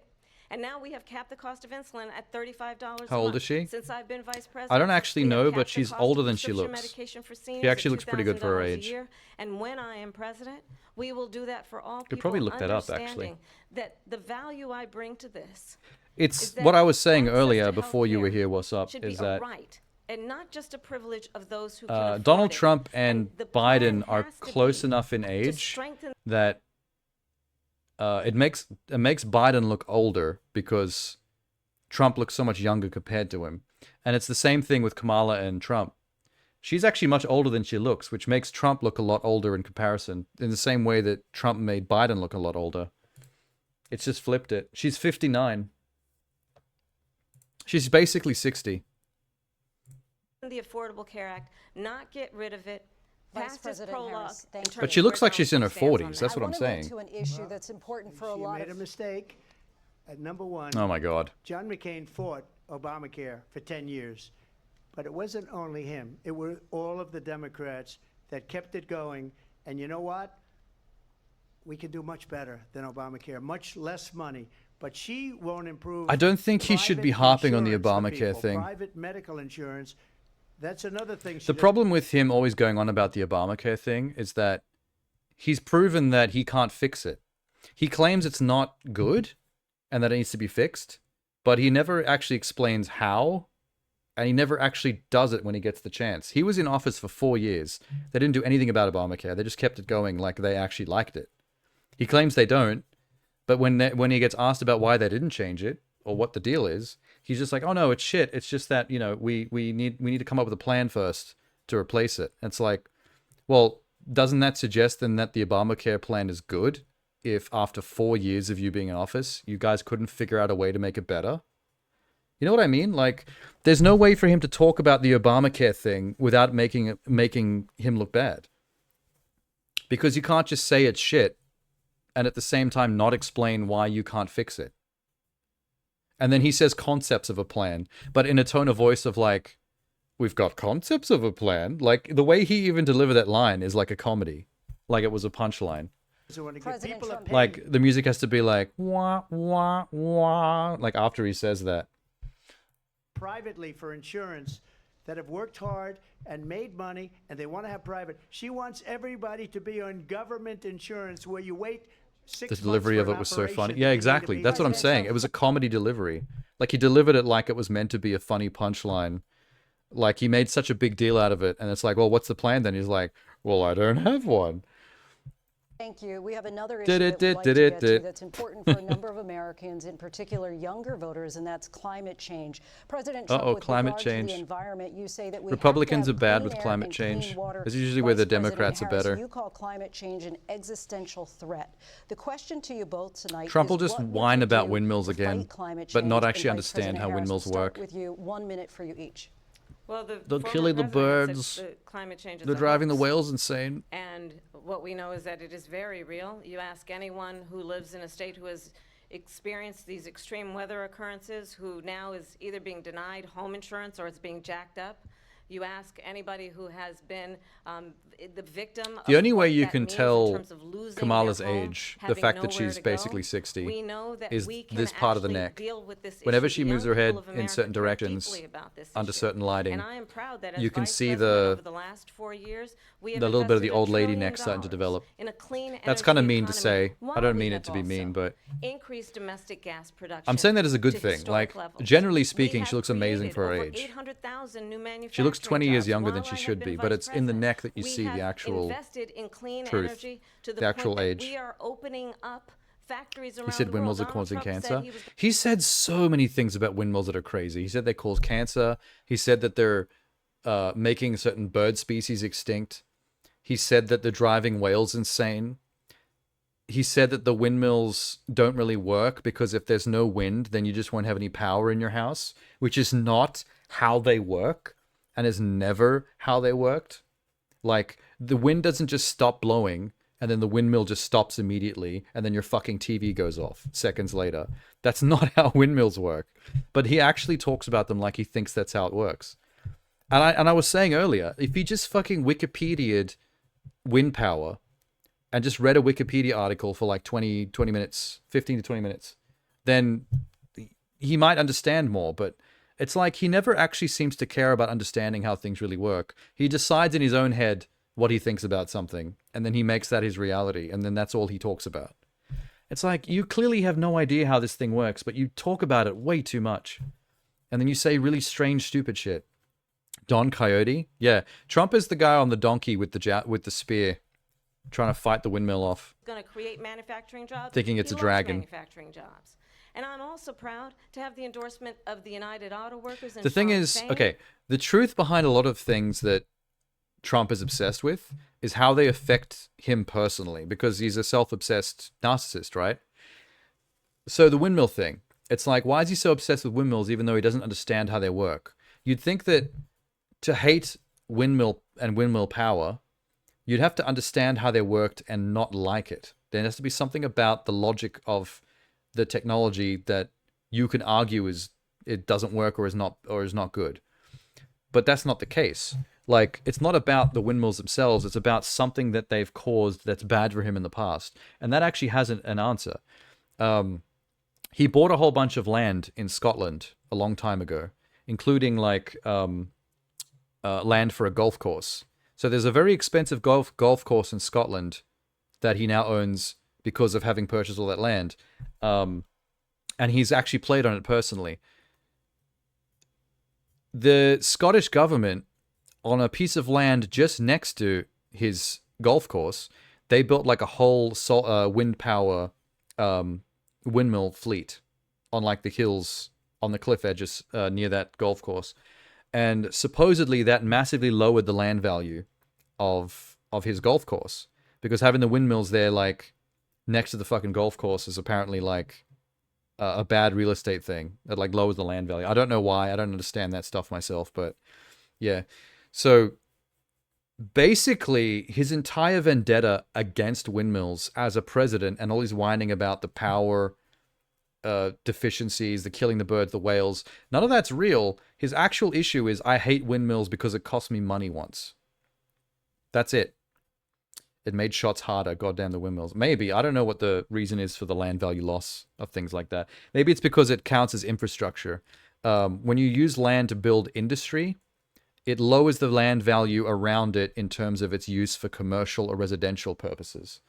So if you've built industry next to a commercial sector, I think the commercial sector goes down in value. And he had a very expensive, like, investment in that land, especially because of the golf course. So I think that's mainly the reason why. But this is what I'm talking about. Everything that Trump hates or has a vendetta against can be tracked back to him, to it personally affecting him somehow or losing him money.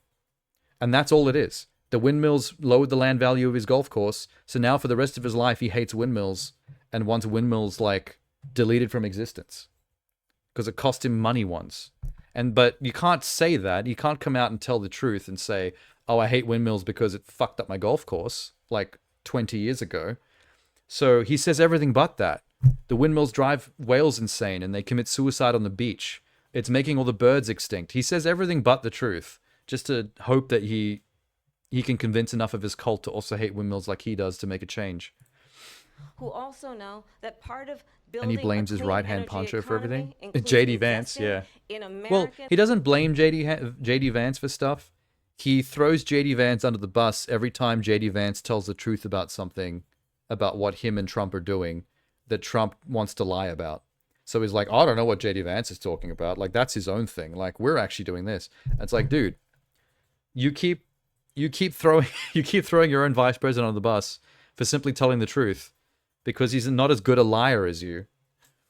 Made products, American I would feel sorry for JD Vance if he wasn't such a cock. Growing what we can do around American manufacturing and opening up auto plants, not closing them like happened under Donald Trump. Vice President Harris, thank Oop. you. That didn't happen. Ran out of time. Let me just tell you, they lost 10,000 manufacturing jobs this last month. It's going, they're all leaving. They're building big auto plants in Mexico. That statistic is actually not correct. I've actually seen that these massive plants recently. And they think they're going to sell their cars into the United States because of Manufacturing these jobs people. are actually What up. they have given to China is unbelievable.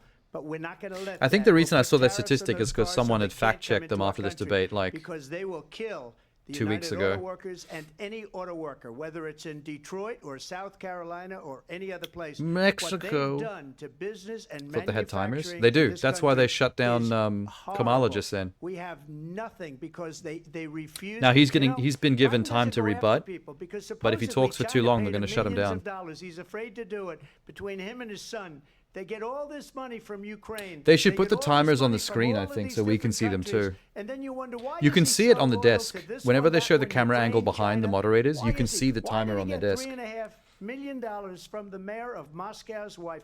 Why did she pay him $3.5 million? Like a countdown. This Yeah, is a that's how it works. Every time one of them starts talking, they start a 2-minute countdown.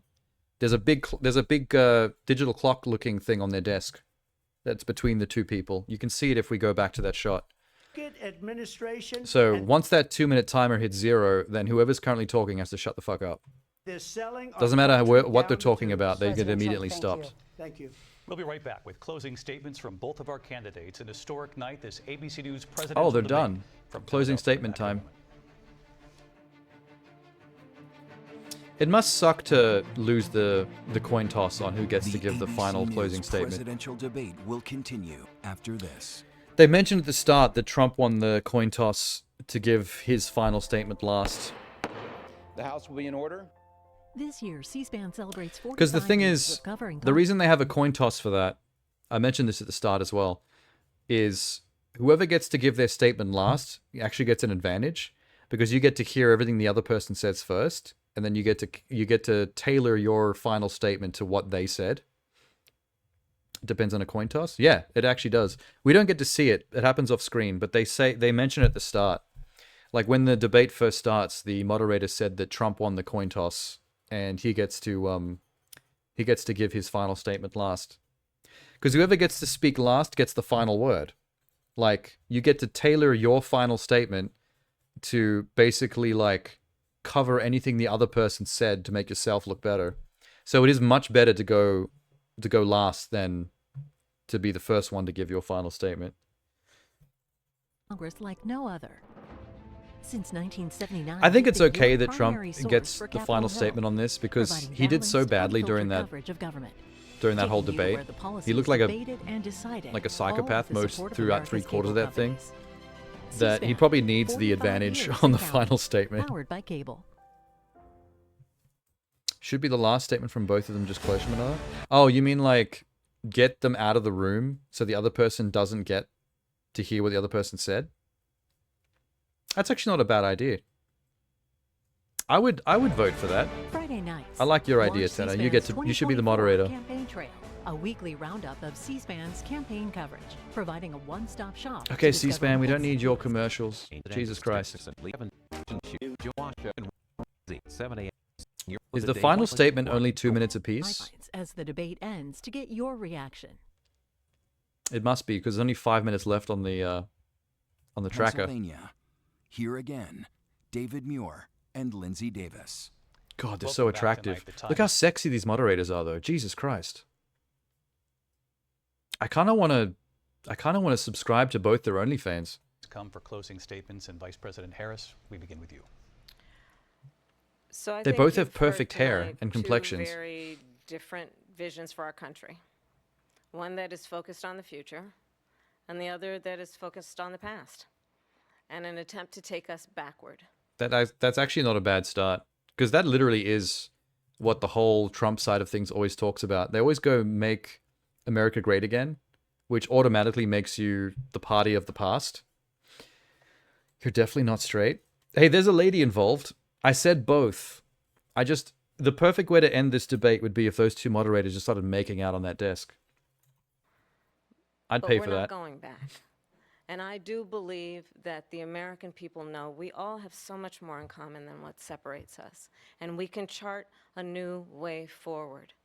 And a vision of that includes having a plan, understanding the aspirations, not just the dreams, concept of a plan. the hopes, the ambition is what she meant there. of the American people, which is why I intend to create an opportunity economy, investing in small businesses, in new families, in what we can do I hope around protecting seniors. Trump mentions them what we eating the can do dogs that in is his about final closing giving statement again. That would be hardworking perfect. folks a break and bringing down the cost of living. I believe in what we can When do is final together votes? that is about November, I think. sustaining America's standing in the world and ensuring that we have the respect that we so rightly deserve, including Can I mail in respecting my our vote from military Australia? and ensuring Will they we let me? have the most lethal fighting force in the world. It's just I going to will be a word for word what he president said that will earlier. protect our fundamental Well, he rights never and freedoms, prepares or plans including for the right anything. of He's a just going to woman make rant about decisions something about for her whatever own time they'll give body him to rant. and not have her government tell her what to do.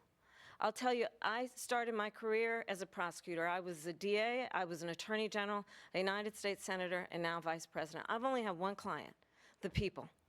And I'll tell you, as a prosecutor, I like that she never asked reiterates that she's a or a witness, former "Are you a prosecutor Republican or a because she's Democrat?" going up against a The only convicted thing I've felon, ever so that's asked them, perfect. Are you okay?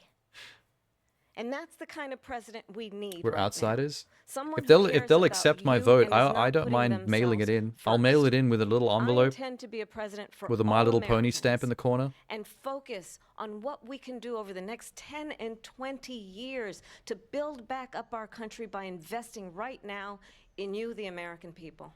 Vice President Harris, thank you. President Trump? I feel like that was less. So She didn't just use her started entire by 2 saying minutes. she's going to do this, she's going to do that, she's going to do all these Could wonderful put on a things. list. Why hasn't she done it? She's been there for 3.5 years. She's They've vice had president, 3.5 bro. years to fix the border. They've had She's just 3.5 there to years hold to create folders jobs, for and all Biden. the things we talked about. Why hasn't she done it? Not a She good thing should to leave start on. right now, go down to that beautiful White House, go to the Capitol, get everyone together and do the things you want to do, but you haven't done it, and you won't do it because you believe in things that the Okay, American people. here's the thing. He's fucking this up. The closing statement should be about you. He needs to be talking up himself and his side right now. And he's choosing to waste his time complaining about why she hasn't done blah, blah, blah, blah, even though she's vice president and it's fucking not relevant at all. People don't believe in. You believe in things like we're not going to frack, we're not going to take fossil Like, fuel, we're not going to do. being able to go things that last are going in your to make closing this debate is an country strong, advantage. whether you like And it he's or throwing not. it away. Germany tried that, and within 1 year they were back to building normal energy plants. We're not ready for it. We can't sacrifice our country for the sake of bad vision. But I just ask one simple question. Why didn't she do it?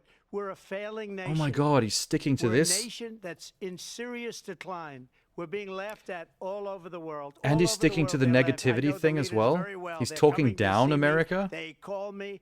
We're laughed Fuck's at sake. all over the world. They don't understand what happened to us as a nation. We're Cross not a Germany leader. off your bigger We car. don't have any idea what's going on. We have Is he going to mention the president of Hungary again? Remember early on in the debate where he used up his entire 2 minutes for one of his rebuttals to basically talk up the president of Hungary and how much the president of Hungary thinks that he's a cool, respected guy. Like, that was the weirdest. I actually stopped it and just sat there trying to wrap my head around it for a while. What was his name? He name dropped him so many times.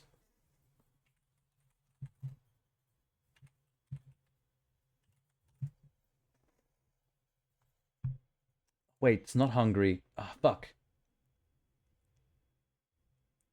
Tamas Saluk, that's not him. Fuck, it was another name that started with an H.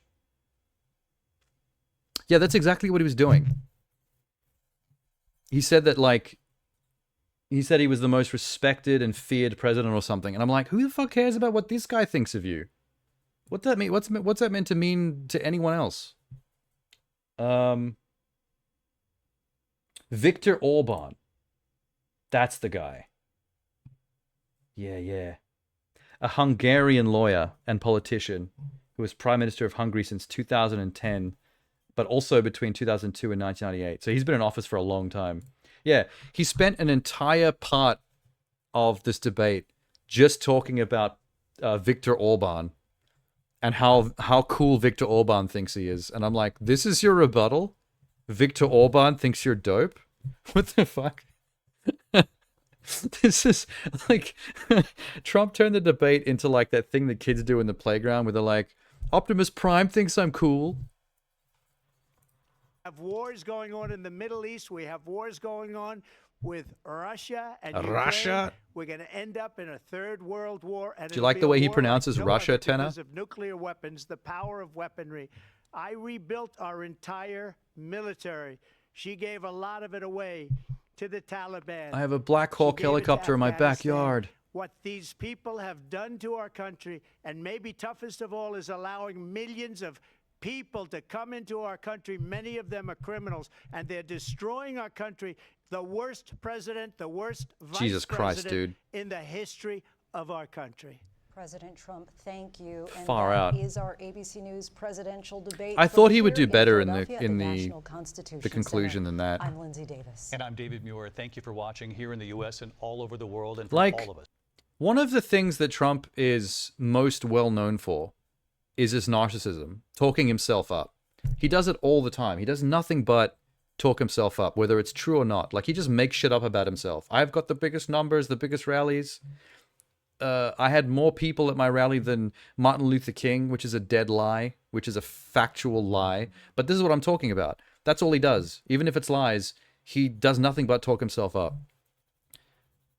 The final comment of the debate, your wrap up, is the one time you're supposed to talk yourself up.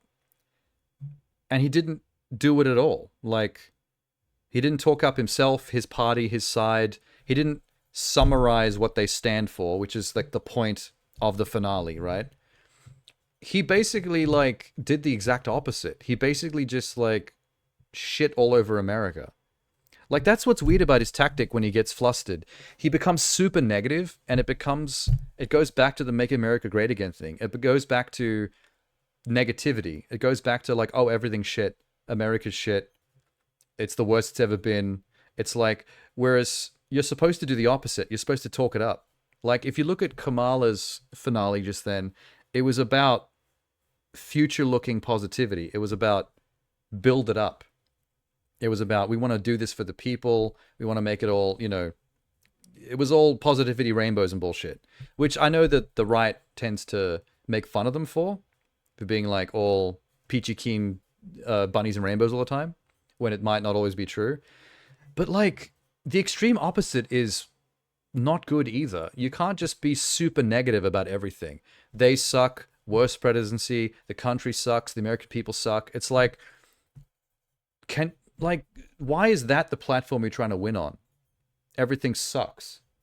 Like, you're supposed to be talking about how good everything is with you and your ideas in mind. This is what's great about America from our point of view, and how we're going to make it even better. Like, that's the best way to close something like this. But like, it just comes off as super whiny and negative. Like, nobody wants to vote for the person that's like all fucking emo listening to Radiohead up behind the podium. He really lost this one, but Kamala didn't win too. Well, that's the thing with every single debate, is that there's never a clear winner in terms of someone being amazing while someone else is just terrible. It's like with the Biden one. Everyone considers Biden having lost that debate because he came off as looking kind of like spaced out and old and senile. And he was like really flustered and flubbering on some of the things he tried to say went nowhere and made him look like a senile old man, and that sucked. But the thing is, it's the same thing as this. It's like, Trump didn't exactly win that debate. Biden lost, but it's not like Trump did good. Like, in the Biden debate, he did the same thing he always does. He just waffled on and whined and made stuff up and lied constantly and the usual bullshit. That doesn't make him a debate winner. That just makes him not the loser, because everyone focused more on how badly Biden did. And I guess it's the same thing here. It's like Trump came off looking completely like much the worst person in this debate. But it's not like Kamala did that much to actually make herself look like the winner. It's just, she did a good job at flustering Trump and making himself look like the loser. But she did look a lot better than either Trump or Biden has ever looked in a debate, because she actually knows how to stay positive and talk and give good little speeches, little bite-sized speeches. Like, her closing thing was great. You can tell that was prepared and figured out, whereas he just ranted like he normally does.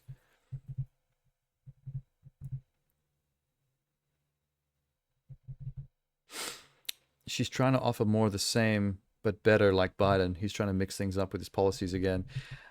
I don't think he knows what he's trying to do. I think his team knows what they're trying to do. I think he only knows how to either talk himself up or be super negative about and bullying about everybody else. I doubt he cares enough to really remember any of the facts. Like, if they had any kind of conclusion or final statement prepared for him, there's no way he would have had any of that memorized.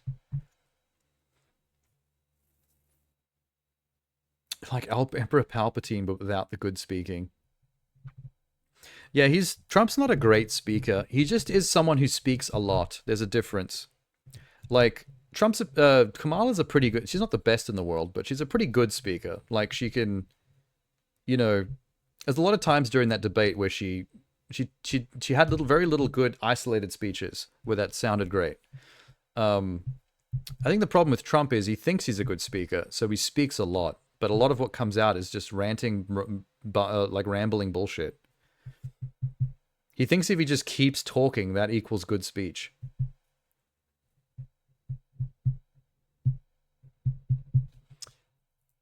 Here at ABC News. Good night. God, these two are attractive. Look at them. I want to see their slightly caramel babies. And that concludes. Okay, I don't know what's going on there. I'm just going to close that. Trying for the Trump song I was talking about. Wait, what's the Wikipedia article you dropped before? Donald Trump's 2000 presidential campaign. Oh. When he actually almost tried to run for president in 2000. Interesting. He named Oprah Winfrey as his ideal running mate. There's no way.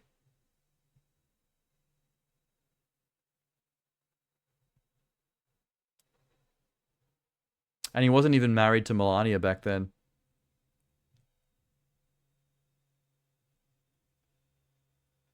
So after the election is when he gained greater fame as the host of The Apprentice. So that was even pre-Apprentice. That's crazy. I guess he was too young back then. No one took him seriously. And the only reason he tried to run again is because he was mad after people made fun of him at that roast. Including Obama. Obama talked shit about him, I remember that.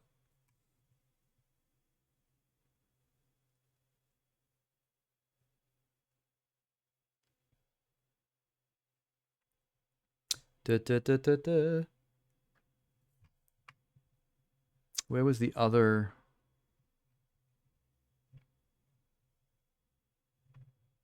Hang on a sec.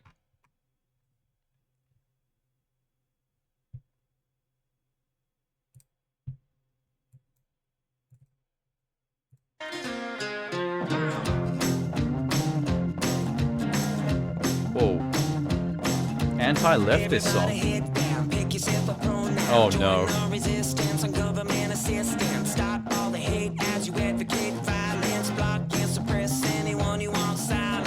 Wait. Who is 5 Times August? I've never even heard of this band. Is it some just like random country bumpkin band? What you want, 'cause what you want is what you own. Call everyone a fascist till they're all controlled. So this has become a righty anthem, has it?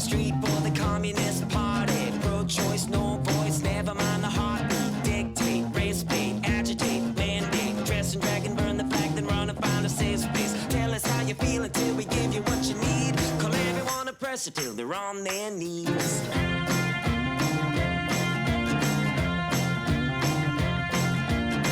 Well, this is corny.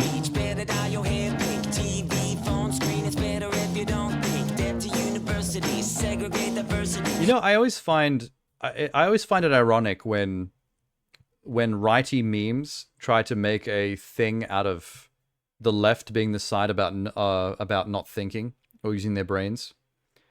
It's super ironic to me because a lot of stuff that goes on with the right involves following culty people like Trump, which is exactly the thing that the people who don't use their brains do. You know, the Pied Piper shit?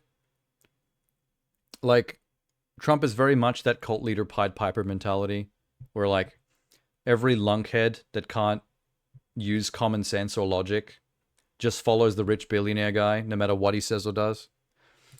Give yourself a ribbon every time you face adversity. Find another problem, tell yourself you're not alone. Tell everyone is straight that they're all transformed.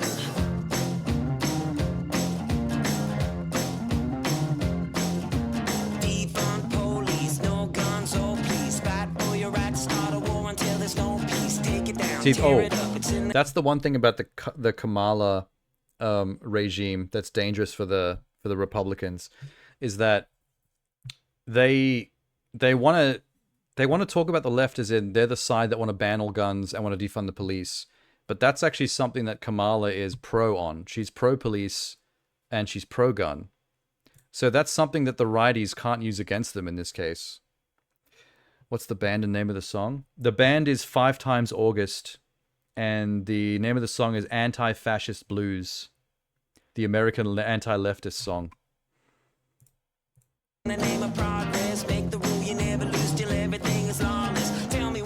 Okay, make the rule you never lose until everything is lawless is exactly what Trump did when he lost the election.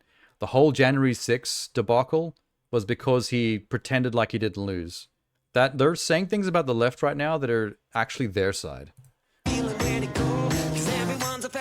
They're all controlled. Hey, was that Justin Trudeau just saying? Okay. Find your path in life and make a socio-psycho. Nonsense, wokeness, you're gonna lose your mind, bro. Bigotry, insanity, an ally or an enemy. There's too much masculinity, so we're goodbye to family. Represent the 1% who want to This is so stupid. Everybody lives in an autonomous zone. They legit just said racism and bigotry. It's like, that's your side again. Act tough, steal stuff, smash another window. Loot store, get more, grab another brick, throw. She, her, he, him, they, them, they, them. Women are the men now, and the men are now the women. Make yourself a slave until you feel like Hey, it's catchy at least. Dig yourself a grave for the American dream. It's an earworm. They want to get that stuck in your head. Not a great message to have stuck in your head though. Icky.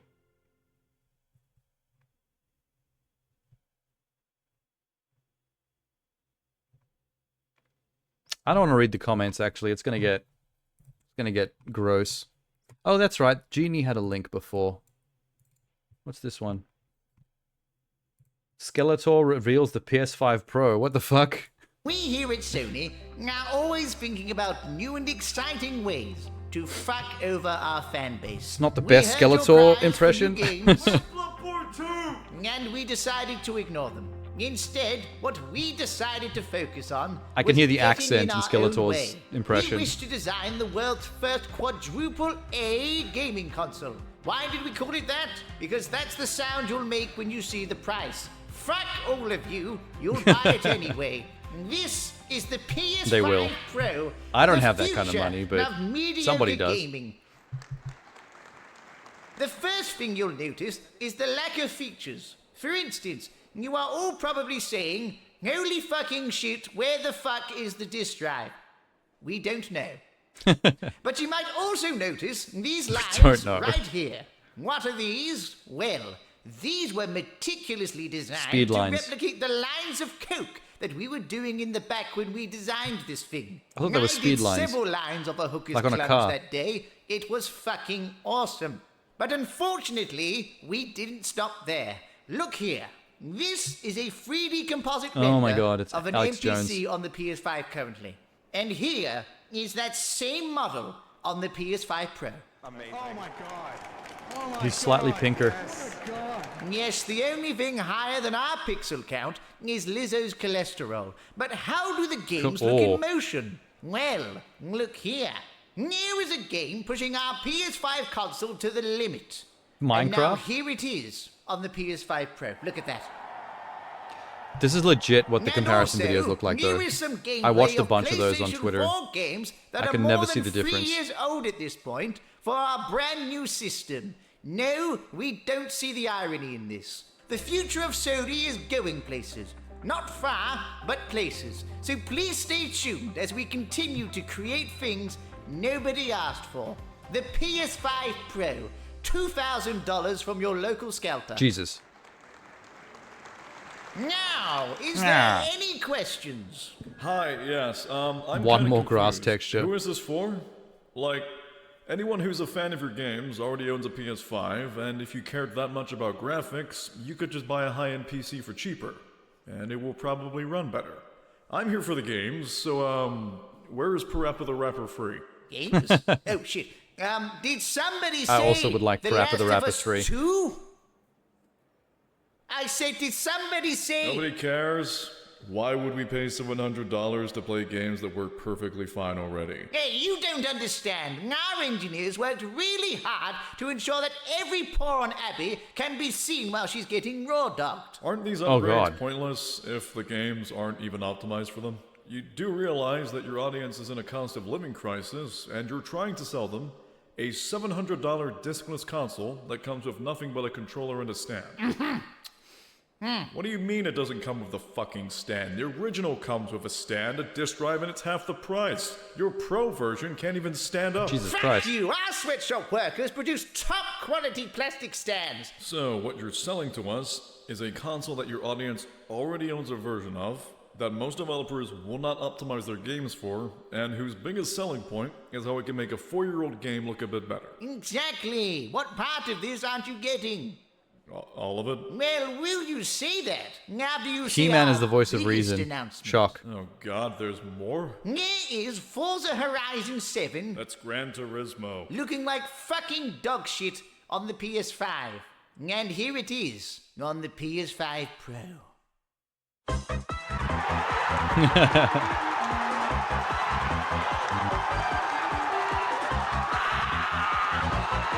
I'm down for some Lego racing.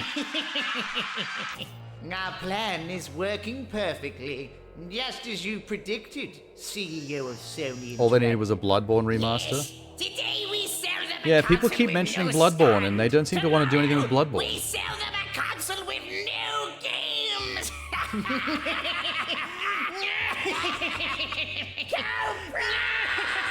Cobra Commander and Skeletor. Their collab is what's bringing down the PlayStation. Should have known.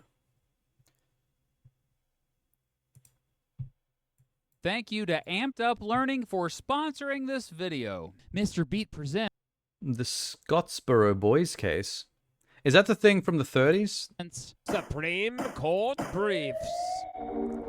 Jackson County, Alabama. March 25th, 1931. African-American teenage boys get into a fight with 6 white teenage boys on a freight train they all illegally hitched a ride on. After the fight, the 6 white males were kicked off the train because they had apparently started it. Well, them boys didn't like that so much, so they went to the sheriff in the nearby town of Paint Rock to say they were assaulted. Oh, the shit. sheriff got together a mob of people and ordered the train stopped and every African-American on board arrested. Yep, they really did arrest every African-American on that train. Eventually, they were able to narrow down the suspects to 9 boys. The 9 were Clarence Norris, age 19, Charlie Weems, age 19, Andy Wright, age 19, Haywood Patterson, age 18, Olin Montgomery, age 17, Ozzie Powell, age 16, and due to the first time ever. Olin couldn't see and was hoping to get a job to pay for some glasses. And Haywood had ridden freight trains for so long that he claimed he could light a cigarette on top of a quickly moving one. Of these 9 boys, only 4 knew each other before getting arrested together. While the boys were in custody, 2 white women who were also on that train, Victoria Price and Ruby Bates, approached authorities and claimed they had been raped by the boys after the white boys had been This is kicked escalating, off. interestingly. A doctor examined Price and Bates for signs of rape, but did not find any. Historians have Those girls look speculated evil. that Price and Bates may have told police they were raped to distract the police from looking at the fact that both had been involved with prostitution in Tennessee. Oh, so they're just trying to Regardless, save their own after word asses. got out Okay. about those charges, a rather large mob Jesus. formed outside the jail. Due to the racism of the time and place, the mob automatically thought these black teenage boys were guilty. This is They really sad. demanded the boys be released to be lynched. The authorities did not release the boys. In fact, Sheriff Matt Wan actually stood in front of the jail blocking entrance, saying he would kill the first person to come through that door. The Alabama Army National Guard soon came to protect the jail. The 9 boys were later called the Scottsboro Boys since their case was first heard in nearby Scottsboro, Alabama. From the very beginning, the justice system made it so these boys were guilty until proven innocent. Before the trials, Isn't it they were like not allowed to seek he said, legal she said, though? counsel or even contact their families. The Like, trials it's were their word completed against in the just white kids that 4 they had a fight days. with? Each of those 4 days, a huge crowd of all spectators booed and hollered. The 2 lawyers who defended the boys were not given enough time to prepare for the case and didn't even give closing arguments. The only evidence considered was the testimony of Victoria Price and Ruby Bates. The all-white jury didn't need much time to think about it.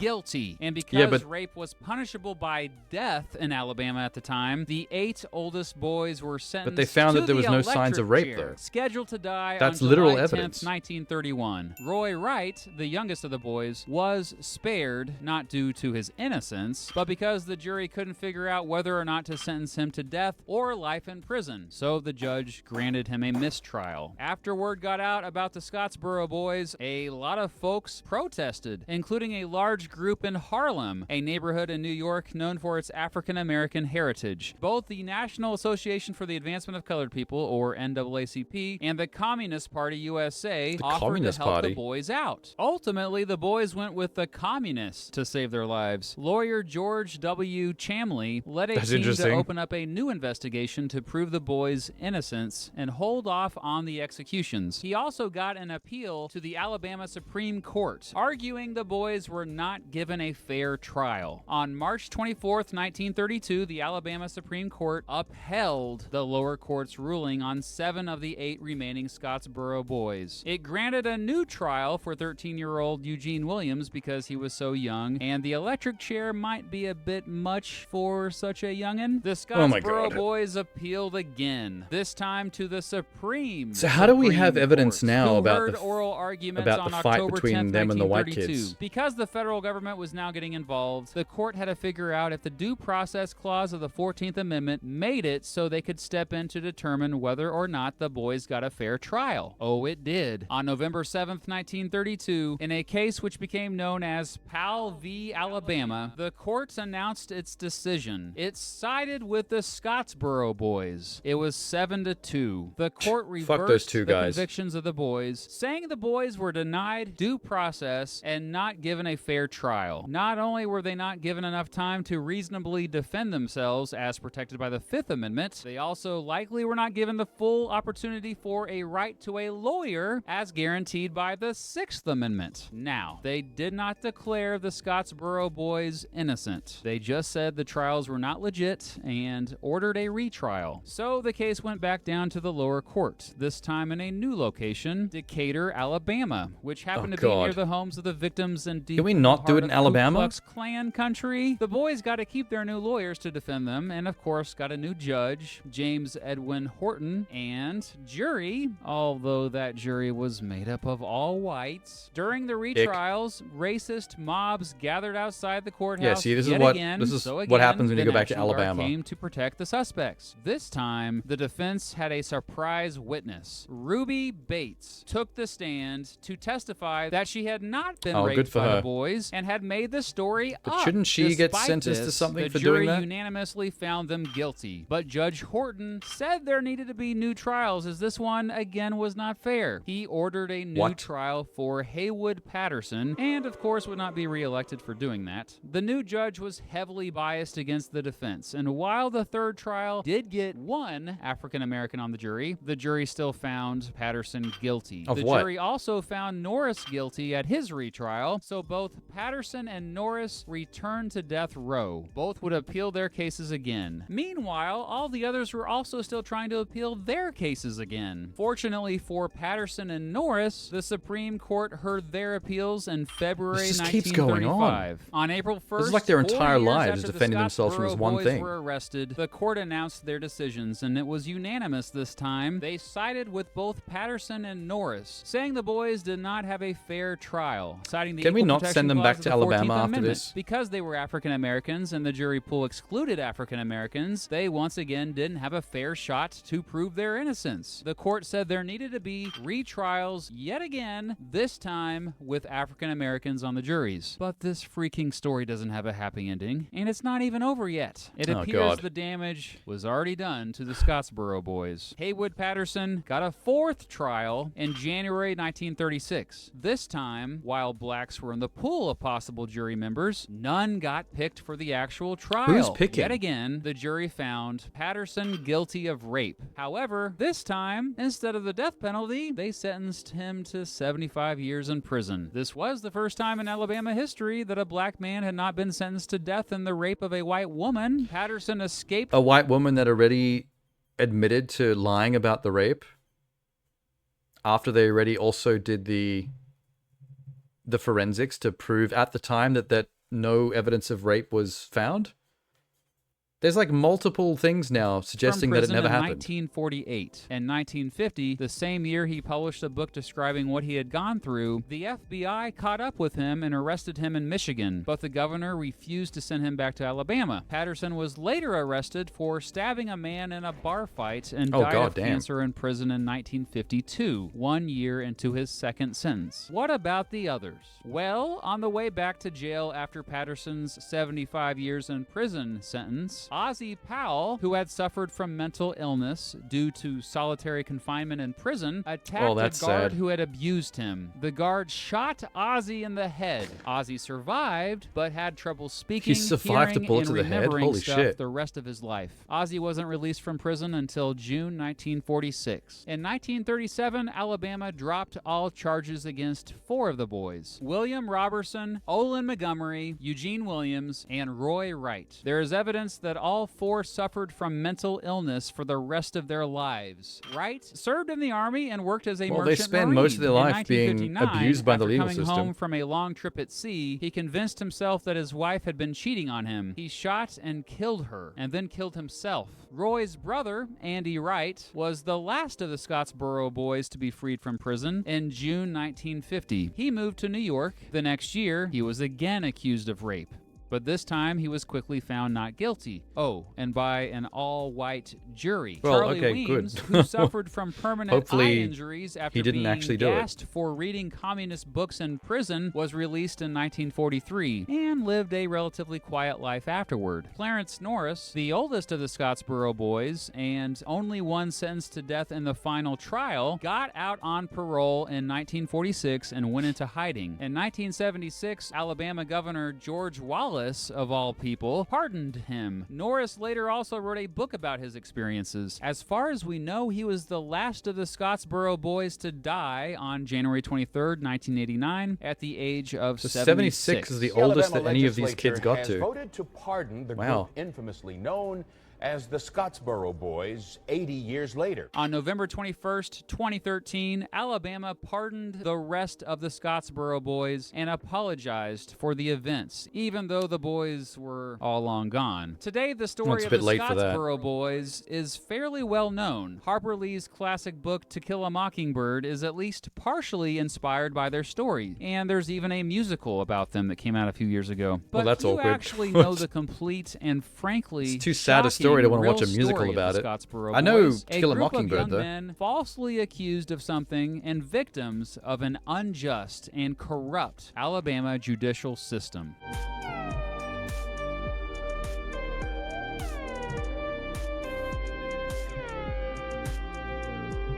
I'll see you for the next Supreme Court case, If you jury. committed a crime in New York and fled to Texas, you'd be This returned to New video York. is sponsored by... It's unfortunate because Alabama is like so mad racist back then that it's like the last place you want to be on trial. But they kept having to be sent back there to go on trial again and again to the same results.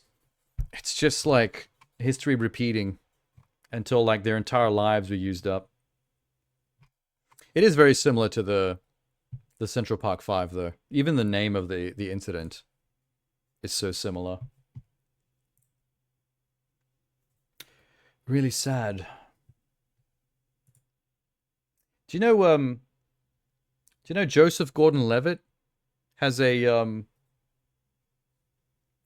video response to the debate that we just watched? A musical video response? There's a civil war and naval battle that happened off the coast of France. Well, I don't doubt it. That's the kind of thing that always happens everywhere.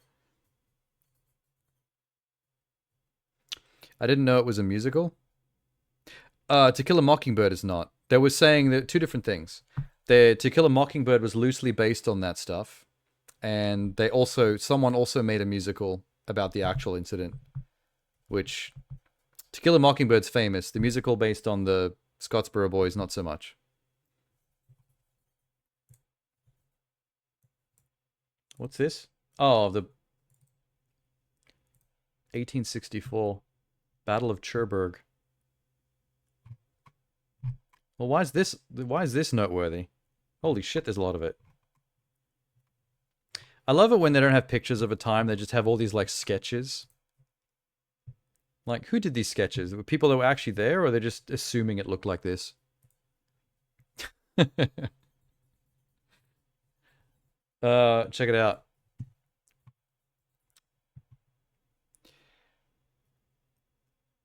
Ghost of Gordon Levitt's response. Didn't know it was a musical. Oh, apparently. He has a 5-minute thing about it. Hello and welcome to the first 2024. He looks the same as he always did. For some reason, Joseph Gordon-Levitt's not aging. Is now cringe. And that's okay. Gloom is now boring. Nihilism is now cringe and boring. I don't care. Tonight, everything is fresh and new. Frankly, it's so exciting, it's a little unsettling. I couldn't care less. Now to keep things fresh, let's Do it in this key. Wages have been going up, but prices got out of control. Now how can an average girl afford a nice bag of pizza rolls? Economists have said that Trump sales tax. Oh my God, they're auto-tuned. $4,000 more Yes. a year on the backs of the middle class. Okay. The only jobs they got were bounce back jobs. Bounce back. She's going to my philosophy. Which reminds me of bad lip reading. You wouldn't know it from the news, but immigrants have a lower crime rate. So can we talk about border policy in a non-racist way? They're eating the dogs. They're eating the cats. Coming in from all over the world. From insane asylums. They're eating the pets. Congress came up with a border bill. I supported it. Would have put agents on the border to stem the flow of fentanyl. Donald Trump said kill the bill. He lost manufacturing jobs. They threw him out of a campaign like a dog. You're not running against Joe Biden, you're running against me. Who would you be? I will be a president that will protect rights. If you were in the West Wing, We have a nation in decline. would you be fair? Would you be tough and uphold the Constitution and stuff? Who would you be? I was doing this under a magnet. He's actually a decent singer. What would you do? I pledge to you that I will put you first. If we vote for you, I haven't heard Joseph Gordon-Levitt sing much. That's strange. 1 through 2028, and make a quick before the commercial break. We got to get to. We're wasting time. Stop with the continuous line. They're eating the dogs. They're eating It's a good chorus. One that is focused on the future, and the other on the past. They're eating the dogs. I read that she was black. I'll say that. They've auto-tuned him to sing that part in so many different ways. very thought-provoking. We'll be right back! Juice Burger. America has a choice. Oh my God, Juice Burger. I want one right now. Money, you eat burger. Allegations unproven. Lack of burger is root of all suffering. Democracy is burger. Juice Burger. Juice Burger. Juice Burger. America chooses taste every time. And now for the halftime Juicy Zinger replay, brought to you by Juice Burger.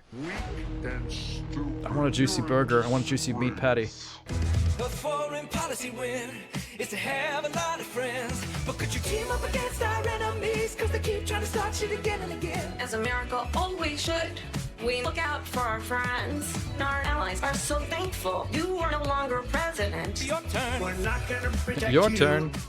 if you don't pay. Dictators manipulate you with flattery. Will you accept the results if you don't happen to win? Or will you be whining and crying and trying to throw out the votes again? Look, there's so much proof. They should have sent it back. The President of the United States incited a violent mob to attack A nation in decline. Our elections are bad. Donald Trump was fired. He is having a difficult time processing that. Most Americans do believe in a woman's right to choose. They made this very quickly after debate. Execution after birth. Jesus. Democrats are radical. You know what it reminds me of? Student loans. What you are putting women through is unconscionable. Whoa. I absolutely support Auto-tune broke down on that one. We finally put a cap on the insulin price. Could you please do that for everything else? Cause we're just trying to stay alive. Healthcare should be a right. Remember when insurance could deny? We capped the cost of insulin. Donald Trump never did. All right. We're looking at different plans. I have concepts of a plan. There are The concepts of a and plan made it options into we the have. musical. If we can come up with a plan. Yes. He lost manufacturing jobs. They threw him out of a campaign like a dog. Who would you be? I will be a president that will protect rights. If you were in the West Wing, We have a nation in decline. would you be fair? Would you be tough and uphold the Constitution and stuff? Who would you be? I was doing this under a MAGA We're hat. not going there. What would you do? Just getting into it. To you that I will put you first. if we vote for you. She was at a sorority party of hers. From day 1 through 2028, and make it quick before the commercial break. We got to get to. We're wasting time. Stop with the continuous line. Tell me who would you be? Tell me who would you be? Tell me. It's Jesus. Wow, he can hit some notes, man. Cause I gotta know. They're just waiting for him to stop. Who would you be? Tell me who would you be? Tell me who would you be? Tell me who would you be? They got some mileage out of the eating dogs and cats part, I tell you what. That was all over that. I've now heard the eating dogs and cats part in like so many different keys. Because we've also seen other people make songs out of it. That's like probably the third song I've seen made out of the eating dogs and cats thing. Wild, man. Just wild. Enjoyable. They're eating the dogs. I want to see more musical content from Joseph Gordon-Levitt. He's a decent performer. I'm shocked we haven't seen him in any musicals. He's got chops. Oh yeah, fucking wow. Devil May Cry. Before I forget, I've had this open on the other screen for ages. Oh yeah, Adi Shankar, that's right. Adi Shankar in the animation studio behind fucking Castlevania, right? Okay. This guy, he's something else. Dante. He's a demon boy.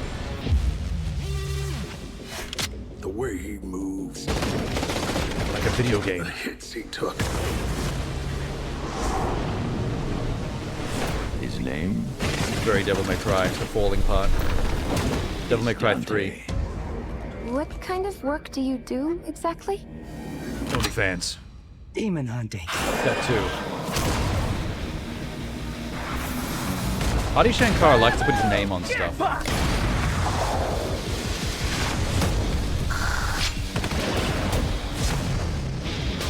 Punch. Let's dance.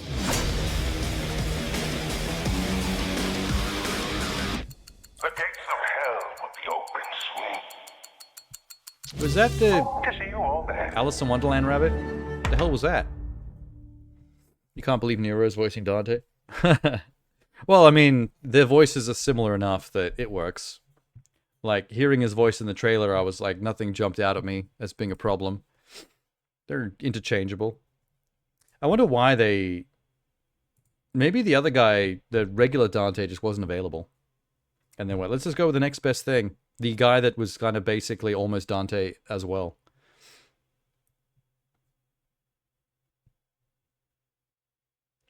The first comment, Dante got slapped so hard and called by Nero dead weight that he literally became Nero. I think that's another reference to the voice actor. Hearing Nero's voice every time Dante talks is going to be very distracting. See, it's not distracting to me because it's not iconic enough in my brain to jump out at me. Like, they all kind of sound like the same white dude to me. Ruben Langdon is a conspiracy theorist? Is that why? No one wants to work with him anymore? I don't know how I feel about this, though. Based on how good the Castlevania series is, that gives me hope. But there's nothing about this trailer that excites me specifically. It was kind of just a bunch of random stuff showing off the animation, really. I don't really know what's going on, but it is a teaser. When the actual trailer comes out, then it's probably going to be a bit more descriptive. But I'm a little worried. Just because Castlevania is amazing doesn't mean that this is automatically going to be good. Like, it's still possible for them to fuck it up. I just have a bad feeling that as much as I want it to be good, this might be their first L. It's really 50-50 for me. I don't think the trailers are going to convince me one way or the other, but we'll wait for the official trailer that actually explains the plot. I'll see how I feel then. But I'm cautious currently. He supports RFK, poses himself as a hippie spiritualist. Right-wing views. Well, that's weird. I didn't know any of that stuff about him. That's unfortunate. Anyway, I'm hoping it's good, but I'm weirdly cautious about this. There's something about it that is worrying me. I hope I'm wrong about that, because I want good Devil May Cry content. Thanks very much. I love me some Devil May Cry. I also am a little cautious about the Tomb Raider one as well. Like, there's no reason to doubt that one either, but I just don't know. Just because we've had good video game content in movies and TV lately doesn't mean that the video game curse is fixed. Like, these Devil May Cry and Tomb Raider shows could easily be pretty mid. I just don't want them to be. I'll hold out hope.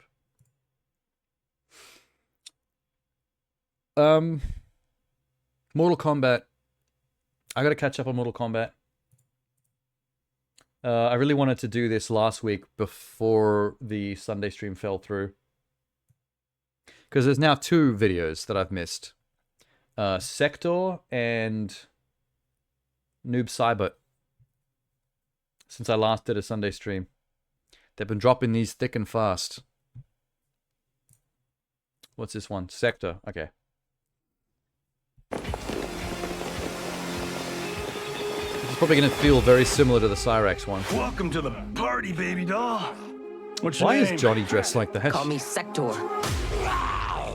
I'll call you anytime you want. Does Chaos Reign drop soon?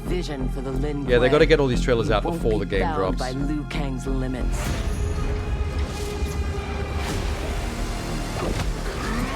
They still have to do the DLC characters at some point as well, their trailers. But they can do that after the game's out. Resources. Myself and others seek a powerful future. So Sector's gameplay seems to be a lot more direct. You and Sub-Zero won't earn Like a power character compared to Cyrax. Cyrax is very, like, trap setup-based fighting. We are fighting for our lives.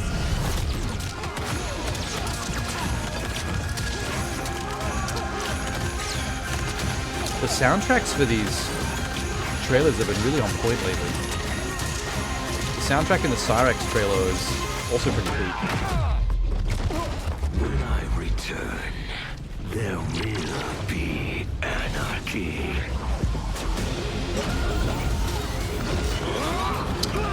That gives the same vibes as the post-credit scene in Venom. Longing for Sub-Zero's safe There will be carnage. Woody Harrelson says that. We seek chaos. You defend order. A corny line like that works better in Mortal Kombat though, which is already fairly over the top.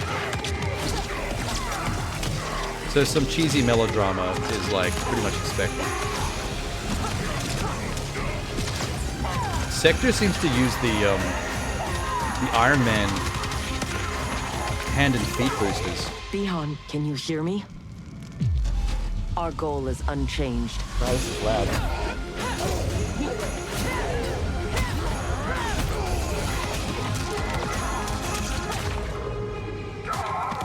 These combos are really... Mortal Kombat combos have got so elaborate. Sweet. This is what we came here to see. Oh, speaking of Iron Man, there's a lot of inspirations from Iron Man and Sector's designs.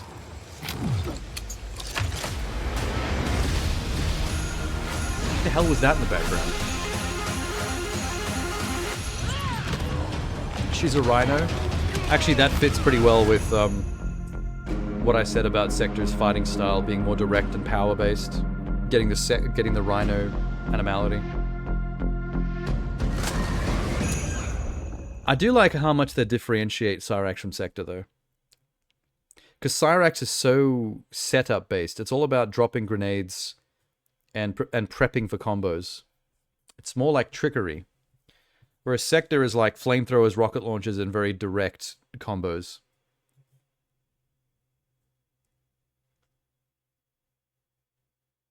Oh, the Sector voice actress is in Dragon Age Veilguard as well. Ooh, she getting work. Good for her. So who was the cameo character that was there at the end?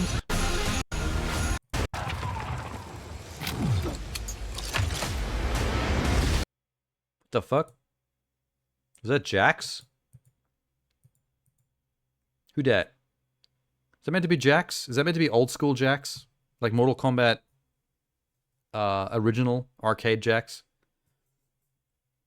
Or maybe am I being racist and they all look alike? I really can't tell from back here. It is Jax? Okay. Thank God for that. I was getting concerned.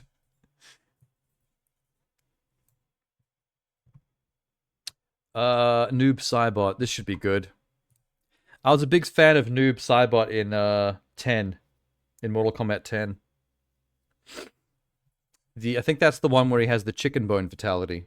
Where him and his shadow clone grab each leg and chicken bone the enemy down the middle. I always thought that was the most fucked up looking fatality. Like, that looked painful as hell.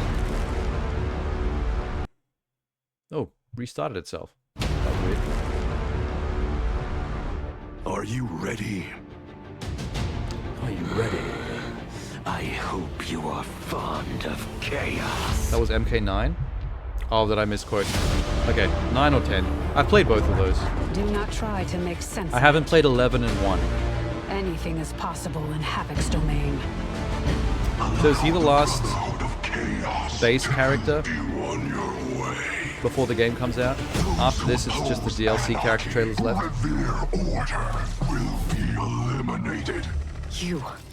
You sound like Bihan. Embrace chaos. Is that Noob's origin? Is he like corrupted Bihan? And is that always been the case, or have I just been like missing that? May have been MK10 as well. Maybe. I mean, you might be right about 9. It's like my memories of 9 and 10 would be kind of mixed together a little bit because it was a while back. So it could be either or. That gesture looks like I'm juggling balls. Maybe don't do that. I'll get gift. I've always loved the way Noob Cybot fights. The Shadow Ninja cloning Kagebunshin no Jutsu shit is really cool. This is what you are meant to do. I kind of wish... Okay. I kind of wish he would go full Kagebunshin no Jutsu. Like, if it was like many Shadow clones and not just one, I think that would lead to some pretty crazy combos and fatalities. Your desires are not at issue. It is your methods for achieving them. Noob might be smoke. Oh, okay, so not corrupted Sub-Zero. They seem to be suggesting that it's Sub-Zero though, in the story trailer. Look at these combos, man. Shadow clone combos are dope. Historically, Noob is behind. Yeah, they're suggesting that in the trailer as well, but like, if it was a plot twist like you were suggesting, that would be cool. But they wouldn't be able to give the plot just away in the trailer though. So letting us assume it's still Bihan would be smart at this point. If they're going to do something different with it.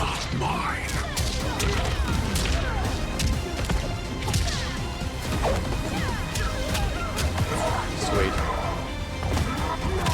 Yes. Shadow Clone Jitsu. Oh, that's fucked up. How's that not a fatality?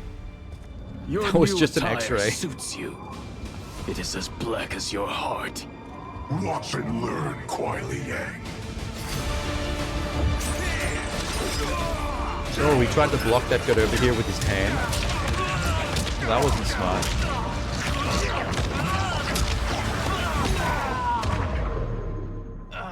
You fucked up, Scorpion. Finish him.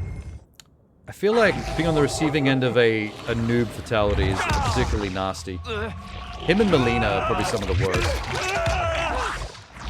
Oh god, here we go. Okay, that was gross, but that wasn't as bad as the... Wait, who is the bro with the belts? What the fuck?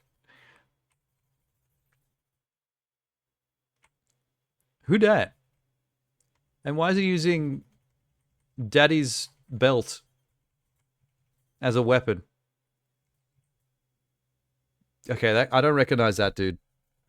Who's Belt Boy? And is his fatality to give someone a spanking? A nice saucy spanking.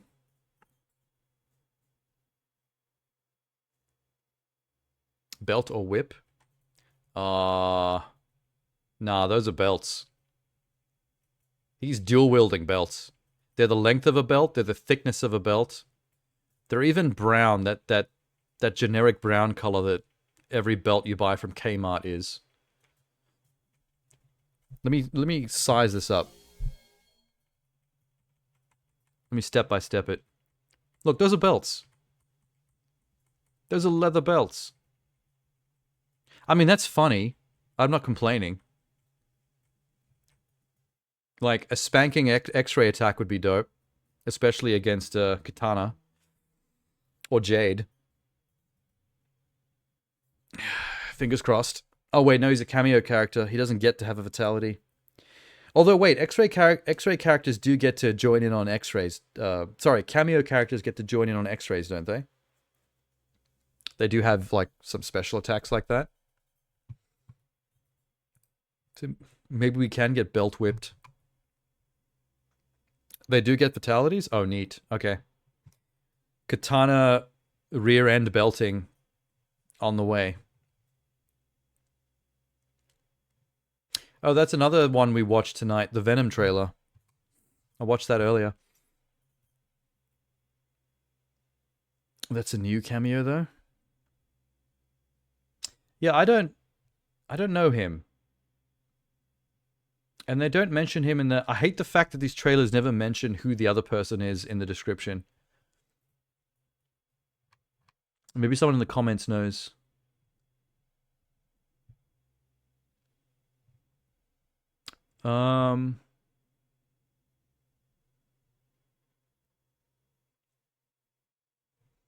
Objective, let Bihan survive a Mortal Kombat game. Result impossible.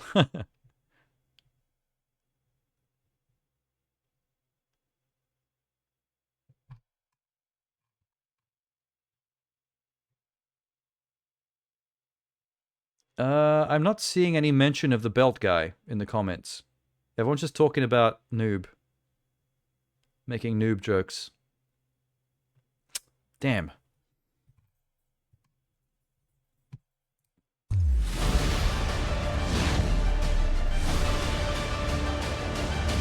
Chaos Raids. Oh shit. Wine alligator. Oh, that's wine alligator. Oh no. Oh, they're gonna chicken bone the dude. They've evolved the chicken bone fatality to be a double alligator death roll.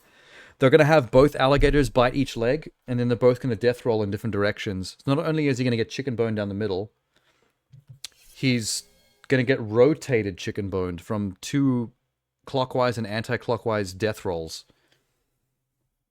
They found a way to make the chicken bone fatality worse. You sons of bitches. Yeah, so all we have left now is Scream, Conan, and T-1000. Who do you think will go first? Out of the 3 DLCs, who do you think is going to get the first trailer?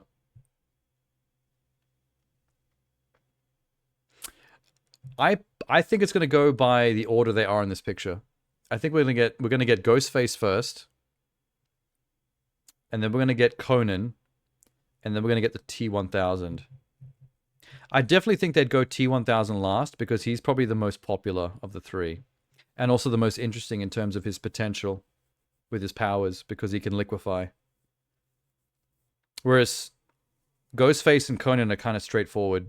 They're both just stabby boys. Watch the trailer? What's the trailer? Oh, a launch trailer. Shit. So there's a 3rd trailer out I didn't know about. Okay. God damn. Okay. Hold up. What's this? It's a portal, and it's the same color as you. Pinky LaRue. Havoc. The cleric of chaos. Why did he do the head thing? Was he just showing off? This day will not end well. Jeez, that guy's voice I'm not used to. It's very, Realm's very might gruff. is at your disposal. What I ask is that together, we try to break the cycle of violence. Bro, it's Mortal Kombat. Are you joking? That's never gonna happen. If you broke the cycle of violence, there's no more Mortal Kombat. Warriors handle this. My speed and skill are beyond you. Greetings, brother. I just realized that I don't think I like the new noob design as much as the older ones. It's partly because I think the headgear looks goofy. I don't like that weird... the two triangle ear peaks on the sides of his head. I think that looks not as intimidating as just a straight, like, round ninja cowl. And I think the green parts look a bit too Razer LED gaming computer, which kind of makes him look a little cheesy. Like a fan-drawn Mortal Kombat self-insert character by some 16-year-old Mountain Dew drinking Call of Duty playing kid. Anyway. Greetings, brother. The future. Wait, Garrus's VA changed to Phil Lamar? Oh, okay. Because I'm familiar with Garrus from before, but I don't remember his voice being that intense. It is chaos. That makes sense. Must embrace it. I love how he poses while his shadow kicks the person in the head. Differences.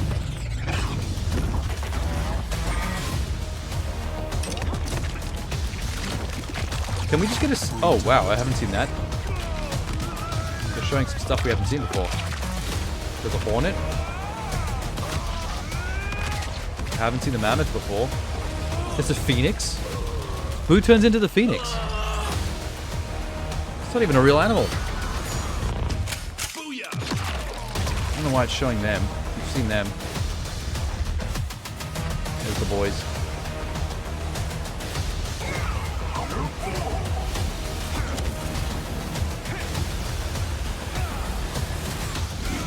Sick.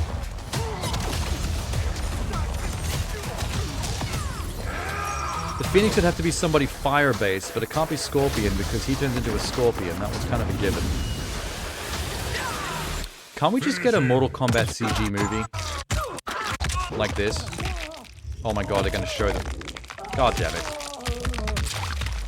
Okay. They didn't do the counterclockwise and clockwise death roll, which I think would have been more creative.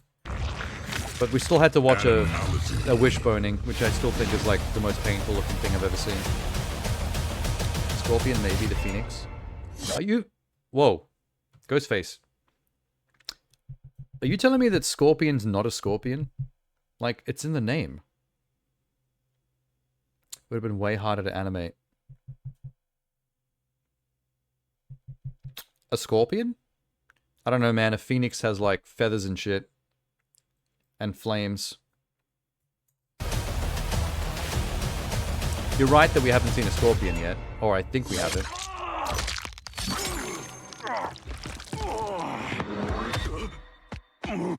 Oh, that's clever. I forgot that there was more than one Ghostface. Good reference.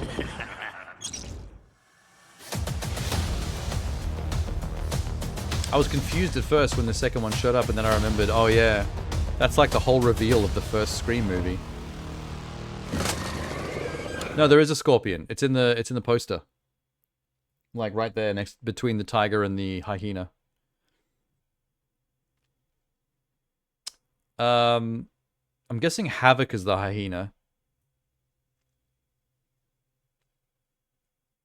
I was about to say Jax is probably the gorilla, but that is probably a racist thing to say. My bad. I know that Melina is the praying mantis.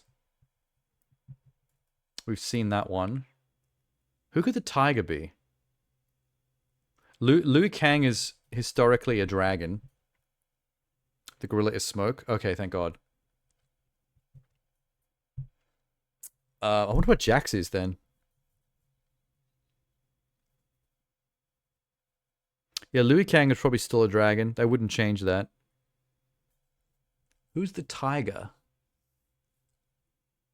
I don't know who would best fit a tiger. What's Johnny? Do we know what Johnny is?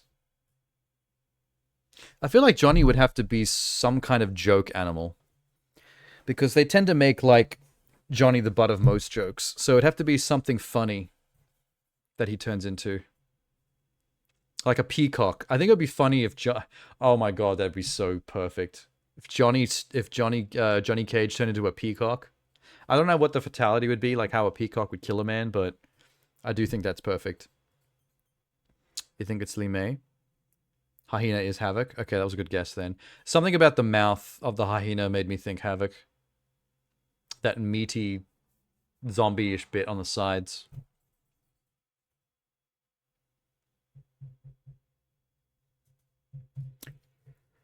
Do we know for sure who Johnny's is, or... I don't think any answer to that's going to satisfy me now if it's not Peacock.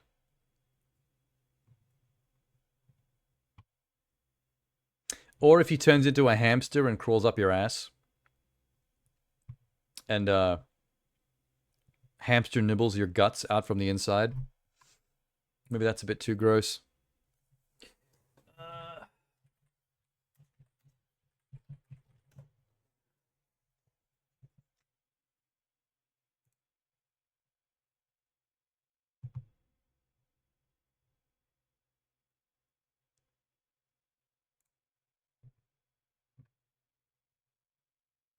List of animalities. MK1, 3. Hyena. Cabal was a skeletal rhinoceros in MK3. So we know some of them, but not all of them. MK1, Kenchi's going to be a wolf. Accompanied by a spirit wolf representing the Sento spirit.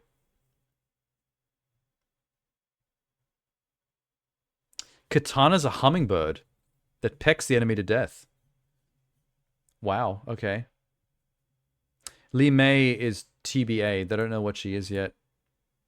But your guess might be good, though. I could see her being a tiger.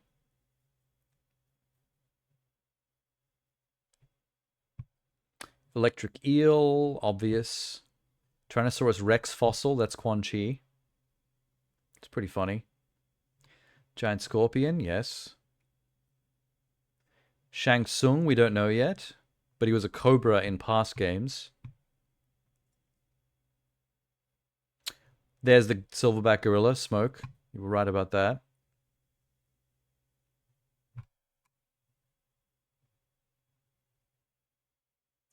Johnny Cage is still TBA on Mortal Kombat 1. That's not been revealed yet. Ermax hasn't been revealed yet. Garrus is a hippopotamus. No Kano, no Cabal. No reveal for Kung Lao yet. Liu Kang is the Phoenix. Okay. Oh, Rebirth. The fact that he was reborn as a god, I guess that's the connection. So they just changed him from a dragon to the Phoenix. I would have preferred it if he stayed the dragon and they just gave the Phoenix to somebody else. I like the consistency across games. She uses the tiger spirit in your attacks. Yeah, so even though it hasn't been revealed what she turns into or mentioned, the fact that we know there's a tiger because it's in the poster, I think that's pretty much a done deal that it's going to be her. I'm not a fan of him being the Phoenix, just because I like consistency across games, but it's fine. It's not a big deal. I just think it's not as exciting to find that out. Rain is the pufferfish. We did see the pufferfish in the trailer, but I didn't see who turned into it. I didn't know it was Rain. I guess we'll have to wait for more. Takeda turns into a giant octopus. I don't recall seeing that in any of the trailers, but that must have been revealed somewhere. The woolly mammoth was Sub-Zero. No Sonya Blade or Striker yet. No Tanya. And we don't know any of the guest characters yet. It didn't even occur to me that they're going to have to make animalities for Homelander, Omni-Man, and Peacemaker as well. Awesome. Peacemaker is easy. Peacemaker has to be an eagle. In fact, if Peacemaker turned into an eagle, him and Eagle-E could team up, and you can get pecked to death by 2 eagles. Double teamed by eagles. Omni-Man and Homelander, I'm not sure. I don't have any guesses for that. I can't think of any animal specifically.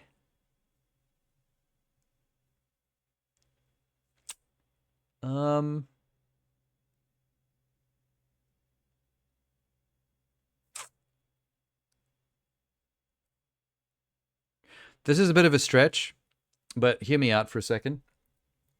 A spider for Omni-Man. And here's why. Omni-Man is voiced by J.K. Simmons, who also plays J. Jonah Jameson in Spider-Man. So it's a bit of a long walk, but there is a tangential, very stretched connection between spiders and Omni-Man. That's all I can't think of anything about the Homelander or the Omni-Man characters that make me think of a specific animal.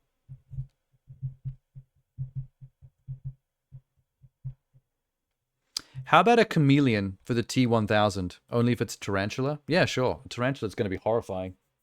I can't believe none of the other characters animality into a spider yet. It seems like a given choice. Maybe because Scorpion is always a scorpion, and that's already an arachnid. Maybe they didn't want to do a spider. The reason why I'm thinking chameleon for Quan Chi is a T-Rex fossil. Yeah, I saw that on the list. The reason I'm thinking chameleon for T-1000 is because T-1000's whole thing is shapeshifting, is becoming other things. And the closest I can think of that in the animal kingdom is a chameleon's ability to conceal, to change its colors and stuff. It's kind of a stretch, but, you know, I'm struggling here. I feel like Ghostface would have to be some kind of animal that's stabby. Kind of like how a scorpion is stabby with its tail, but we need something other than a scorpion. Fuck,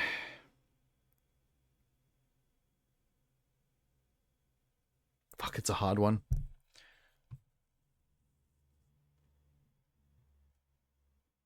Conan the Barbarian... There's probably something from lore, a Conan lore, that you could jump off. Like maybe some kind of like... Conan's always riding horses, right? Maybe Conan can become some kind of like beefy stallion that stomps you to death with its hooves. Yeah. Bear, is there anything you can think of? Oh, yeah. Because Conan has a lot of things... Conan has a lot of similarities with Hercules. That kind of character archetype. And Hercules was known to fight bears. In fact, in that one movie, he threw a bear into space. In one of the live-action Hercules movies. Oh, in the original Mortal Kombat games, Kano became a tarantula. Oh, fuck. Okay. Maybe a spider is already taken, because they haven't announced any Kano animalities yet for MK1. So I feel like he's going to be the spider again. Most of the older characters tend to stick to their old animalities, with the exception of Liu Kang. But his character's changed a lot, so that's probably why. And the Phoenix is a creature of change, so that makes sense. They actually did make that one work. Johnny Cage became a kangaroo in the old games. See, that's kind of funny. I do think my idea is better, though. I think the peacock is much funnier. Rain used to transform into an elephant in the older games. Now he's a pufferfish. So there's another character that's changed their animality. Stryker used to be the T-Rex, but now Quan Chi is a T-Rex skeleton. I don't feel like they'd repeat them either. So if Quan Chi is now a T-Rex skeleton, I don't think that they would have Stryker still be a skeleton, a regular T-Rex. That'd be too similar. Raiden's still an electric eel. That hasn't changed. So Raiden and Scorpion are still the same.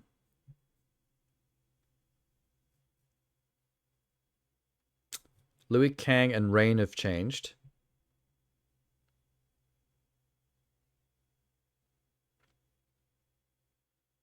No, wait.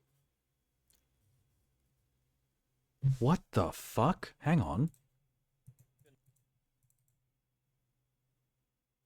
This makes no sense. Okay, in the original games, Scorpion didn't turn into a scorpion. He turned into a penguin and laid an explosive egg. What the fuck? Shiva turns into the scorpion. So you have Shiva turning into a scorpion and Scorpion turning into a penguin. What the hell? I don't understand. Also, for some reason, Reptile, despite being called Reptile, turns into a chimpanzee. So there's no rhyme and reason to who turns into what animal. It's just complete anarchy around here. I'm trying to put too much logic onto this.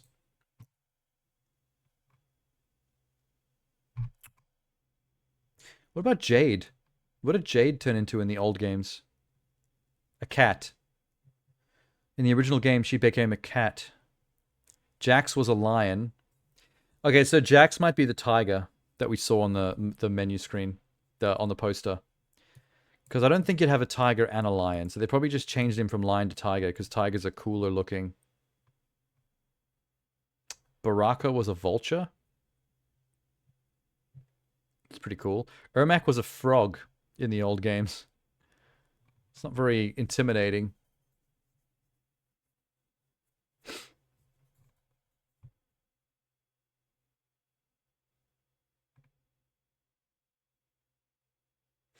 So the fact that they've now made Scorpion the guy who turns into the Scorpion is definitely an improvement from the Penguin. I'm glad they made that change.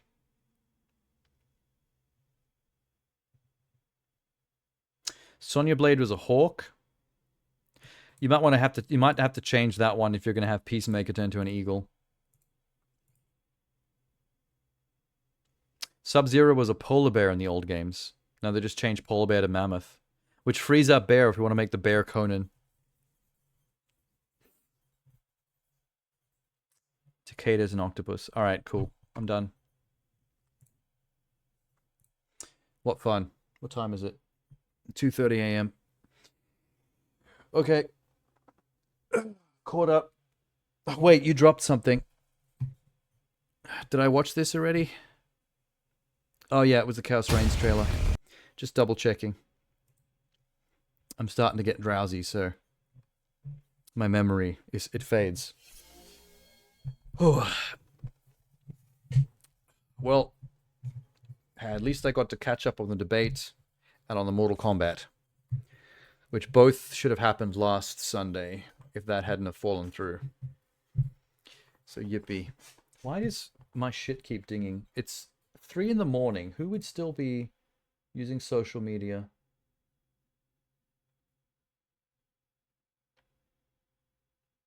Okay, there's people I know that I think are drunk on a Saturday night, and they're messaging group chats. That's what that's about. Typical. Okay, Jeannie, I'm going to head off.